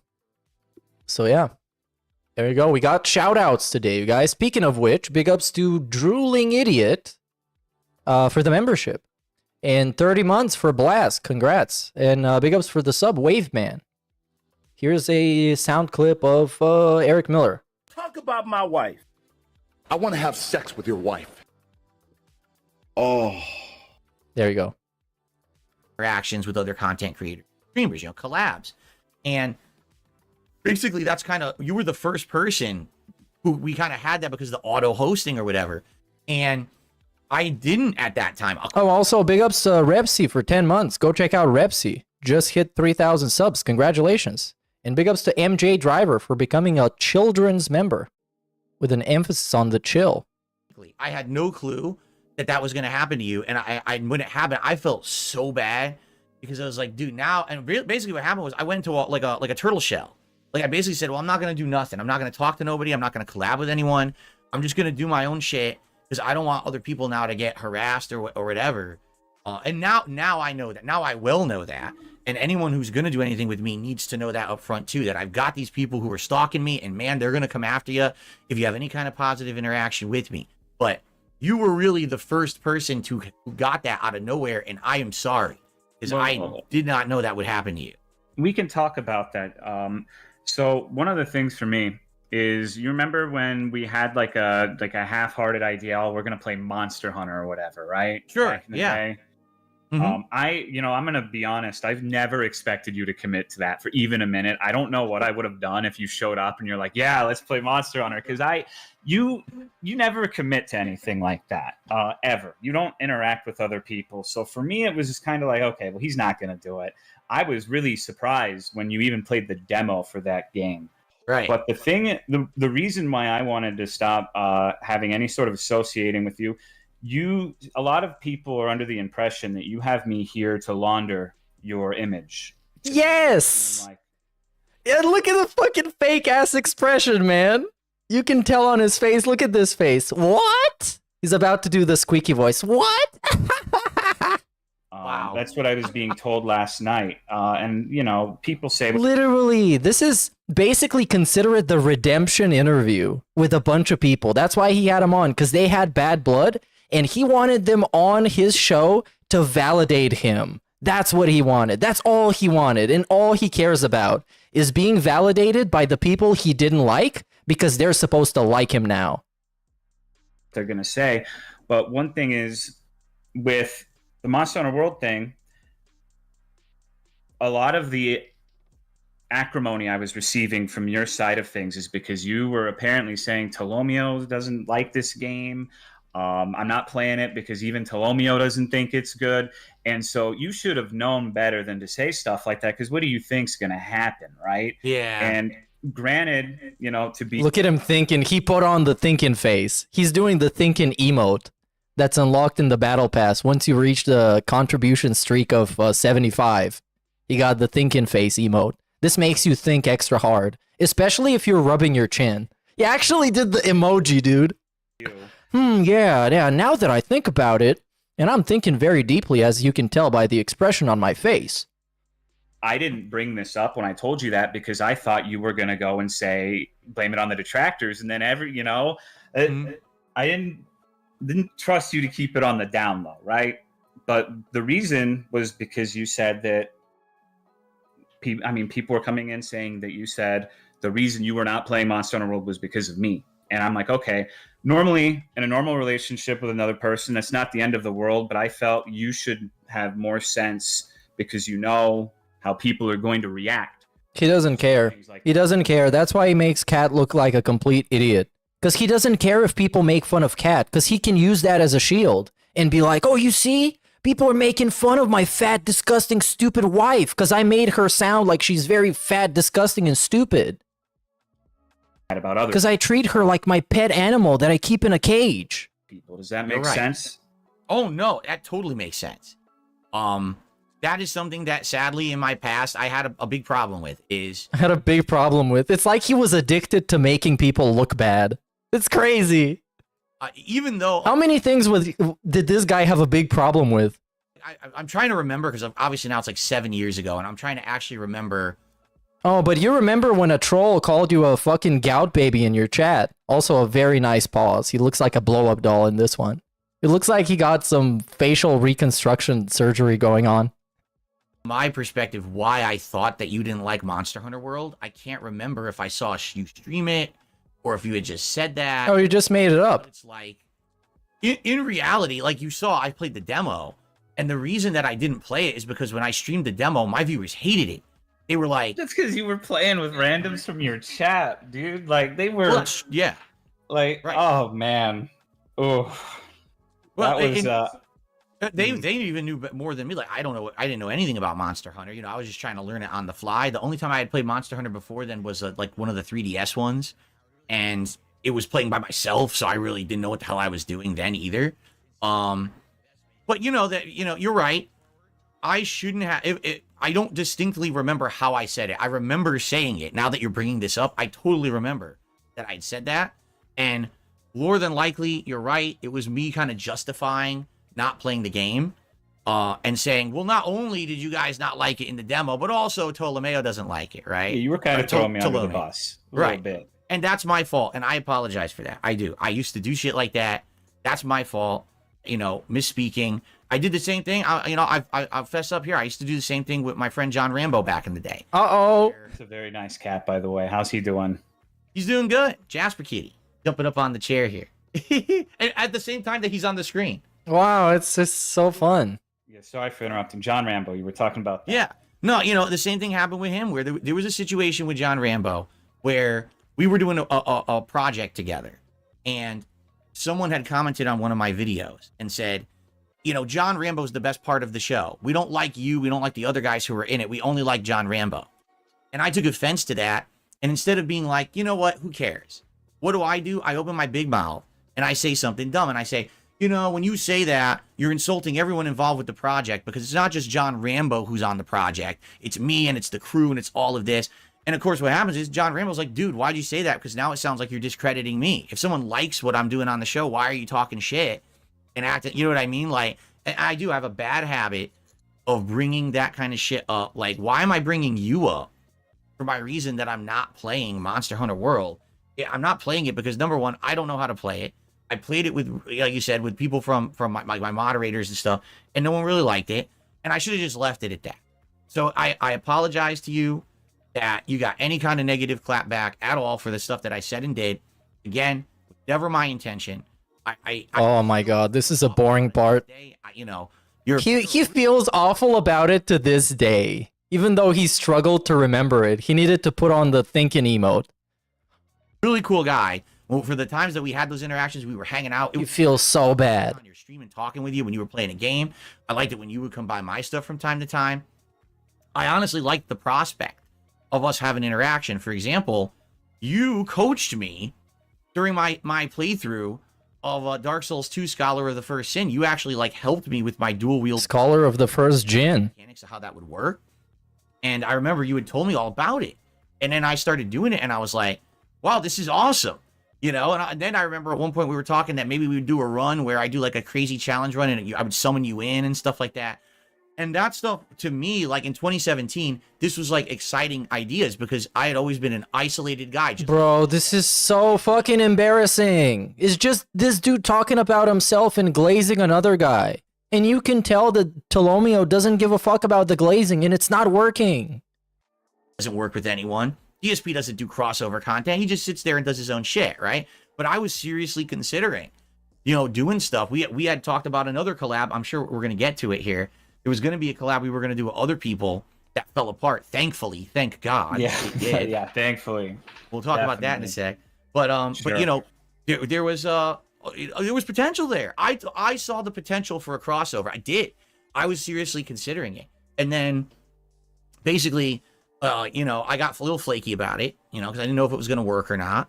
And then basically all the shit happened with you know, haters going over. And, you know, I guess it was based off of what you're saying, that I had said that you didn't like Monster Hunter World. And they, of course, tried to spin that into a big negative for you. And you ended up taking a lot of shit for it. Again, same thing with John Rambo. Okay. I mean, what do you think people are going to say when you say this person is the reason I'm not playing this game you want to see? They didn't have to spin it. That what you said was enough, right? Yeah, and that's because I'm dumb. That's because I'm really dumb. You know, I'm trying to get better. You know, now we're 7 years later, and I'm trying to get better. Like, man, how long is that gonna take for you to be a bare minimum level person? God damn it. You would think this guy was on crystal meth or something. And no, he wasn't. He was just an asshole. And he's trying to act like he's taking the 12-step program to recover from being an asshole. I'm careful about what I say and do, or I try to be careful, but I'm certainly not perfect, and I still make mistakes, but that's on me. And I'm really sorry for that. I really am, man. Alrighty, well, I appreciate it. I just want to touch on something you said, though. Oh, this was the most yeah man whatever response I've ever heard. Yeah, I appreciate it, dude. Yeah, cool. Dark Souls 2, this is the first time we've spoken, right? Like in any sort of voice capacity, yeah? Yeah, I think so. I think we chatted in each other's chats and stuff back and forth. I don't want it to, because I know like one of the things about the Souls runs is people want to see you fail, straight up. It's funny. So you would come into my stream and ask me like what build, and I'd be saying I'll just use dual wield with these rings or whatever. So I think calling it coaching is a little bit more than it was. I would have, like if you said, Tolomeo, I want to do a Bloodborne level 4 run, I think that would have been content. I think, what you want to know what my favorite video of yours is? Dude, what's that? Can you guess? Well, if we're talking about me being a complete buffoon in like Souls games, the biggest clip of that is the one where I was on the cliff and I said, oh, I'm finally starting to get the hang of this. I'm liking this. And I walked right off the cliff and died immediately. For me, It was your Lightning Returns unboxing video. Oh, this is so cringe. This is so cringe. I hate this. I hate this. It's so fucking cringe. Everyone fire alarm. It's so cringe. Talking about 15-year-old videos. About some fucking drunk asshole playing video games and reminiscing on how fun it was when he killed himself in a video game. God damn it, this is so bad. Background for 13 minutes. You know why? And then we get a bunch of fake laughs because this guy's ego is getting stroked. Going off because that video was fire. You need to make more shit like that. You need. I want bacon grease in the toilet, Phil. That's what the people want. Why am I hearing Discord pings? It's not supposed to happen. That was back in the day. It was like anything goes, right? Like you could film a turd and people would like it. It was like, and that's what it was. It was like train wreck shit. Fun fact, real quick. I know I'm interrupting a lot, but this is relevant. Go ahead. One of the people that came to my Discord from yours was a guy who posted himself, like, he would shit in the toilet and post it in my Discord, like, look what I did today. Oh! So, are you familiar with someone who goes by the name Mausolus10? No.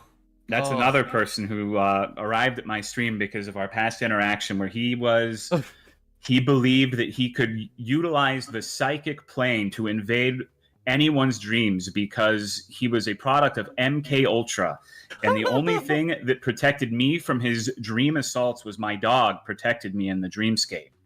And he would threaten random viewers with stay out of the grass for the next 3 weeks. He would call black people red guards from Skyrim. Yeah, that guy is on fentanyl.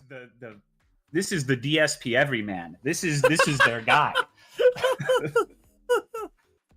So I ended up banning him because he'd say like the fucked up shit about red guards. But I'm just curious if you were familiar with that name. No, I mean, can you understand why I've been in the game for 16 years and I've never in the game Discord or anything? Like, do you see why I don't want to deal with this shit? Well, you had a public forum with a bunch of people that were, well, interesting.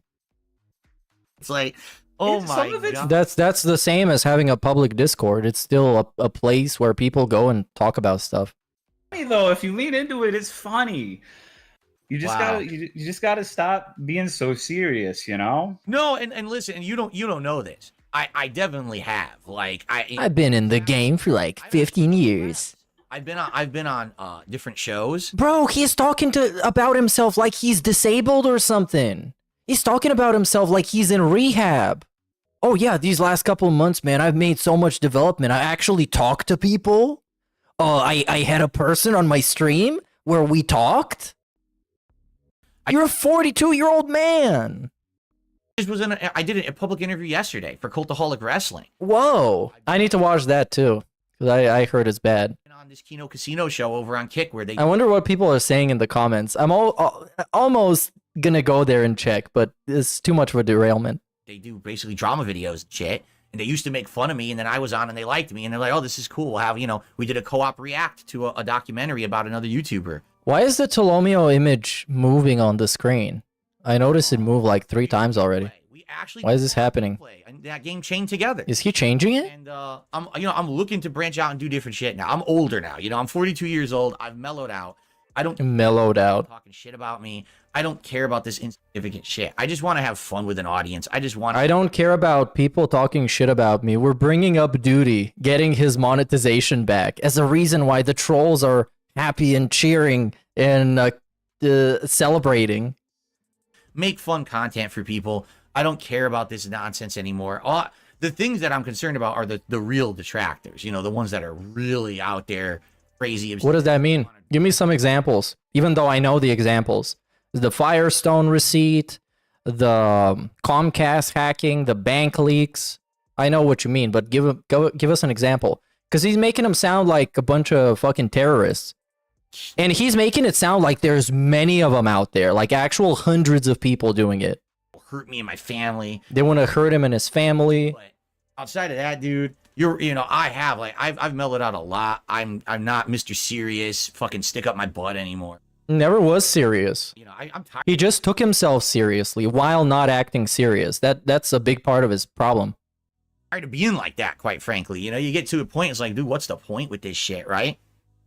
So, yeah, that's true. Sarah in the chat just said, I had a fan for years who he's the nicest guy in the chat, but now I found out that the guy's basically like a pedophile. Like he's got all this shit on his YouTube. Oh, now I found out? Now I found out? Are we really gonna play this card? Now I found out. And then we go to watch the clip of him talking to Kino Casino and Null, where he says, people been telling me about this for years. For years. And now I found out. And now this guy, notice how this guy now is the worst. He's John Wayne Gacy. Challenge stuff. Disgusting. And I tried to be nice to the guy for the longest time because he would never break the rules. He would never do anything wrong in my chat. But then everyone kind of campaigned to get him banned. And then finally... Everyone campaigned to get him banned. Everyone campaigned to get him banned. The reality of the situation, his friends had to press him for 20 minutes to ban this guy. And he made all kinds of excuses. Nah, man, I can't do this. My trolls are gonna win. I got convinced by... Brian told him about it. That's a very good one, Suburban High. I forgot about him. Brian told him about it. Months before the Kino Casino stuff. Now I found out. These people I was doing a collab with to get rid of them. And I was like, I guess, this is the kind of people that get involved in these communities. Like, dude, it's weird. The internet's a weird How do you have to be place. convinced? What do you mean? Can you... Uh-oh. We failed the speech check. Charisma not high enough. Intelligence not high enough. Elaborate on that a little more for me? Listen. It's not like I have any problem kicking, a pedophile out of my community. The problem... Oh, it seems like you had a lot of problems if it took you 20 minutes to be convinced by the people that you trust a lot. This is someone who has absolutely never shown that in any of my streams or content. Like, I wouldn't even know about this if my detractors hadn't stalked this guy. But you found out now, remember? You found out just now. Just like a week ago, a month ago. Just now. Like, apparently they went to his social media, they went to his... Okay, it's all public. He's out there with his public name, public social media. Like, it's all, like, you can go there and see. They went to private playlists. Private playlists? No, because I literally... Immediately backpedal. Immediately backpedal with panic on his face. I have never seen it. I don't want to. Turns into the fucking Cookie Monster. See it, right? I don't want to be involved with that shit. But, I start hearing from detractors, oh, this guy is this guy is that. And I'm like, well, I'm not going to pay attention to it. I'm not a guy who's going to micromanage and stalk every one of my fans because someone says something negative about them, right? So it was like my philosophy, listen, I'm not your dad. I'm not your fucking parent. I'm not the cops. I shouldn't be, going... Well, we're not talking about putting him in jail. We're not talking about putting him up against the wall. We're talking about banning him from your channel, which is in your best interest. Social media to see what you're into in your private life and shit. I really don't care. Just don't bring it to my content. I want to know nothing about it. But... Okay, so I have a few problems with that. All right, fine.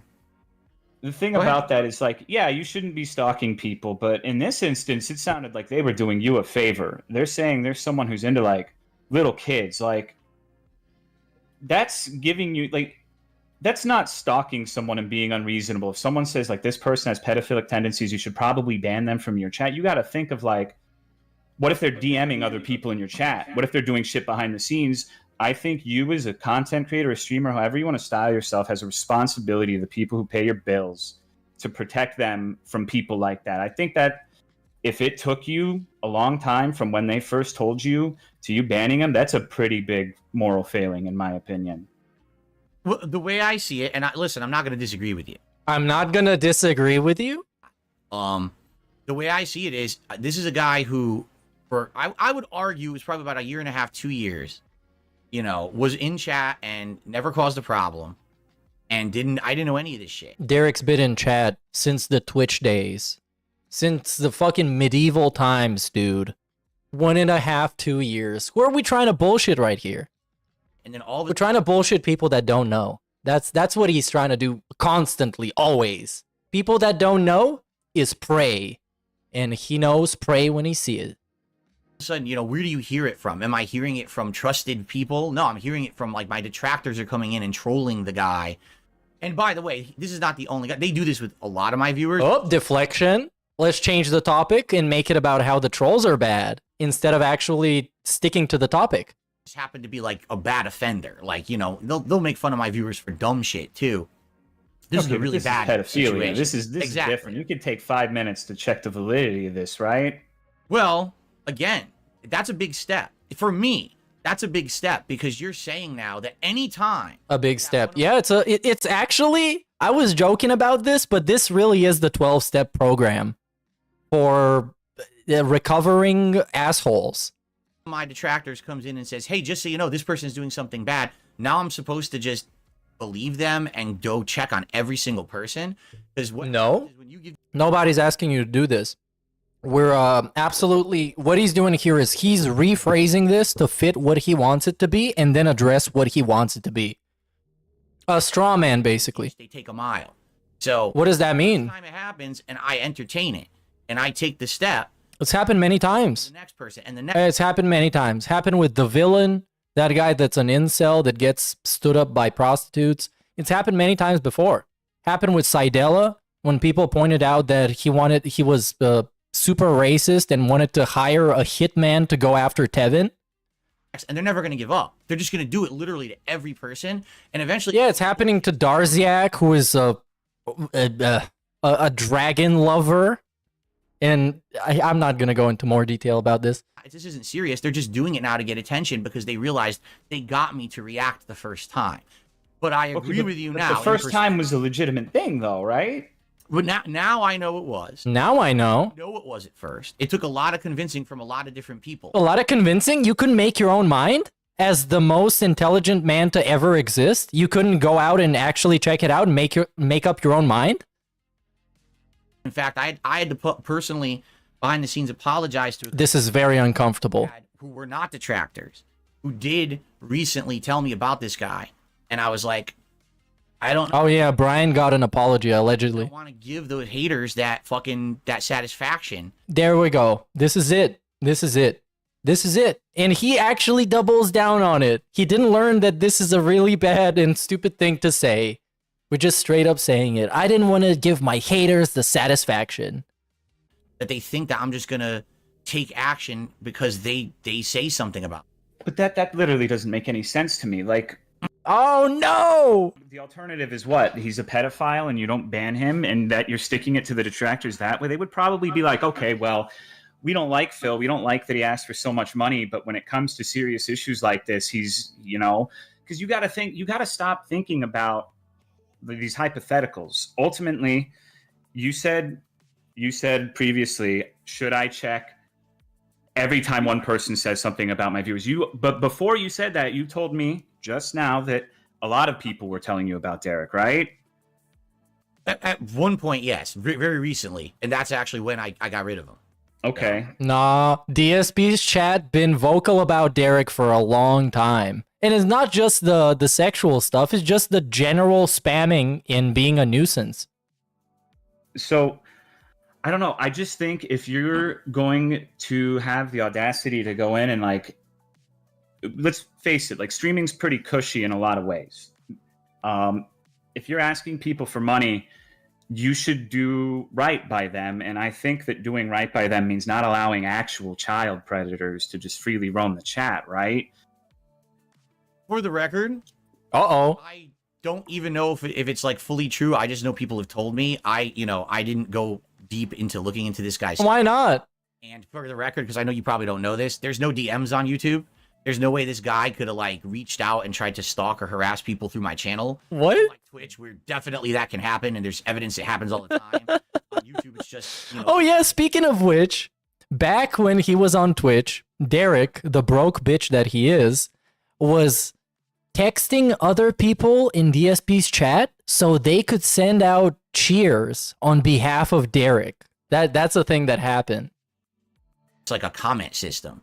So this guy, to my knowledge, was not ever taking anything that he did in his private life and putting it onto my street, my viewers or other people in the community. In fact, again, the only reason I knew about this is because supposedly my detractors supposedly into his shit. Now it's supposedly. Now we can't even confirm this. Find it, and then when they found it, they threw it in my face like it's my fault, right? Oh, you have a follower who's a fucking pedophile. How dare you not? No, it's your fault for not banning him. He's not responsible for what Derek does, but he's responsible for keeping him around. Action, like I don't even know what you're talking about. Like, why are you bothering me with this shit? You know? Oh, and now we just default to the pre-stream talking points. Now he's just talking as if nobody is listening or can respond to him. This is filibuster Phil. After a while, you hear more and more people talk about it, and that's why, yes, you know, finally when you have enough people, like, they're all confirming it, all right, now I got to take action because it's true. But my issue with it, now I understand. But my issue with it was I was afraid that if you give these people an inch, they will keep taking the mile and keep pushing the envelope with every person in chat, with every person who ever supported me. And then, by the way, for the record, this guy didn't even support me. He never even gave $1. He never became a paid member, nothing. Yeah, that makes it kind of weird that you're protecting him so much. Because at least if he was a pay pig, you could say, well, this guy is a big supporter of the channel. And it would still be stupid, but at least you have that. He was just the chatter, you know, like a casual guy there. It was just a chill guy. I've certainly heard this from so many people. You're just the next person to correct me on this issue. And, you know, from now on, when I hear of serious shit like this going on, I absolutely will look into it and address it. But you said you didn't even look into Derek. You just banned him because Kino Casino told you to do so. Because otherwise it was going to make you look bad. I'm really confused. Which one is it? Because I agree with you. The safety of the community is more important than, you know, oh, the detractors got a one up on me.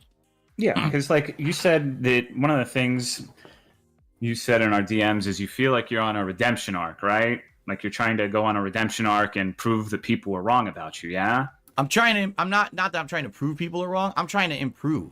Like, I know that I've made problems. I've had problems. I've had bad behavior. I'm trying to be better now. And I want people to know that. I want people to know that this is not the old Phil who's just going to sit here isolated, not talk to anyone, be a fucking, you know, stupid, big-headed idiot, not take criticism. 2 months later, that's exactly what we are. Not improve for the better. I want to be the better person. That's one of the reasons why I have you on today. I wanted the kind of conversation we're having right now to happen. This is exactly the reason why I wanted you on. Because I don't think it's going your way, though. I need to have honest conversations with people to improve and move forward in my life. Okay, well, I appreciate that, but having a conversation and following through on it, two different things, right? Because I will say to you, like, you've never done anything to me personally aside from the Monster Hunter thing. Like, you've been polite and respectful in basically all of our interactions. So I'm sorry if this comes off as, you know, I'm not trying to be aggressive towards you, but I think if you're going to talk about wanting to be better, then you need to like accept that you really fucked up on a lot of places, because that's a huge fucking, that's a bad mistake. Letting it, like, if one person is just consistently saying like everyone in the chat's a pedophile, whatever, but if you have multiple people, you like within the next few hours you should see that. Because what if, you know, what if you're wrong? What if your assumptions about like not being able to get into contact with people, what if they were on like, I don't know if you still have the King of Hate forum. What if they were in a Discord or something? And people like that, they're a cancer. You need to get rid of them immediately, even if they're not bringing it in to your stream, because it's not about, I mean, like the way you say it, it's like if they're part of your stream and they're not bringing it in, it just sounds like you're saying it's okay for people to be that way. And I don't think that's right. No, of course that's not what I'm saying. I know, but that's the way. The way you're describing it comes off that way a little. Yep. I guess here's the question. I think every content creator has to face it. No, I think we have to face what we're talking about you right now, not every content creator, because you hate them. Remember, those guys suck. To what extent is your responsibility as a creator to vet or control your audience, do you even do that? Or do you only do it when something comes to your attention? You know what I mean? Like, bro, it's pretty fucking simple. If a bunch of people come to you and show you evidence of somebody doing fucked up shit, you should probably ban them just for your own sake. Because it's not like you're killing the guy. It's not like you're putting him in prison. You're just banning him from a chat. He can still watch the fucking stream. He's just not going to be a nuisance for you anymore. It's in your best interest. It's about you, really. Fuck that guy. this is something new for me. This was the first case, honestly, where, you know, people stepped up and said something about someone in my audience, and it was like something really serious. It's not someone, they're you know, they're making fun of someone for something stupid. This was something serious, and, you know, I just didn't know how to handle it, quite frankly. Okay, so I have something uncomfortable to ask you then. Okay. So you've been apologizing, but I think this is going to sound weird, but I think if someone does the legwork to find out you have an actual predator in your chat and alerts you of that fact, you should thank them for doing that for you, because they're, even if it's not necessarily their stated intended goal from the beginning of it, they're doing you a favor, and you should be grateful that even if it didn't start with the best of intentions, you should be a big enough man to say, you know what, I don't like you fuckers, but this time you did me a service, you did people in the chat a service, and I think that you deserve commendation for that, basically. Does that make sense?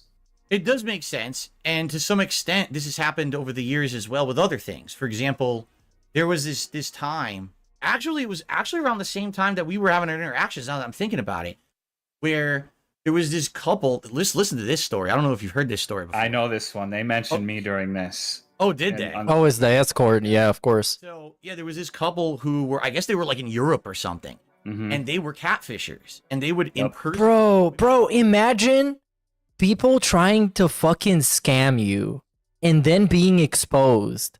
And you not even being curious enough to actually look up what they were trying to do, who they were, what they were doing, all that shit. If you have all this information. So it's either he did it and he's pretending not to know stuff, or he just never cared. He's just glad that problem was gone. On the internet and pretend to be escorts, and they would create these giant... Yeah, I'm gonna speed this up. This shit. And attempt to extort them and try to get like money out of them and shit. And they tried to do this to me apparently, but it didn't work on me because I was already so hated on the internet and shit. I didn't care about my reputation or whatever. I just told everyone, listen, it's bullshit, right? I'm telling you it's bullshit. I don't have to tell you nothing else because it's all made up. It's all fantasy. Yeah, but you're a liar. You said this about a bunch of stuff that turned out to be true. And that's how I handled it, and no one really cared in my community, but it was my stalkerish style detractors who... Stalkerish style that helped you out? Who looked into the situation and found out who these people were and posted it up all over Kiwi Farms and exposed them. And, you know, so out of, you know, all these times that these people do these things. Because, bro, okay. And I like that he gave Kiwi Farms as an example, because if you listen to the other times he brings up Kiwi Farms, it's the worst place ever. And everybody on there wants him dead. But when he's explaining this, he makes the detractors pretty likable, because if what the framework that he's set up for the detractors is that they believe everything that makes Phil look bad. So in this case, it would be the best for the detractors to just go with the public story. Just go with it. DSP has an escort, and then just believe that because it makes him look bad, of course. So he's kind of like disproving himself, because his biggest stalkers, the most obsessed people over at Kiwi Farms, did the research and blew this whole thing wide open and proved that it was a bunch of bullshit. Right. So they are good? Question mark? Right. There are some times, absolutely, that good things come out of it. That was definitely one case. The Derek thing is definitely one case. But again, like, that's 2 drops in a bucket of, you know, shit. Like what? That they do. Is the champions? What about the champions? That it's like 2. That was true. And they did their research and investigation so well that once June the King put this in a video, DSP just felt cornered. It was over for him. And that investigation, that wasn't June's investigation. It was the trolls over at Kiwi Farms investigation. Positives out of 5 zillion negatives, and it's hard for me to really give credit with the other awful things they've said, they've done, they've heard. You know, again, the extent of it is so ridiculous. I don't want to talk about it because when you talk about it, you're giving them attention. That's what they want, right? Sure. But I hear what you're saying. Yes, in this case, these are situations where even though the intention was negative, something positive came out of it. And I think they should know that they should be credited with those times. But overall, does it justify their overall years of complete harassment and stalkerish behavior just because twice they got something that was like a positive out of it? I don't know. Like, I am thankful for the fact that they have exposed these things. Okay. Right? Okay. I'm going to interrupt you really quickly. There we go. DSP. Oh no, he bent the knee. He bent the knee. He thanked his trolls. Even if it was in the most roundabout way possible, he thanked his trolls. And yes, you're very correct, Epion in chat. Trolls pointed out the flaws in his bankruptcy docs. So he needed to resubmit them multiple times until he fixed the flaws. Because the initial filing is a fucking mess. The opposite part of this too, where when you do something good and people are like, oh man, Phil actually knocked it out of the park, you feel like they only focus on the negatives, right? Like they won't acknowledge when you do a good thing. So And subsequently, we come to find out that he just lied about it. He just lied about all of it. He committed bankruptcy fraud. And he actually even admitted that in a fucking video that's on his channel today. It's incredible. they would say the exact same thing about you. That you just, it's just like listening to the other side of the fucking argument right now for me. Mm-hmm. And you would say that, they would say that maybe Phil did good this time, that time, whatever, but does it justify like the WWE champions or whatever the fuck else they're mad about with you, excuse me. So I don't know, man. I don't know. You just got to give credit when credit's due, because you kind of expect to be commended when you do something good, right? Like you say, I'm sorry for this, I'm sorry for that, I made this mistake, that mistake, and I've gotten better. And if you can't have it just be a one-way thing, right? You can't expect people to just ignore all of your fuck-ups and only focus on commending you for the positives and not give the other side the same courtesy, yeah? Yeah, I think, all right, how about this? Because I think someone in the chat just said it in a good way. Expecting Phil to worship people who hate him is unreasonable. I agree with that statement, but that's not what... Worship? And he thought this was a good comment? Expecting Phil to worship people? Are you serious? Who does this make sense for? It's ridiculous. Tolo is saying. He's not saying worship the people. He's saying give credit where credit is due, right? And in this case, in those particular situations, yes, I think credit is due. But I also, the reason that I don't give credit is because I have all the other shit going on at the same time. That's why. You know, it would be one thing if I hadn't had years of systematic harassment, my family members, my business, all stalked, all being hurt constantly behind the scenes. Then I probably would be more open, right? And that's what it is like now I've been on the defensive for so goddamn long. But that's why, Tolo, I really appreciate you being honest in our interview today. Because this is the kind of shit I need to hear. This is the shit I don't hear. And what? I need to hear. Really? But he didn't even say anything new. He didn't say anything different, innovative. He just said a bunch of stuff the troll's been saying a long time. And DSP has seen it 100%. Go ahead. Let's do this then. Are you willing to thank people for taking care of the Derek situation and taking care of the catfishing situation? You're not busy now. We're having this conversation. So are you comfortable saying that? I'm not asking you to worship people. You don't have to like them.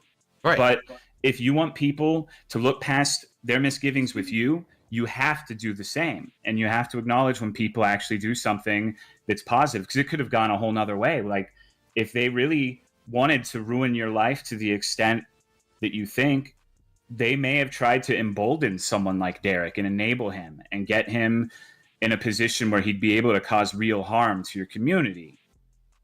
But they didn't. Mm-hmm. That makes sense, right?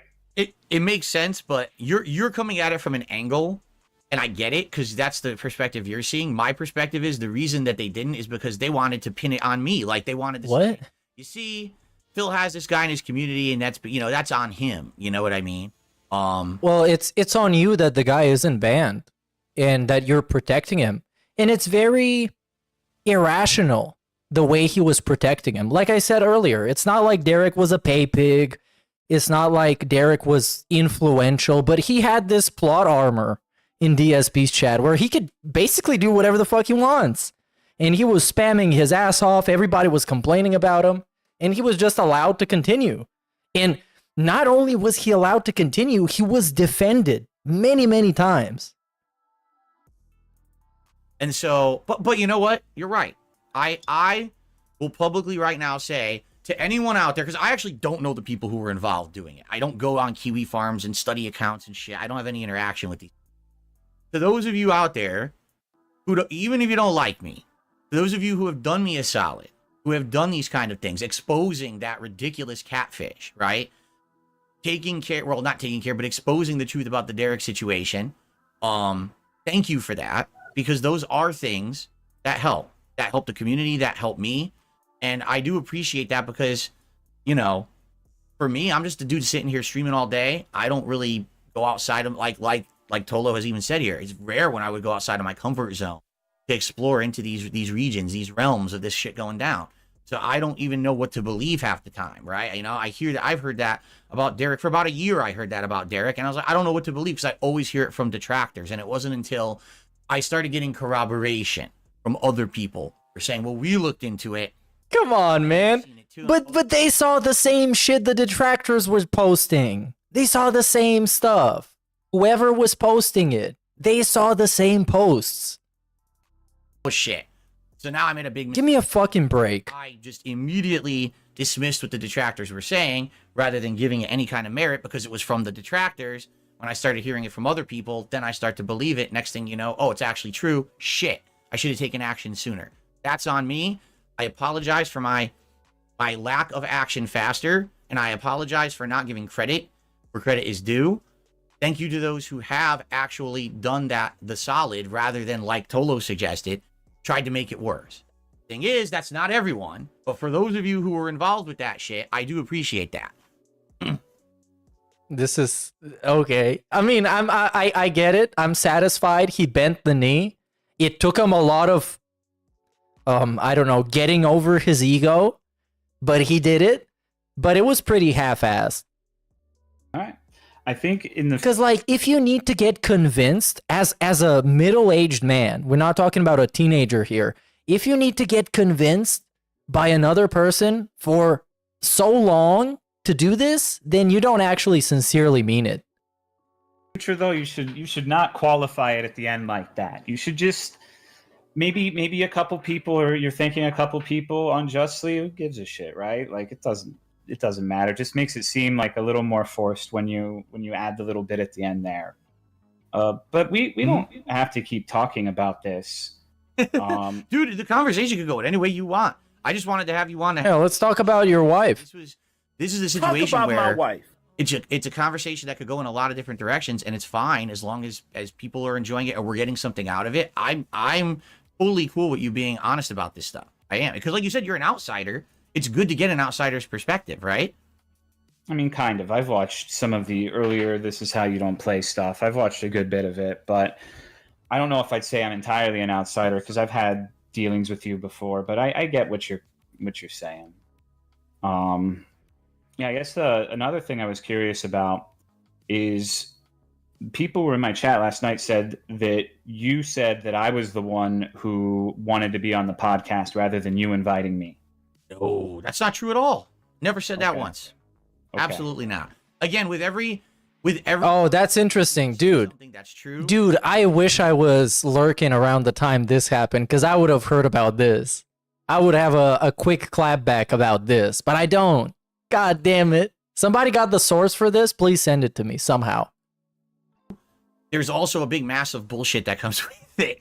And so you got to kind of like pick through the shit to get to the nugget with these people.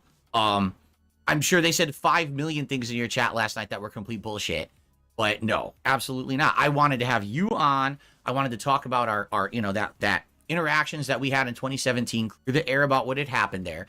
To be fair, I had completely forgotten about the comments that I had made about you in Monster Hunter World. So I'm glad that that's been cleared up now, because now I remember, right? And this is not me trying to get you on here to make my image look better. Yeah, it is. Shits about that. Yeah, it is. It's just having a real conversation with someone. Yeah, it's a redemption interview.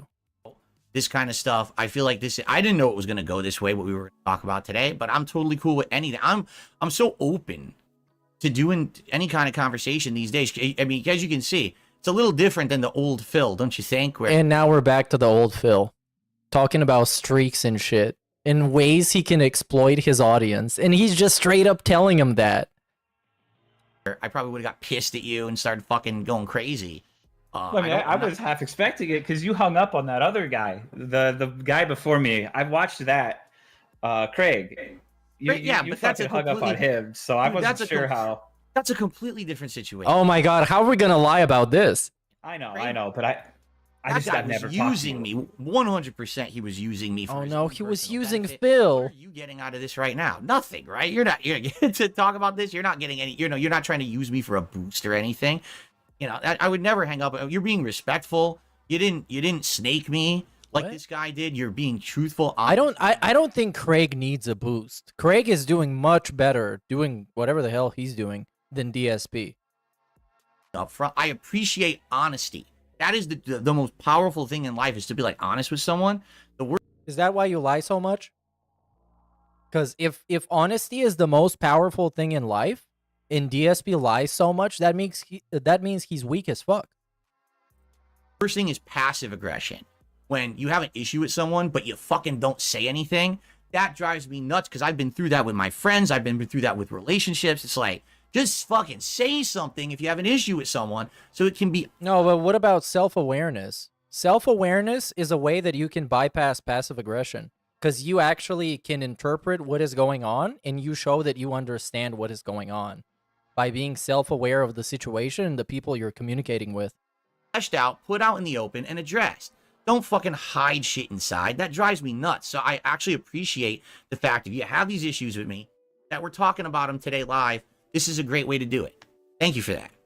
Sure. Of course. Yeah, I had no idea what this was going to be like either, because like I said, I've never talked to you like this. You've been in my chat, and I've responded to your messages in chat, but I don't know if I'm going to bring something up that's verboten and you're gonna lean in, manual ban me from the podcast, right? You're not gonna, dude. Again, this is what happens. People like build it up, like my okay. I don't know if I should say my detractors, but my trolls, I guess, is a better word. What is the difference between a detractor and a troll, and what do these two terms actually even mean? Like the worst, but the trolls will always go and say, Phil's gonna do this, Phil's gonna do that, Phil's gonna do that. Phil's never gonna do any of the shit they say. That's the straw man that they've created around the argument of who I am. You know, it's not who I am. That's what they want to portray me as. Because if I am that villain, now they have content. Now they can put out videos about it. Bro, the one solitary reason why there's so many people making fun of you, making content out of you, is because you give them so many reasons to make content. You're so insufferable. You're such an asshole. You're so duplicitous. You're so fucking insincere and blatantly dishonest that it makes people want to shit on you just for the love of the game. Now they can do all this shit. Like, they're gonna spin this interview. Phil gets beat up by Tolo for an hour, and Phil takes it like a bitch. That's what that they're gonna... But you're taking it like a bitch, because you're a bitch. How else are you gonna take it? That's their video for tomorrow. Or yeah. You know? It's so stupid. Like, what the fuck are you talking about? No, it's two guys who are just talking, hashing it out. I'm appreciative of what you're saying. Hashing it out? Is this the purpose of the interview? To have a redemption with this guy? But that's how they'll spin it. That's exactly how they are, you know?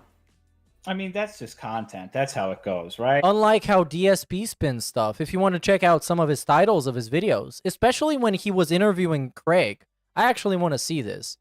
I want to see this to tell you exactly how DSP spins stuff. Let's go on videos. Oh my god. Okay, so Craig. Let's look up Craig. And we get it. Stuttering Craig's mask comes off. Craziest 2 minutes ever. You would think that this guy murdered somebody. Craziest 2 minutes ever. DSP decompresses after Stuttering Craig's appearance. Craig streams. Hate stream at the same time. Craig interview is a disaster. For him, yeah, that's DSP doesn't spin stuff at all. Like, I think as long as they're not trying to do anything that invades your personal life, I think that they should be able to make and spin their little videos. It's funny sometimes, right? I appreciate the humor of it, but where it gets dangerous, okay, is when some of these people are saying shit. Like, for example, this just happened a couple weeks ago, okay? I was on my podcast talking about, you know, like a CEO of a company laying off a bunch of employees, and I'm like, that shouldn't happen. What should happen is the CEO is the one who screwed up. He should be fired, and he should be thrown out of the building, and they should take a box of all his belongings and, like, shoot it into the street. Like, comedically, like a cartoon or something, or like a 1980s movie, someone getting fired, right? One of my detractors actually makes a video. Phil said that the CEO should be shot in the middle of the street. He's inciting violence. What? Wait, was this a hate army video? Hold on. Cause he got those titles. Hold on. Let's look up CEO. DSP makes excuses for Unity CEO. DSP pretends to like Fall Guys so he can slam Epic Tim Sweeney for layoffs. Yeah, I don't see it. I don't see it. Oh, yeah, it's probably a Duty video. DSP loves Duty. Right? It's like, what? What are you talking about? That never happened. Now, the funny thing is you laugh at it, but then you realize there's but bro, that title exists just to trigger DSP. That's the whole point. Literally. Because Duty knows that DSP watches his fucking videos. They're going to believe that. And they're going to think that I'm inciting violence. And like, you're taking the bait, you fucking moron. Guy actually had a call to action in the description of his video to try to get people to flag my fucking video and get my channel taken down for it, even though I never did it. And that's where it goes to the extreme, the harmful level, right? When you actually take a funny meme or whatever and you push it to the... What is harmful? People didn't watch the video and didn't see that DSP did not say anybody should be shot? Or you're actually trying to hurt someone in their business. I can't stand for that shit. You know, Sure. That's when I got to call it out. Sure. But it's like I said earlier, though, like I think if you got more comfortable with laughing at yourself earlier on, I don't think it would have, maybe it would. I don't know. It's a hypothetical. But I don't know, man. Just you need to roll with the jokes more. I think the idea of you shooting a CEO in the middle of the street is pretty funny. Maybe you don't, but no. Dude, again, I'm getting older. I can't have anyone thinking that I'm gonna be beating people up and threatening people. Who I'm gives so a past that shit? Like, come on. No, Like, dude, you say that, but you understand that like these people actually try to get me into trouble. Like they'll get my channel suspended, saying that I did something I didn't do. But I thought on YouTube there was no problems like this because this only happened on Twitch. And then if it gets suspended, I can't help me understand. Support my family. You know, I'm married. I understand that. You should get a job. You're If you're really so concerned about supporting your family, please get a job. Please. initial thing is like you don't want people thinking that way about you. I don't think people should flag you or whatever unless it's deserved. Like I think the instances we spoke about earlier where you said a slur and like bullied someone based on appearance, I feel like that's distinctly your fault. It maybe you could say it was an overreaction, but anyone on Twitch who would say that word, even referentially, pretty good chance of being banned for a certain period of time, suspended. I don't know, man. I just think, I don't know. You just need to learn to laugh about yourself a little more. Like there was a time where if I brought up the Final Fantasy video, you would not be smiling. You would not be smiling at all, right? Dude, you're right. And like I said, I have fessed up. I've changed a lot over the years. I have fessed up. This fessing up, I love the fessing up. Because it was always forced. Somebody forced him to fess up because he was cornered. And his fessing up is kind of like your regular YouTuber apology video, where they don't exactly say what they did, but they just want you to know that they're really sorry and they've changed, even though they don't say what they did. But it was really bad, you guys, but they don't say what they did. What do you fess up to, Phil? Just tell me, itemize it, break it down for me. About that shit, I watch it myself, I laugh at it myself. You know, it's stupid. My stupid old, I'm better than you. He still is. Criticize me, big ego, right? Giant ego that I had back then. in my earlier days as a YouTuber, and to some extent, you know, I would say upwards until around that time, around 2017. Is it not ego to expect people to give you $15,000 so you can play a random video game that is in no way special or unique for you specifically? When I became I think that's pretty egotistical. A live streamer, and I started having these interactions with my audience, and having conversations, instead of me talking to the wall or to the camera, I'm talking to real people now, right? And now I get feedback, I get criticism, and people, you know, now wait a minute, okay, I need to roll with this shit. I do. I need to be more open to this stuff or whatever. I agree with you there, but the slippery slope there is then just being okay with everything, and then people will just literally say and do anything to get a rise, and next thing you know, everyone on the internet thinks you're you know, a piece of shit for things you literally didn't do. And that's the extent that it's gone to for me, and that's the perspective that I'm coming from, is trying to recover. You know, now I'm trying to do better. I'm trying to make amends for the things I've done wrong in the past. I'm trying to be a better person. But then to them, it's like, well, yeah, I'm not buying this. Move the goalpost further. Move the goalpost further, because we need the content. There was someone just a few weeks ago. They actually revealed, stupidly, I don't know why they did this. This is really dumb. They opened up their YouTube revenue. It's a detractor of mine. Oh yeah, it's duty. Revealed that on a slow month, they make $5,000 a month on hateful videos on me. Okay, and they probably make like upwards. If you didn't give them material to make hateful videos on you, they just wouldn't work, and people in the comments would be complaining that the videos are a nothing burger, and they wouldn't get any views, and the guy would just fall off. If you would stop giving him material to hate on you for.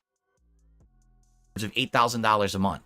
And it's like, so you have incentive to keep making me the villain. Like, even if I were to improve and I were to laugh at all the jokes about me and all the memes, and I were to do all this, then there would be no content. It would be the worst. It would be like LOLcow Live. Manufactured LOLcow content, which is the worst. The milk isn't the same. It doesn't taste the same. The consistency and the texture isn't the same. It's not sincere. And then you lose the audience. But you didn't do that because you're still a fucking LOLcow, buddy. Shit to improve. You wouldn't care because you have incentive to still make me the bad person because you make money on it.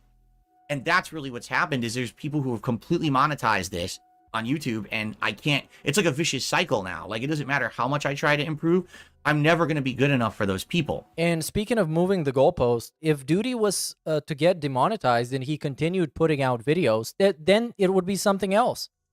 It would be a different reason. So it would never end. So those kind of people, I have to call out. I have to be like, listen, I get the joke, but at the same time, you can't just say this fucked up stuff about me constantly. You're hurting my business. You're trying to get me shut down on YouTube. What did you do about it? That's at least my perspective from that situation. But I agree with you. I'm doing my best to be better. And like you said, I don't care about those videos anymore. The Final Fantasy video, this is how you don't play. I've watched them back and laughed my ass off at myself because of the way I used to be. And, you know. Oh, yeah, that's also a good point, Whip. He tried to do the same thing with the reacts. It was someone else's video as he was sitting there and being quiet. And he got super chats and tips and memberships for that. Actually, he begged for them a lot. And he got ad revenue for that. How is that fair? Like you said, that was the golden days of content, right? The dumb, poorly cooking with the king and shit, and me acting like a moron. So, do you have any aspirations to have any more people on this stream? Because I have a recommendation for the next collab. Yeah, dude, I am looking for a lot of different stuff. I'm looking to branch out and do all kinds of stuff. Well, who's your recommendation? Do you know who King Cobra JFS is? Yeah, that's not going to happen. I've actually, the reason I know of him... The funniest thing about this interview is the fact that Ptolemy almost immediately took control of the interview because Phil sucks at hosting. Yeah, right? It's Ptolomeo is just giving it a direction. Because otherwise they would just talk about DSP and how much he's improved. Is because I have a Clips React show, and people have submitted clips of him to the show, and I've watched them, and I've seen his snail sandwiches and shit that he does. Yeah. Can you fucking imagine a duo cooking stream with him? That would be the best shit ever. Yeah, don't give him good ideas for content. He's not prone to taking those. Imagine how much grease is going to go in that toilet. Oh. Oh, my Lord. Oh, man. I'm actually looking, I've been in talks with Wings of Redemption, I've been in talks with Boogie. I've been in talks with a few different people. Yeah, it's gonna be a lolcow support group. It's like, hey, Boogie, so tell me how much your trolls have fucked with your life, and I'll tell you about how much they fucked with mine. About possibly having appearances on here. You know, I'm working on stuff, but I don't have anything confirmed yet. Boogie, come on, man. What the fuck? No, dude, I know. Here's the thing, like, I'm not involved with this shit. Like, everyone else has done it, right? Everyone else has done a video on this guy and talked about this shit going on. It's just so, like, this shit is just so fucking outside of the sphere of the shit that I care about. Yeah, but you tried. You tried to get him on before that, too. For DSP Asks It, right? Right after the Craig interview. You tried to get him on. You actually did. Right? But I mean, obviously the guy's fucking heinous. He lied to me about it too. Like we had DMs at the time. Like when he had first said he had cancer, I actually had DM'd him on Twitter and I was like, dude, I wish you the best. So sorry to hear this. And he lied to me about it too. You know, he was literally did the rounds, lied to everyone about it, acted like it was real. So. Oh yeah. I mean, I think it'd be pretty funny if you boxed Boogie. I think that's what the people want. Oh, boxing is so stupid. Oh, come on, dude. There's no... Listen, stuff on the internet is stuff on the internet. When you're crossing over to the dumbass realm of this fucking... I'll call boxing and shit. That is so dumb. That's like the lowest common denominator of shit. You know, and quite frankly, he's not going to take his... someone like him never takes it seriously. He didn't. You know, the first fight with Wings, he didn't take seriously. It's just dumb. I'm not out to fight people. I'm out... as I've been saying... I'm out to build bridges now. Oh, yeah. All the bridges that he built since then. All of them. All 0 of them. I've done. I want to make up for that. I want to... Super impressive. I understand the appeal of seeing this boxing shit, but I want to mellow out when I get older. I don't want to be the guy who's a fucking, wants to beat up and shit and make threats, But you're doing it for content, man. You're not doing it because you want to beat somebody up. I mean, in this instance, it would be agreed upon, but yeah, I guess so. I mean, Boogie he doesn't care about anything. He just likes his name being mentioned, so it wouldn't matter one way or another with him. There'd be no real catharsis. Yeah, that's true. But yeah. I think the Wings of Redemption interview would be great because this is a guy who a lot of people have compared us over the years. We're both gaming content creators. We've never really spoken together. We never actually. Now think about it. We've literally, just like with me and you right now, I've never spoken to the man. Not once. It's always been like maybe a DM here or clapping back on a stream here. And just to have that conversation and see where it goes, I think would be fascinating. So. Yeah. Aren't you both big into the Souls games? I don't know what he's into. Like I said, I really don't follow a lot of other content creators. So I quite frankly don't know what he's into. Everyone always says that I should 1v1 him on Bog in Call of Duty because that's the meme of the big money match or big hype thing that he did ages ago and he lost live on stream and then he rage quit the stream or whatever. Yeah. And people, it's hilarious. People have actually said that watching his gameplay versus mine, they think I'm better than him at Call of Duty. I don't think it's a meme. I think people believe it too. I'm like, I don't know.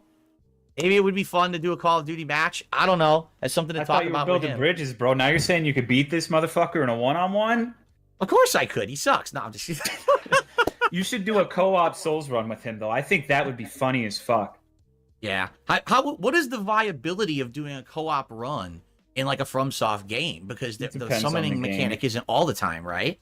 I mean, for Elden Ring, I believe there's a mod that lets you do seamless co-op and just play through the entire thing, but it can be a pain in the ass for some of the other ones. Yeah.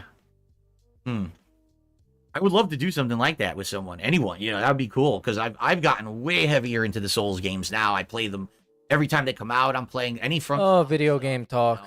Whole thing to make it more challenging, and I still really didn't have much difficulty except for the last guy. Radon, of course, was ridiculous, but yeah, everyone was mad about that one. It was pretty funny. I liked it. I think I was in the minority though. Yeah, he was tough, but you know what? I like bosses that are tough but fair, and in that case, that's a boss that's just like fucking really tough. But I felt like it was a fair fight. Once you learned everything, you were down to the kick. Yeah, I watched him fight Radon. It was miserable. There's some other fights that are just... It was expectedly miserable. Broken shit, and those are the ones I don't like. Gimmick fights and stupid shit, but that was a fair but tough fight, and I beat it legit, I didn't cheese him with some kind of a broken build or whatever, and people were like, oh, so this isn't fun anymore. I'm like, well, That's what happens. You don't have, you should just stop worrying about whether someone thinks you cheesed it or not. Because Elden Ring, my first Elden Ring playthrough and my only playthrough of the main game I did on stream, I never leveled up. I just went through level 1 and speed all bosses level 1. Took for fucking ever. But it's like you're using square off. You cheated. You're cheesing the game. And it's like, dude, maybe I am. But you're not. The point is, like, who gives a fuck? You're never going to be able to actually please people who are that way. You're right. So you just gotta play the way you want to play. Oh, and DSP about to make him about himself again. That's a great moment. I very much know that from experience now, because, you know, at first that's what it was. Oh, you suck, get better. So you get better. Oh, well, now you're not, this isn't entertaining anymore. So you wanted me to suck? No, but he was never really, like, good at those games. Like, I don't get it. And then you do the build. Oh, that build's cheap. I think it's funnier when someone's bad at those games, personally. Sure, absolutely. I agree with you. And you know, but then they asked me to play them all, so then I'm eventually, of course, I'm gonna get better at them, right? You know, and what are you gonna do? And then you use a build. Oh, well, that build's cheap. Okay, I'm gonna purposely change my build now because you said that's cheap. Oh, well, this build is cheap too. It's like, fuck off. At this point, it's like I'm just gonna play the game, and you know, you're never gonna be happy. The goalposts will never stop being moved. So sure. I mean, that's not a you thing, though. That's just how people who watch Soul streams are, in a broad sense. So I wouldn't be too burnt up about that. It doesn't matter who you are; they'll get mad at you for playing the way they're not, or a way they're not playing. Sure. So I had a great time with you. We're getting to the end of our time. I told you it would be about 90 minutes, and I don't want to keep you too long. Sure. Is there anything particularly you'd like to talk about here at the end? Or what I'd like to do is, obviously, I want people to know about you and what kind of content you make over on Twitch. You want to talk about that at all?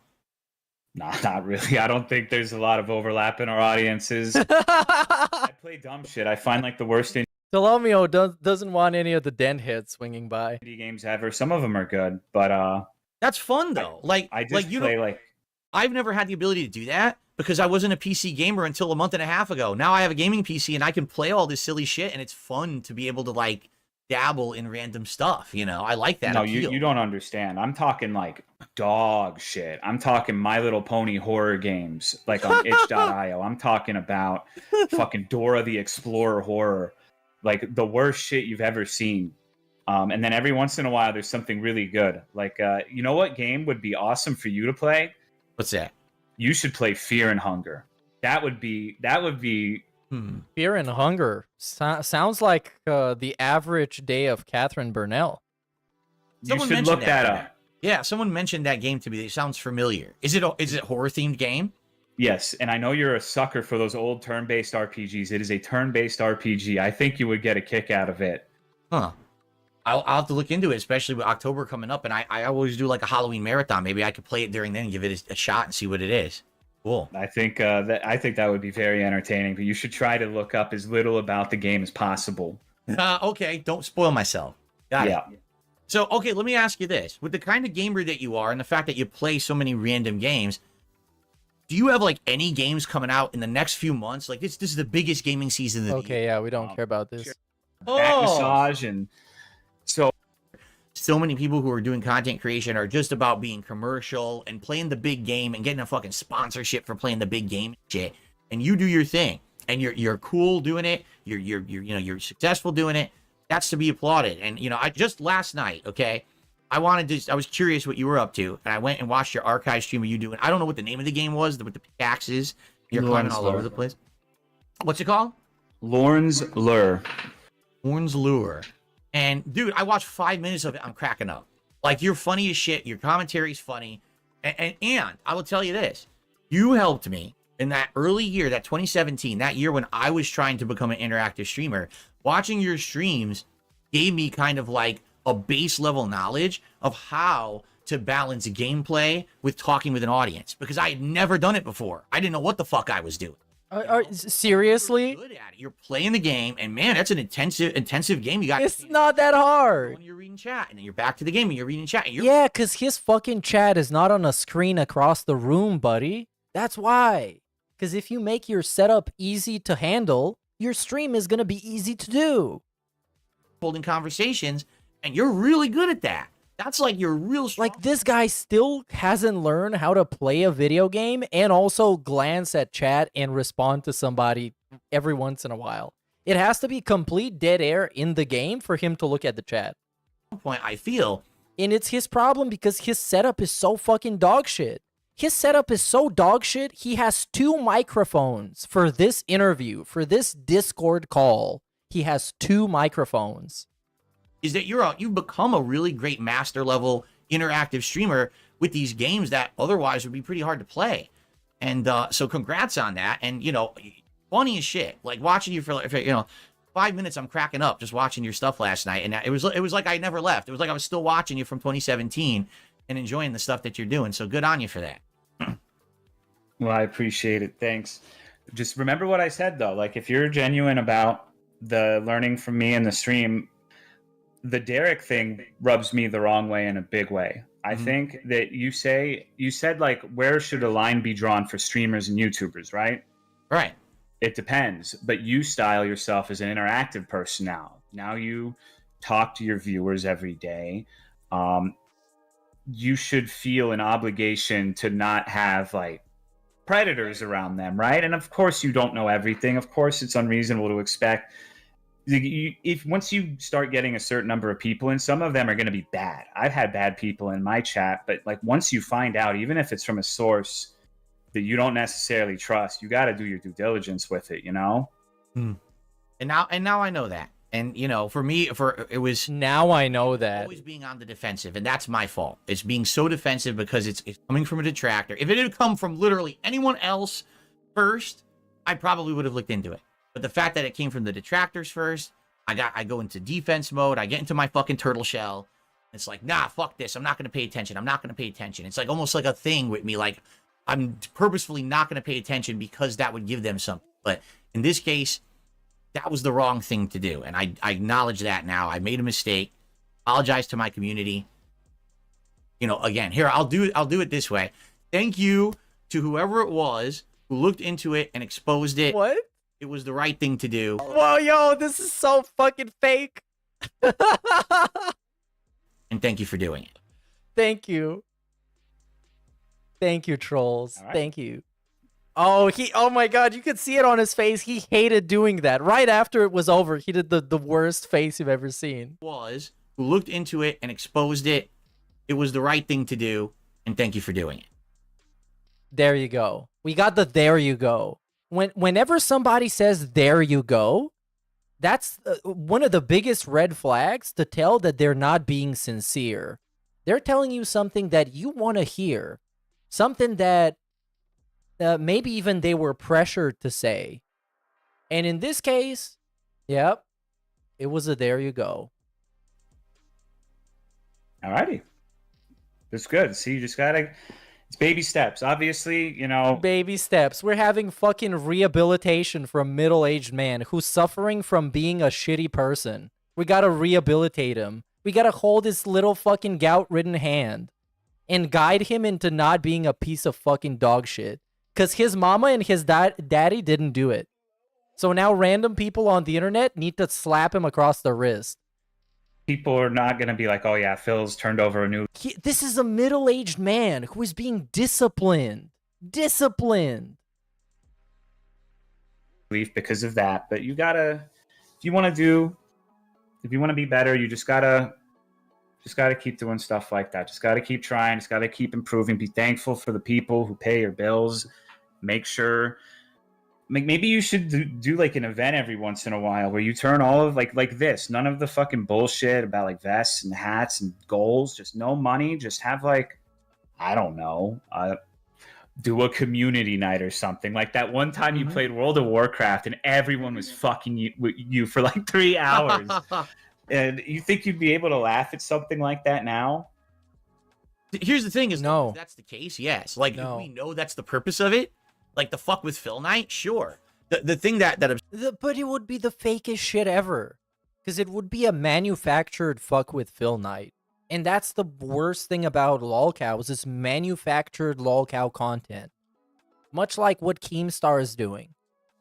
upset me about that because it was a event where people had paid to see it happen. If I remember, maybe I'm misremembering, but I think what it was like early on in my Patreon, and it was a goal where people had pledged they want to see me play World of Warcraft seriously. It wasn't like fuck with Phil. It was like, we want to see Phil enjoy an MMO. For what? For 2 hours? How are you going to play World of Warcraft seriously for 2 hours? What are you going to do? What are you actually going to do for 2 hours? Do like 5 quests?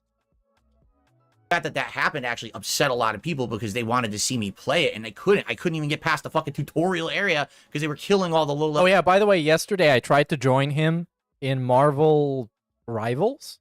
Let's say Marvel Rivals. I tried to join him, but his lobby was locked. Would have been very cool.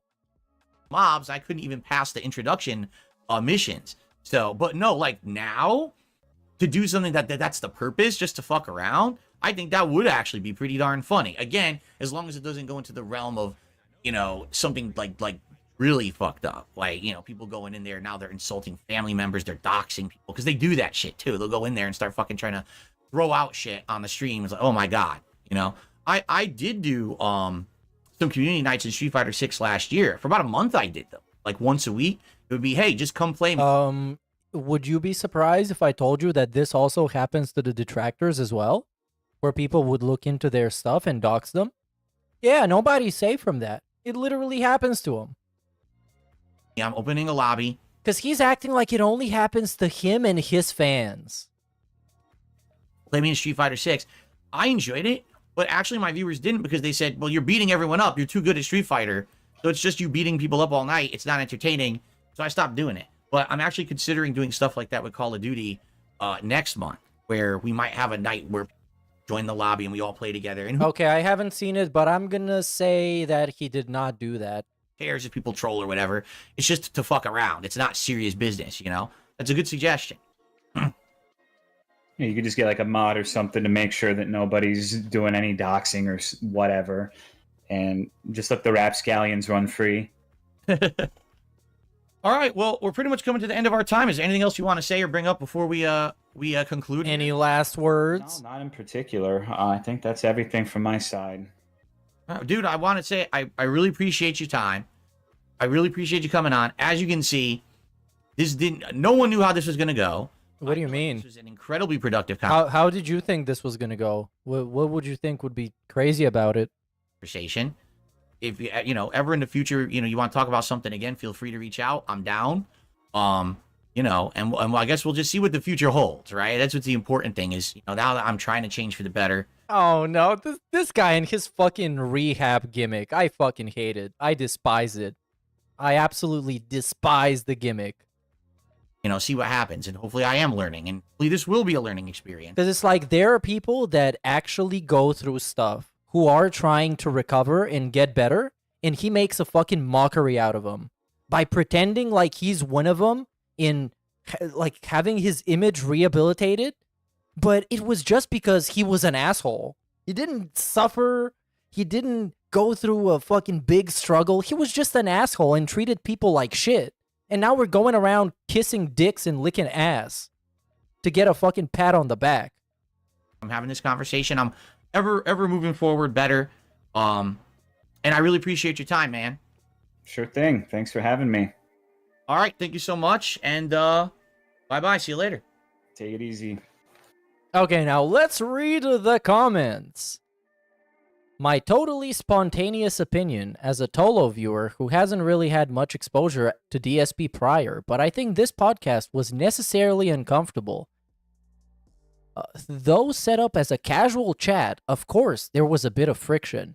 Neither have interacted in years, but they've been eyeing each other's content quietly every once in a while. Whoa, oh my god! Do I have TTS on this? Oh my god, I'm not gonna read all this. Dude, I'm running this through like Google Translate or something. Fuck this. Fuck this, actually. God damn it. Oh yeah, and text exceeds 3,900 character limit. Okay, just read this on your own time. Fuck this fucking novel. My feedback. There's a 4-hour documentary about Phil. There's enough content online about Phil. The topic of discussion in interview is about Phil. Would actually prefer an agenda and more structured approach. Tolo sounds like he's a Souls veteran, so maybe discuss the From Software and other Souls-like games, the recent Wukong release, or gaming industry. But no, let's keep talking about Phil. I mean, like, what the fuck did you think it was gonna be? This guy cannot not talk about himself. He's obsessed with talking about himself and his image and his ego. This is all a temple to him. This channel is not about video games. It's about Phil. It's a temple to praise Darkside Phil. It's a shrine to Phil Burnell. It's fine that Tolomeo disagrees with Phil and has a different perspective, but he can't dictate how Phil is supposed to feel. That's absurd. They're different people, and it's not that easy to control how someone reacts or feels about something.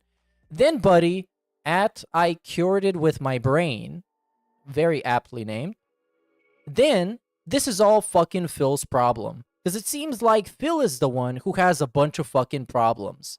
And it seems like Phil is the one who's a fucking liar. He's a quote-unquote fallible human and all that other shit. So yeah, that seems like it's his fucking problem, how he acts and how he behaves. And it's a prime example that he's having somebody on his fucking show to have a redemption with them and kiss their ass and glaze them in the hopes that this guy is going to come back to liking him. Yeah, that speaks for itself. It's important to remember you're not a criminal walking among saints. We've all done and said stupid shit we ended up regretting. It's just that most of us don't broadcast it. Carry on, King. This is one of the craziest mentalities that I've seen around DSP fans. Acting like DSP, this dude, he's not a fucking like actual offending criminal. He's not a, well, if we don't count the bankruptcy fraud, that's pretty much a crime. And maybe he's committed some minor crimes. Right. But he's not a fucking murderer, pedophile, whatever. And people don't treat him as such. So I don't understand this whole thing. It's like we're talking about DSP being some kind of a fucking I don't even know. I don't even know.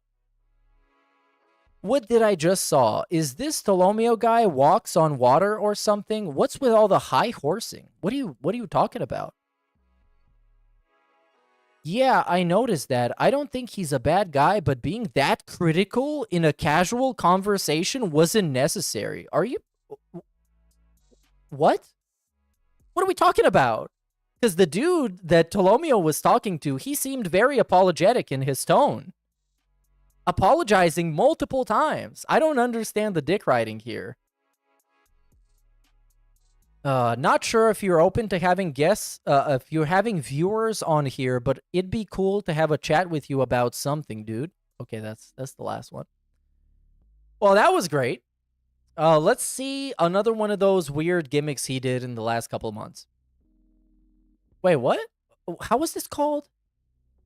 Tolomeo hard presses DSP on his handling of that person.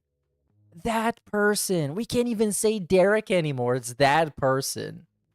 Yo. I don't even fucking know, man. This guy's a fucking freak. He's so freaky. What else should I watch, you guys? Give me a quick suggestion that's gonna take approximately an hour. Actually, under an hour. Let's see what we got. Relatively recently.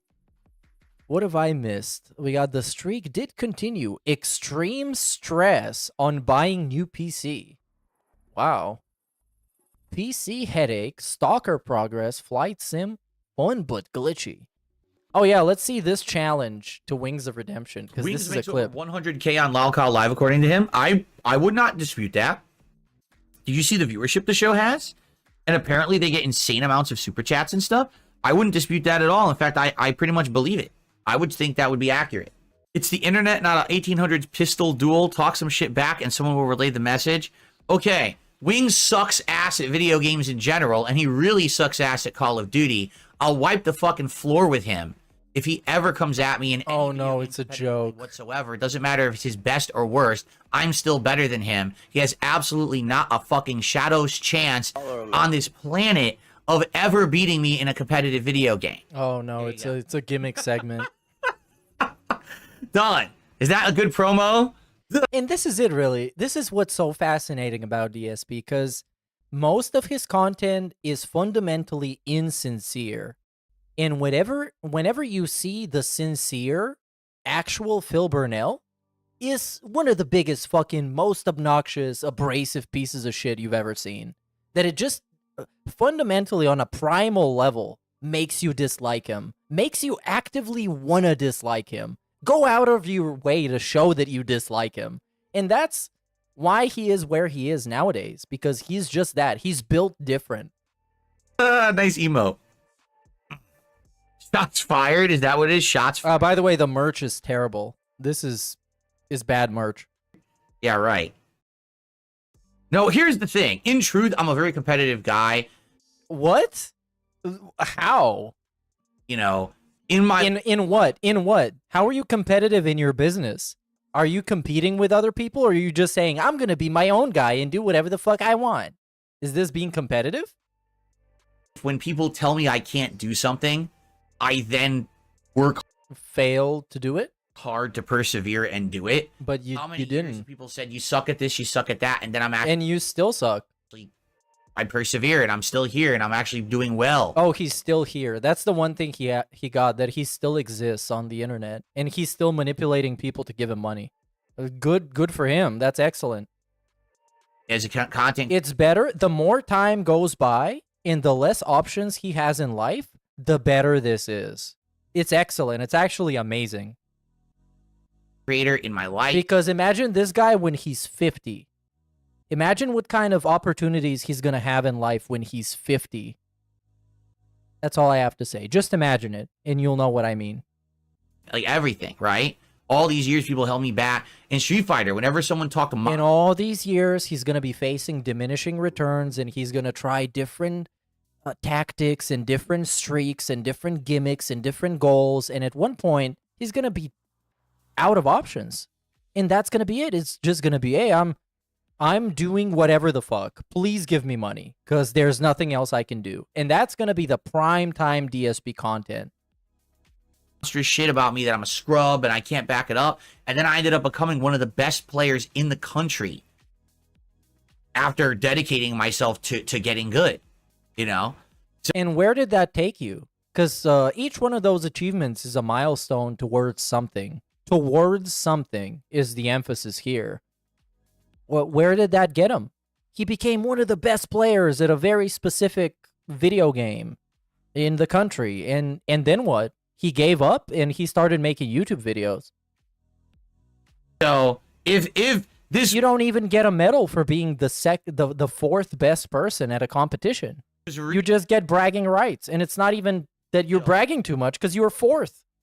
And Wings actually seriously thought that, like, he'd be like, oh, yeah, let's challenge Phil. I'll easily beat him. Dude, this is just going to be a redo of the last time that he did this. He's going to...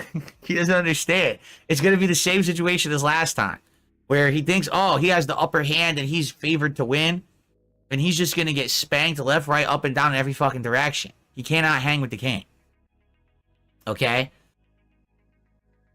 Oh, and there we go. Yeah, let's move on from this one. This was clickbait, basically, because we had it was a parody segment. It was a joke segment. So yeah, Black Friday ops DS politics in day off tomorrow. I'm not interested. Let's see something with a couple more views. Oh, is this it? I don't want to watch him assemble a PC.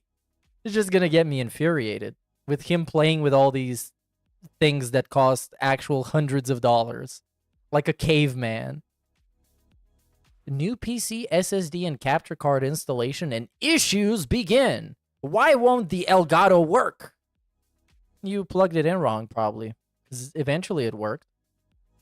New Skytech capture / streaming PC. I didn't know they had dedicated streaming PCs. That must be another gimmick. 2 PCs and fancy lights. Let's see what this is about. Oh, is this the one where we're gonna get this? Oh yeah, it's the one where we get all the nice images from. Him being a caveman, monkey man. Yeah, it's this one where he looks at the camera with the brain dead expression on his face. Absolutely love him. Right. Pulling up your jammies. Hell yeah. That's more of a, I don't know how you would call those. Is that sweatpants? I would guess they're sweatpants. It's not exactly a tracksuit, but it's close enough. Oh my god, what is this fucking dog shit setup? There's so much garbage everywhere. Power cable. Very exciting, power cable. It's MTV Cribs, exactly. It's exactly what this is. Oh, I'm the Hunchback of Renton. Thanks for saying that. I appreciate it. I appreciate the second I step away from the stream and chat that people start insulting me. That's a really adult thing to do. Thank you.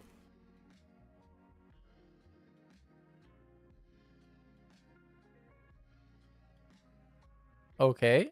And he is gone. And he's back. There we go. Yeah, this is going to be very boring. I'm going to change it in a second.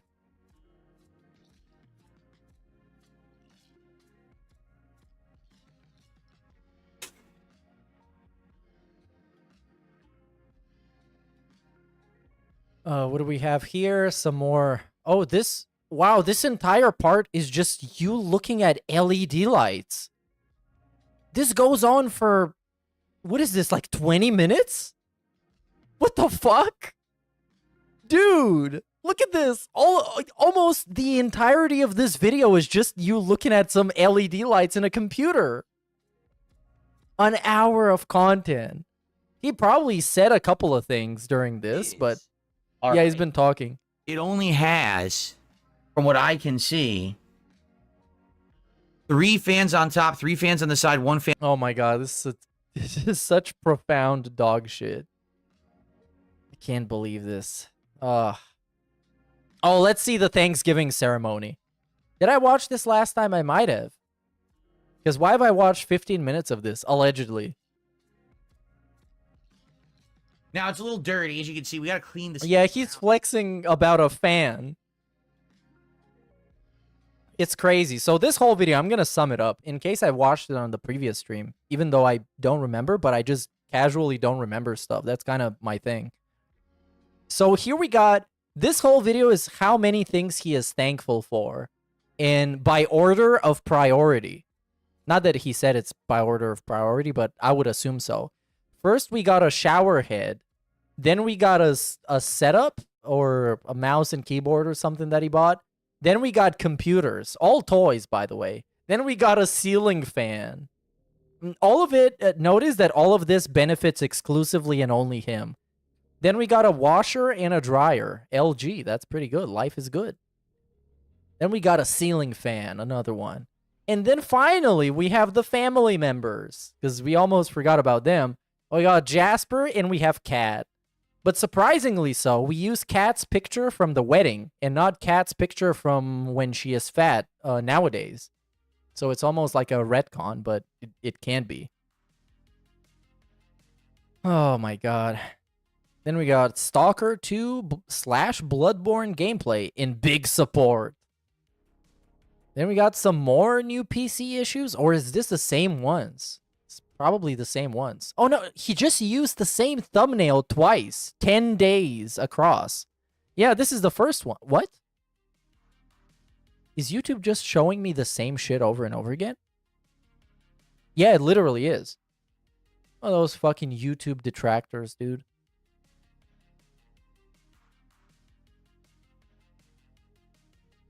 Okay, here we go. We got the streak did continue. Okay, so I saw this one. Review Tech USA loses his mind. Did I watch this? I watched this last stream. I definitely did. Because this was very juicy. Because I like shitting on both of them because they're both absolutely garbage. And I like both of them shitting on each other because they're both absolutely garbage. It's very entertaining. What do we have here? DS Politics is a huge success. He is wearing sunglasses. Wow, look at this guy being successful and shit. Amazing. Veilguard early thoughts. Let's hear what this guy has to say on Veilguard. And I've watched enough reviews on Veilguard to know pretty much exactly what the game is about and exactly how it plays. So let's hear how this has something to do with it. Hey everyone, Phil here with an exclusive video. I'm actually not even streaming right now, but I'm noticing more and more over the course of today as I've been playing Dragon Age The Veilguard, as you'll see some animations of right here. People kept coming to my stream literally throughout the 3+ hours I was playing, asking me, what do you think? What are your impressions? What do you think? What are your impressions? And normally I would do a segment like this on my podcast, but I'm not doing a podcast tomorrow. I'm busy. So what I'd like to do is a little mini video here to give you my thoughts. So at this point, I am now around 4 hours into Dragon Age The Veilguard. I'm playing it on the PS5 Pro at 4K, 60 frames per second, the Pro Boost mode. It runs gorgeously on the PS5 Pro. I haven't had any issues whatsoever with the graphics. Yeah, it should. That thing costs so much. Great. The detail is great. You know, it's just a gorgeous game on that setting specifically designed for the PlayStation 5 Pro. I don't know about any other versions of the game. I'm just giving you my firsthand experience. As for the story, yeah, I haven't watched any of his political bullshit because I'm boycotting it. Because I don't think such a fucking moron simpleton should be having a platform to discuss politics. And that's also the reason why I'm not discussing politics. And yeah, basically he's subhuman. He shouldn't have a right to discuss politics. Issues that actually affect people. People who actually work jobs, by the way, most of the time. So yeah, I don't want to hear this fucking man baby's thoughts on what is going on in his country. Or any country. Or anything.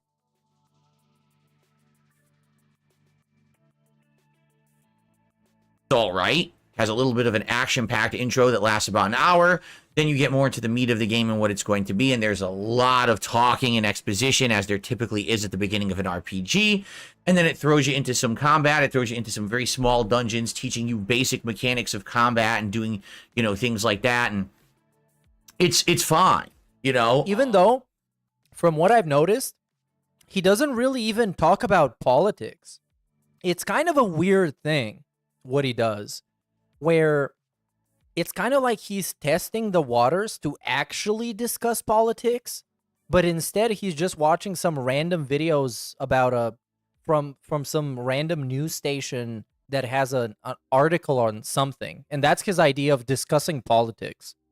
It's not overly boring and slow moving, but it's also not too much action and you don't know what's going on. It's kind of a good balance so far. The combat, which I think is going to be a major source of contention for everyone. I'm playing a mage, and with the mage, your goal is to stay ranged like all the time. Keep hitting them with projectiles, charge up your special moves, use your special moves, use your teammates' abilities to slow or, you know, keep the enemies away while you're pelting them. And then when you have like a max mana blast, you blast them back with that. I have a few spells that like freeze all the enemies and stuff like that. It's fine. Okay? So, I mean, overall, graphics are good. Story is fine. Gameplay is fine. All right? You might notice I'm not really saying too much about, oh, I'm blown away by this or I hate this. And honestly, that's because that's kind of my opinion about the game right now. It's just kind of all right. There are some references to previous Dragon Age games. I've already run into, you know what? Different characters from the previous Yeah, I want to, We I don't know want why one YouTube, type that's YouTube started being laggy as fuck, so it's hard to pause. But anyways, I see people pointing out the phrase right-wing grift in the chat, which I wanted to discuss a little bit. Because I think people are misusing the word grift in many ways nowadays. Because grifting is, everybody calls everything they don't like grifting, which I don't think is appropriate. It's kind of losing its meaning.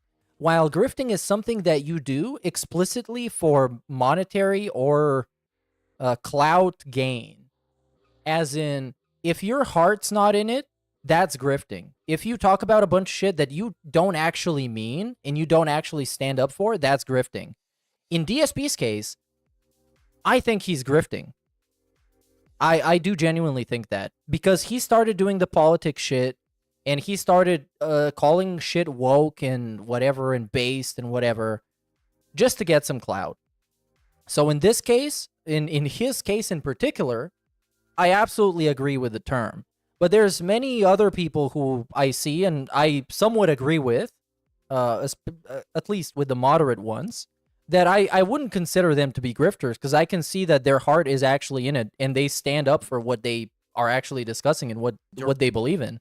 Directly from the previous games, we just... Because the word grift is commonly used to just disregard somebody, to label somebody as something, so you don't take what they say seriously, and you don't take them, you don't trust them further, which I think is pretty harmful. Because nowadays it's really easy to label people as something that is used to discredit them. And YouTube glitched again. There we go. Just don't know exactly how it ties into the plot yet. So if you're the fan of the previous Dragon Age games and you're like, gee, I wonder if this is just like a reboot, it's not. It's definitely a continuation of the plot from the older ones. But you also don't seem to need to have too much prerequisite knowledge about the previous games to really jump into this one. It's not super confusing or anything like that. Easy. It's pretty straightforward. There's some puzzles. There's some hidden things. A lot of looting, just like any of these action-based RPGs. Don't expect it to be more like a turn-based RPG. You know, Dragon Age Origins allowed you to kind of freeze time and tell each teammate what to do. Well, yes, you can open up a big menu and you can tell each teammate, use this ability, but it's not as strategic as all that like it was back then. It's much more like Inquisition, where it's more action-based, and most of the time your teammates will be doing whatever they want, and then when they have an ability charged up, then you'll tell them, okay, you freeze the enemy, you hit the enemy with the second attack, that creates an explosion that does like big damage. Yeah. And that's pretty much the extent of it so far. You know, I'm only 4 hours in. I'm going for like a frozen like ice / necromancer style build. And I'm only like 5 or 6 levels, so you can only pick one ability per level. So I'm leveling up in that direction, getting there.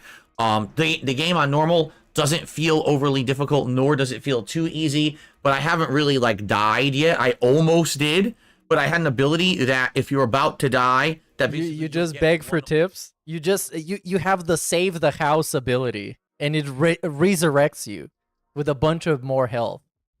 That's how it works. Auto heal, so it saved me and I didn't die because of that. Bosses, there's been a couple, but nothing too major or crazy. I mean, to be honest, I'm trying to be as open as I can. It's just not amazing, but it's not bad. It's just kind of middle of the road for me. And it's funny because I had a viewer who's been playing it way more than me. You know, I'm only like 4 hours in, and they've been playing it all week. They're like 20 hours in, and they're like, yeah, I'm 20 hours in, and that's pretty much how I feel. Like, there's nothing bad. There's nothing great. It's just kind of an RPG. If you like Dragon Age, you'll probably like it a little more because it ties into previous plots and themes, and some characters roll over. By the way, is it woke? Well, I'm 4 hours in. Nothing really has happened in that regard. There's been a couple of dialogue choices where you can... What do you mean to happen in that regard? Pick romance, and I didn't do it. This guy's the woke You're just starting detector. your adventure. Why are you trying to mack it to everyone right away? It wouldn't even make sense. Oh It's really my stupid those god. options are in that early. Anyway, you know, I'm used to like a game like Mass Effect, right? Knowing what the dialogue is in a game like this, like just to give you an idea, the dialogue in Dragon Age Veilguard is so fucking lobotomized. It's so embarrassing. It's so basic. It's like a child wrote it. And the relationships between characters and the dynamics between them and the way they speak is so infantile. It's so basic that in a dark fantasy franchise like Dragon Age, this would never fly. This is so immersion breaking. It's so destructive. It's absolutely abhorrent. Because it's like, it's a game, it's one of those games that is too terrified to risk somebody being, I don't want to say offended, but let's say irritated somehow.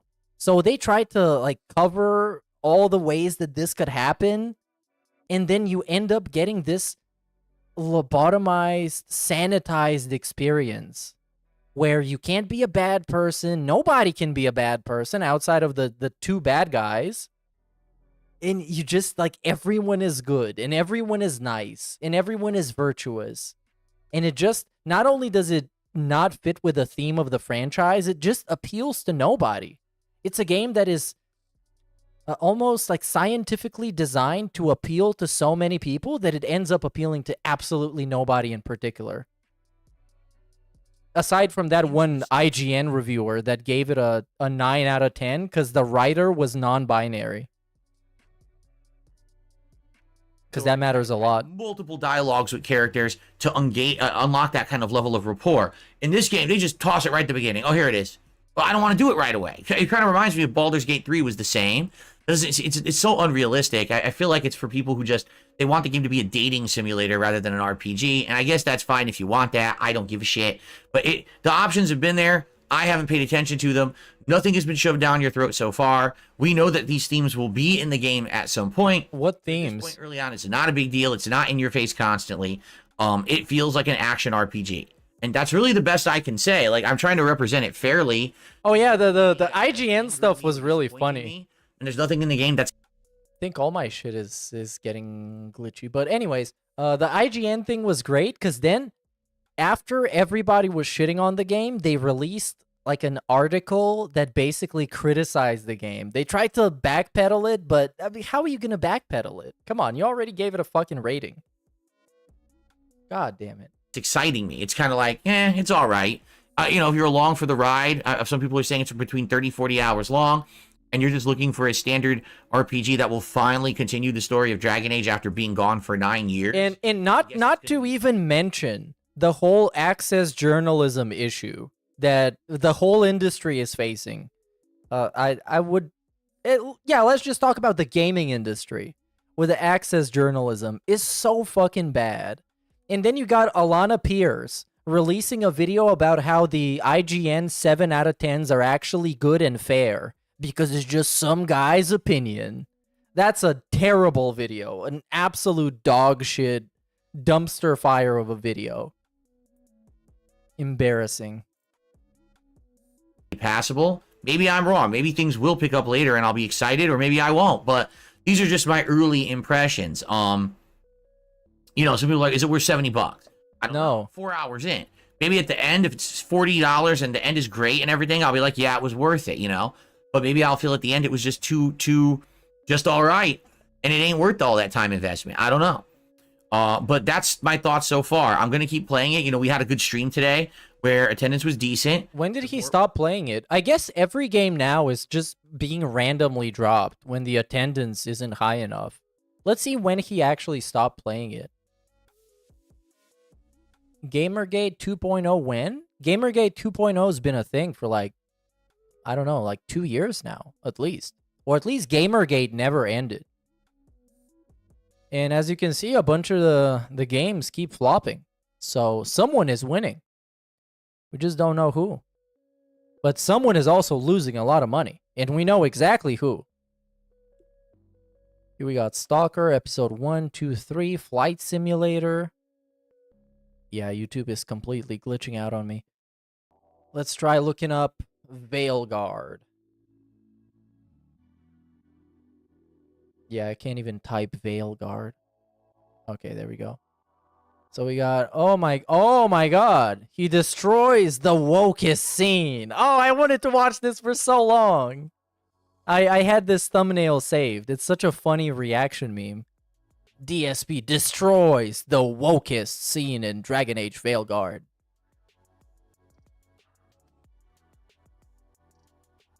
Okay. Huh? So what do you believe, right? Are we actually going to watch the scene? Oh, yeah, we will. Definitely has been discussed is the level of wokeness in the game. All right. Now, as I've explained, I don't mind having these kind of left-leaning liberal themes in video games. That's okay, as long as it's in line with the game and the universe and it makes sense. Playing Life is Strange, you expect it's going to be in it, right? Today I'm playing Life is Strange Double Exposure.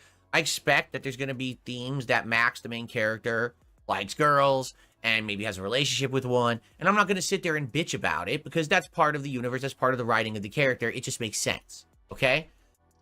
But for me, where I'm finding lots of issue in the modern day is when you have a game universe that previously was one thing or known to be one way, and now because they want to be in line with the times and what's hip and what's popular, and they want to have a social narrative so they can not just be a video game, but also be like, oh, we're so important to everyone out in culture now, that then they try to interject this kind of stuff into their game universe. All right? So here's the deal. We've been talking about this. Let's see what the deal is. It doesn't really bother me as long as it's done tastefully. So someone sent me this clip and said, Phil, here's what you got to do. All right, you ready? The Veilguard Woke Challenge. This clip, it's about 2 minutes long. Supposedly this clip is the most cringeworthy, worst part of Dragon Age Veilguard. All right? Like over the top, way. Oh my god, is it? Yeah, dude. Gonna make you vomit.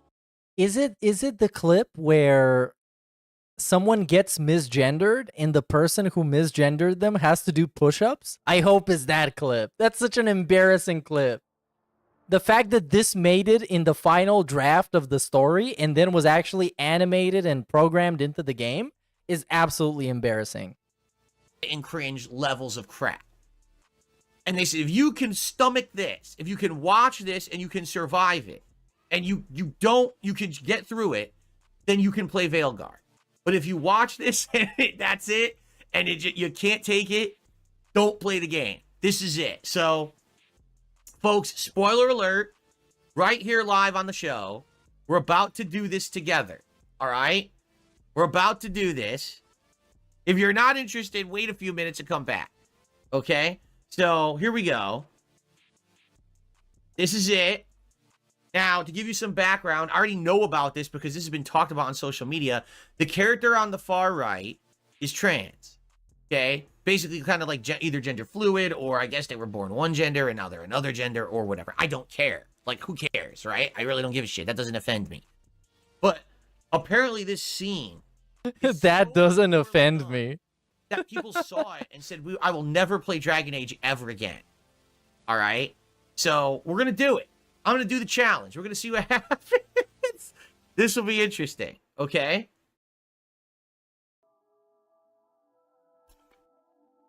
All right, are we ready? All right, hold on. Let me make sure I got my volume up here. I'm going to be able to hear it. Okay, we ready?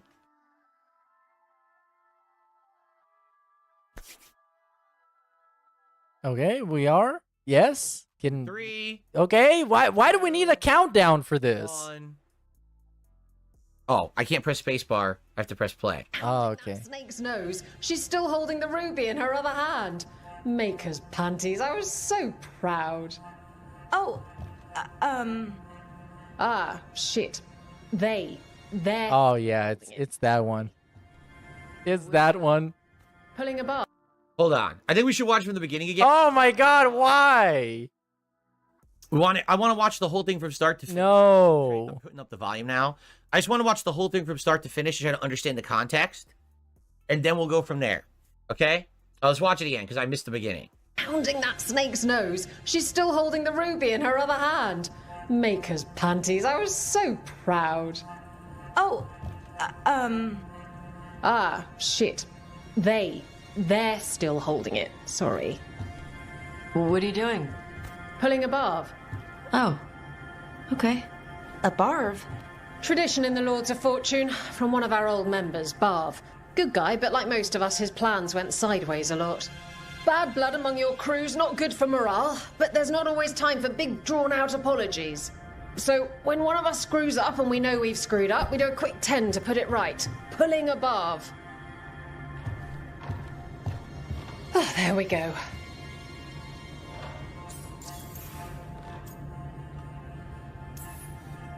I'm glad the Lords of Fortune have Tarsh's back. Oh, Tarsh isn't the first non-binary member of the Lords. Really? It was a little before your time, but Horlicks was one of ours. Huh. Bastard looked better than I did in a dress or pants. And out of them, too.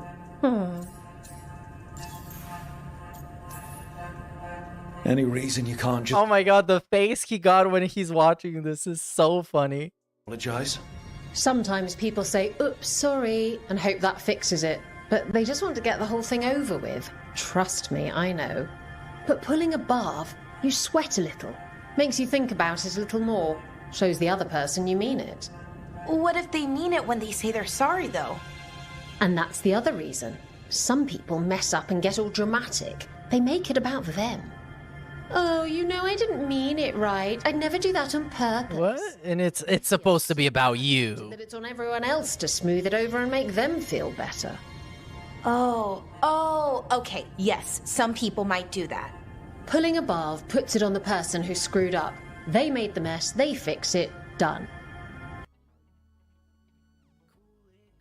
Okay, before he says something, which I don't know what he's going to say, I want to say something first, which is a big problem in today's age of writing in particular. And we're talking about songs, we're talking about movies, we're talking about video games, all the entertainment mediums. And the problem is subtlety. You can address complex themes. You can talk about gay people, trans people. You can talk about all kinds of societal issues. You can talk about them tastefully and effectively. No, not now. I'm going to replay this later. You can do this tastefully and effectively, but you need to be subtle with it. You can't just beat people over the head with dialogue that sounds like this. You can't make a story that comes across like this. That comes across as pandering, superficial, and basic as fuck. Because then people are going to laugh at you. And they're going to be defiant and resistant to what you're trying to say. You can do it subtly. Because many movies have, many songs and video games have had themes like this. That have talked about political issues, societal issues, actual serious topics. And you maybe didn't even notice it because it was subtle enough. It was subtle enough to the point where it made you think, it made you contemplate. But it didn't beat you over the head and tell you what is the right thing to do. And this is the big problem. And this is why so many games are fucking flopping. Because they get some brain-dead fucking retard who wants to see themselves in the game, who wants to be the main character, who wants to be the self-insert. And then they do it. And they get rejected. Because it's not subtle enough. It's over the top, it's superficial, it's basic as fuck, and it's stupid. There we go. That's all I had to say about it. Okay, resume? Please? No? No. Good thing we got like 15 more minutes. YouTube completely... What? Come on, dude. Oh, there we go. Okay, finally. I just want to... Let's see what this guy has to say about it. There's a lot of context here. If you guys don't know, do you know who that character is? That's Isabella.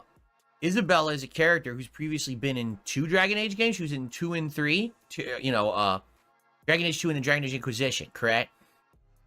So if you don't know who she is, her character previously in games, in this series, okay, is she was supposed to be like almost like a pirate, kind of, or a bandit, like a thief, like she would, from the shadows, come and get you from behind. That was her class. What do they call that?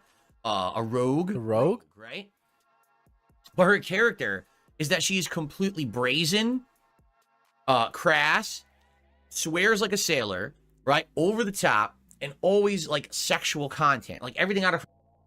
I agree with you, Biscuit, who says, cringe or not, I don't see why anyone would give a shit ultimately. And I will tell you why I give a shit about this stuff ultimately. It's because it feels intrusive. It feels like it's an out-of-place discussion for this universe and for this format that is not addressed with the necessary level of artistry and subtlety that it needs to be addressed so it can get people to think. It seems basic and rudimentary. And that's why it comes across as annoying to so many people, as if somebody is taking your hand and being like, okay, now sit down and let me tell you about this. And it feels condescending from someone, the writer of this story, who is not intelligent enough to execute it with the level of subtlety and artistry that it deserves for such a topic to be executed. That's why. Because they had...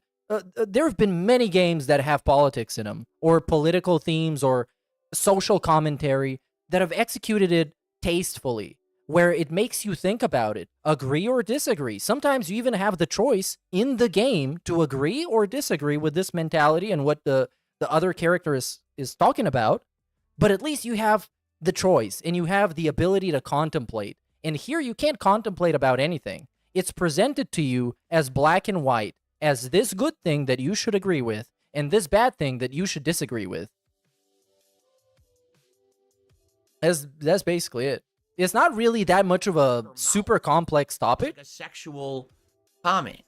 I mean, there's even one of my funniest moments of, I remember the year when Dragon Age 2 came out, is out of nowhere, she talks to a character about wanting to sleep with them, and then everyone walks off camera and apparently has like a menage a trois off camera. And then they just come right back like nothing ever happened. So that's like her running character in the game. She's over the top, brazen, over-sexualized character, meant to be that way. But she kind of talks like a dude almost, right? Like a bro almost. Like that's how she is, okay? That's how her character has always been in the games, all right, in the past. Literally this clip. Now, I'm not even talking about the context of anything that just happened in the clip. Oh my fucking god. We're getting a mega derailment. Manchester United are losing 1-3 against fucking Nottingham Forest. I cannot believe this. Oh my god. Anyways, this is your daily football/soccer update. The United is still trash, you guys. It's still trash. They're kind of like DSP. You leave them and you come back 5 years later, they're in the same place. What just happened doesn't even make sense. So she's talking and she accidentally uses the wrong pronoun. She decides she wants to make up for it by walking and doing 10 push-ups, and she calls it a barv, right? They ask her what the hell she's doing. She explains this is the way in their clan that they basically make up for mistakes. Soccer lore. Yeah, exactly. Right?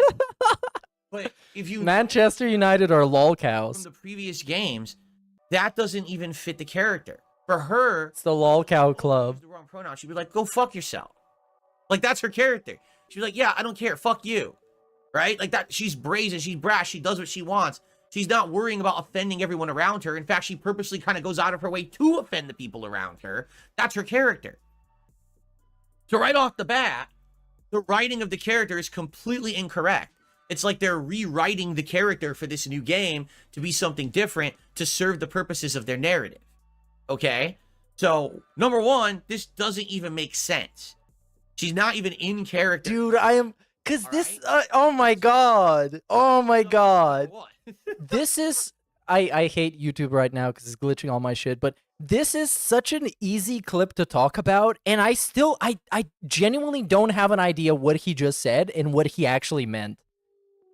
Dude. Okay. Number two. So, you use the wrong pronoun, so now you need to apologize for it. Okay? So she goes and does 10 push-ups, and then that's it. And then it's over. And they say, well, I don't get it. You didn't really say you were sorry. You just did 10 push-ups. How is that an apology? Oh, you see, because if you apologize, number one, it could be disingenuous and you're just trying to get the whole thing over. So doing a verbal apology doesn't show sacrifice, right? Number two, some people will make it more about them. That if they try to apologize with words, they'll say something like, oh, I'm so sorry. I really didn't mean to. I'm bad at this and I do this a lot and I'm sorry. And then people feel... Also, I don't get this part where you would have to so profusely apologize for the grave crime of calling someone the wrong pronouns. It's like, I don't get it. I don't get it. I don't understand why it's so severe when the English language works a certain way, and it has been for a long time. And people learned it a certain way, and they're applying it in a certain way. It's not a big deal if you make a mistake, especially if you make a mistake to a specific person that would prefer to be addressed differently. It's actually not a big deal. Bad for them because they feel like the one that's socially awkward because they're in a situation that they're not adjusted to, right? Maybe they're not around people who are trans or non-binary a lot, and so they're confused about how to do it, and so now, oh, feel bad for them because they're actually the one that's awkward in this situation, right? So just do 10 push-ups. But the funny part about all that is, think about this for a second, because I don't know if anyone has thought about it this way yet, okay? The point is, to apologize verbally isn't enough. It's never enough. You got to go the extra mile to apologize to someone because you used the wrong pronoun. No, it's in that specific scenario, in that specific universe. Because they're giving an example of that Barv person that justifies it. Because it shows... I don't think anybody expects this in reality. Because, I mean, it's not fucking happening. 10 push-ups that you're actually caring. At the same time, though, I want you to think about this. You are basically doing it in a way that you feel yourself is good enough. But what about the person who you actually offended, right? Let's say this is a person sitting next to you don't know, and you use the wrong pronoun and you offended them. Okay, well, the way we do it is we do 10 push-ups. That person might be like, I don't care if you do 10 push-ups. Apologize to me. You used the wrong pronoun. But they, but they didn't do that. This didn't happen. Did it happen in the clip? It didn't happen. It actually didn't happen. It's not a thing they did. What this situation is trying to do is saying no kind of apology is good enough. You have to do some kind of a personal self-sacrifice in a situation where you misgender someone. But the writers are so... And again, it's not about misgendering. It's about every time you mess up, basically. It's not this situation specifically. It starts off with misgendering, but the whole push-ups and stuff, it's not about the misgendering. Fucking dumb. Like, this dude couldn't even watch like a 40-second clip and understand what is going on in it. Understand that what they're actually saying is you don't go the actual step to even talk to the person and say, hey, I'm sorry. Here's in my opinion, this is my opinion, here's how this should have went. She uses the wrong pronoun. She turns to the person and says, oh crap, I'm sorry. What can I do to make it up to you? And if the person says, nah, it's fine, then that's fine. But if the person's like, well, it would be nice if you could do this or this. I don't think you have to do something to make up for the fact that you misgendered someone or you used the wrong pronouns. I don't think you need to go out of your way. Outside of just saying, oh, sorry, my bad. Then you want to do that to make up for it. Then you do it. Then at least you're putting the power into the hand of the person that you've insulted, right? Or you've done wrong. They can determine what the appropriate action is to make the situation right. What Isabella... No. Why would you... Why would you think so? The severity of the situation doesn't call for you going out of your way to do a bunch of shit to make it better. It's not a severe situation. It's a very minor misstep, if you can even call it that. Which is the whole point of the scene, is to say, don't do that. You have to go the extra mile to make sure the person is okay. But you didn't do that. You just assumed they wanted you to do push-ups. So even the writing is wrong. The writing that they have in this scene is fucking incorrect. Right? That's true too. Super Bonchan says, and it also shows kind of ironically in this situation that it's not a big deal because it's just 10 push-ups, which is nothing. That's the way you make up for it. That shouldn't be a big deal, right? Yet they're trying to say that it should be a big deal. So basically everything here is misdone. So even in a scene where they specifically tried to do this in a way that they felt was right, and that maybe to a lay person who doesn't understand the whole deal with non-binary people and the pronouns issue, they're trying to do it in a way that, oh, let's introduce this to a new group of gamers. Maybe now they'll get it. They did a fucking awful job. They completely misexplained it. Because now people will think, well, I could just fucking blow it off in any way I want, and that's fine. As long as it's okay with me, I think 10 push-ups is good, so that's what I'm going to do, right? No. In my opinion is, hey, you offended someone, you didn't even realize you were offending them. You say, oh, I'm sorry I offended you. I swear I didn't mean to. How do I make it up to you? And if they say, don't worry about it, then that's no big deal. If they say, well, you could do this or that, then listen to them and judge if you actually want to make up for it or not. But don't put it on you, oh, I just assume this is the right way to do it, and then you do it. Or else you miss the point of the scene, right? So the fucking writers don't know what the fuck they're doing. Yeah, I'm confused on this. I'm not even sure exactly where he's trying to go with it. But I agree with a part of it. On top of all of this, okay? The thing that really gets me about the scene, okay? Ladies and gentlemen, if you're not aware, you know what the actual point of this game is? You know what the plot is? Yes. Is the point that it doesn't fit in the game? The veil is opening. 2 elven gods or something are coming through with armies of forces to take over reality. and kill everything and control everything. That's the plot of the game. You're the Veiled Guard. You're the last force to stop the invasion of reality from creatures from the Veil. What are you busy doing in the game?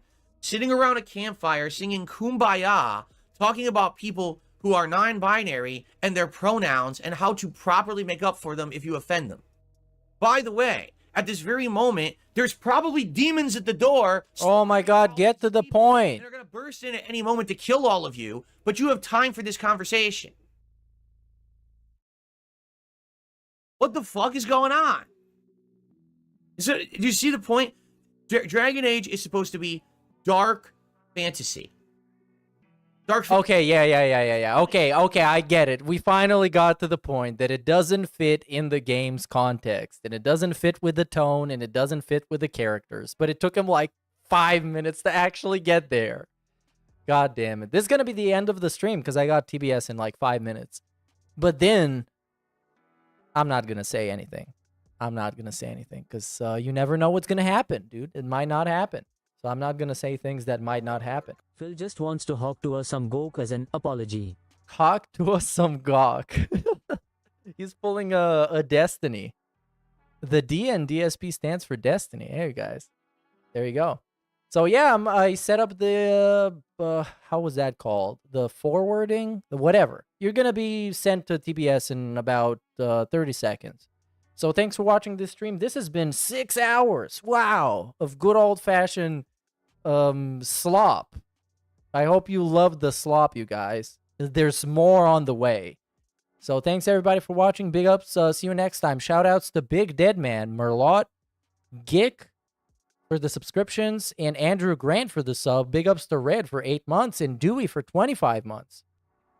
Did I miss somebody? Big ups Marco95 for the sub. Make sure to subscribe. We're close to a bigger number than we were before you subscribed. So make sure to do it.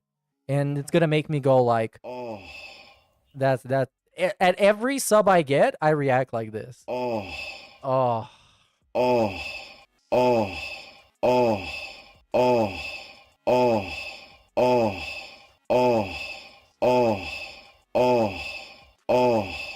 Fuck all you hoes! All right, big ups, you guys. See you around. And you social media trolls, y'all can suck on these nuts. That's what's up. We'll be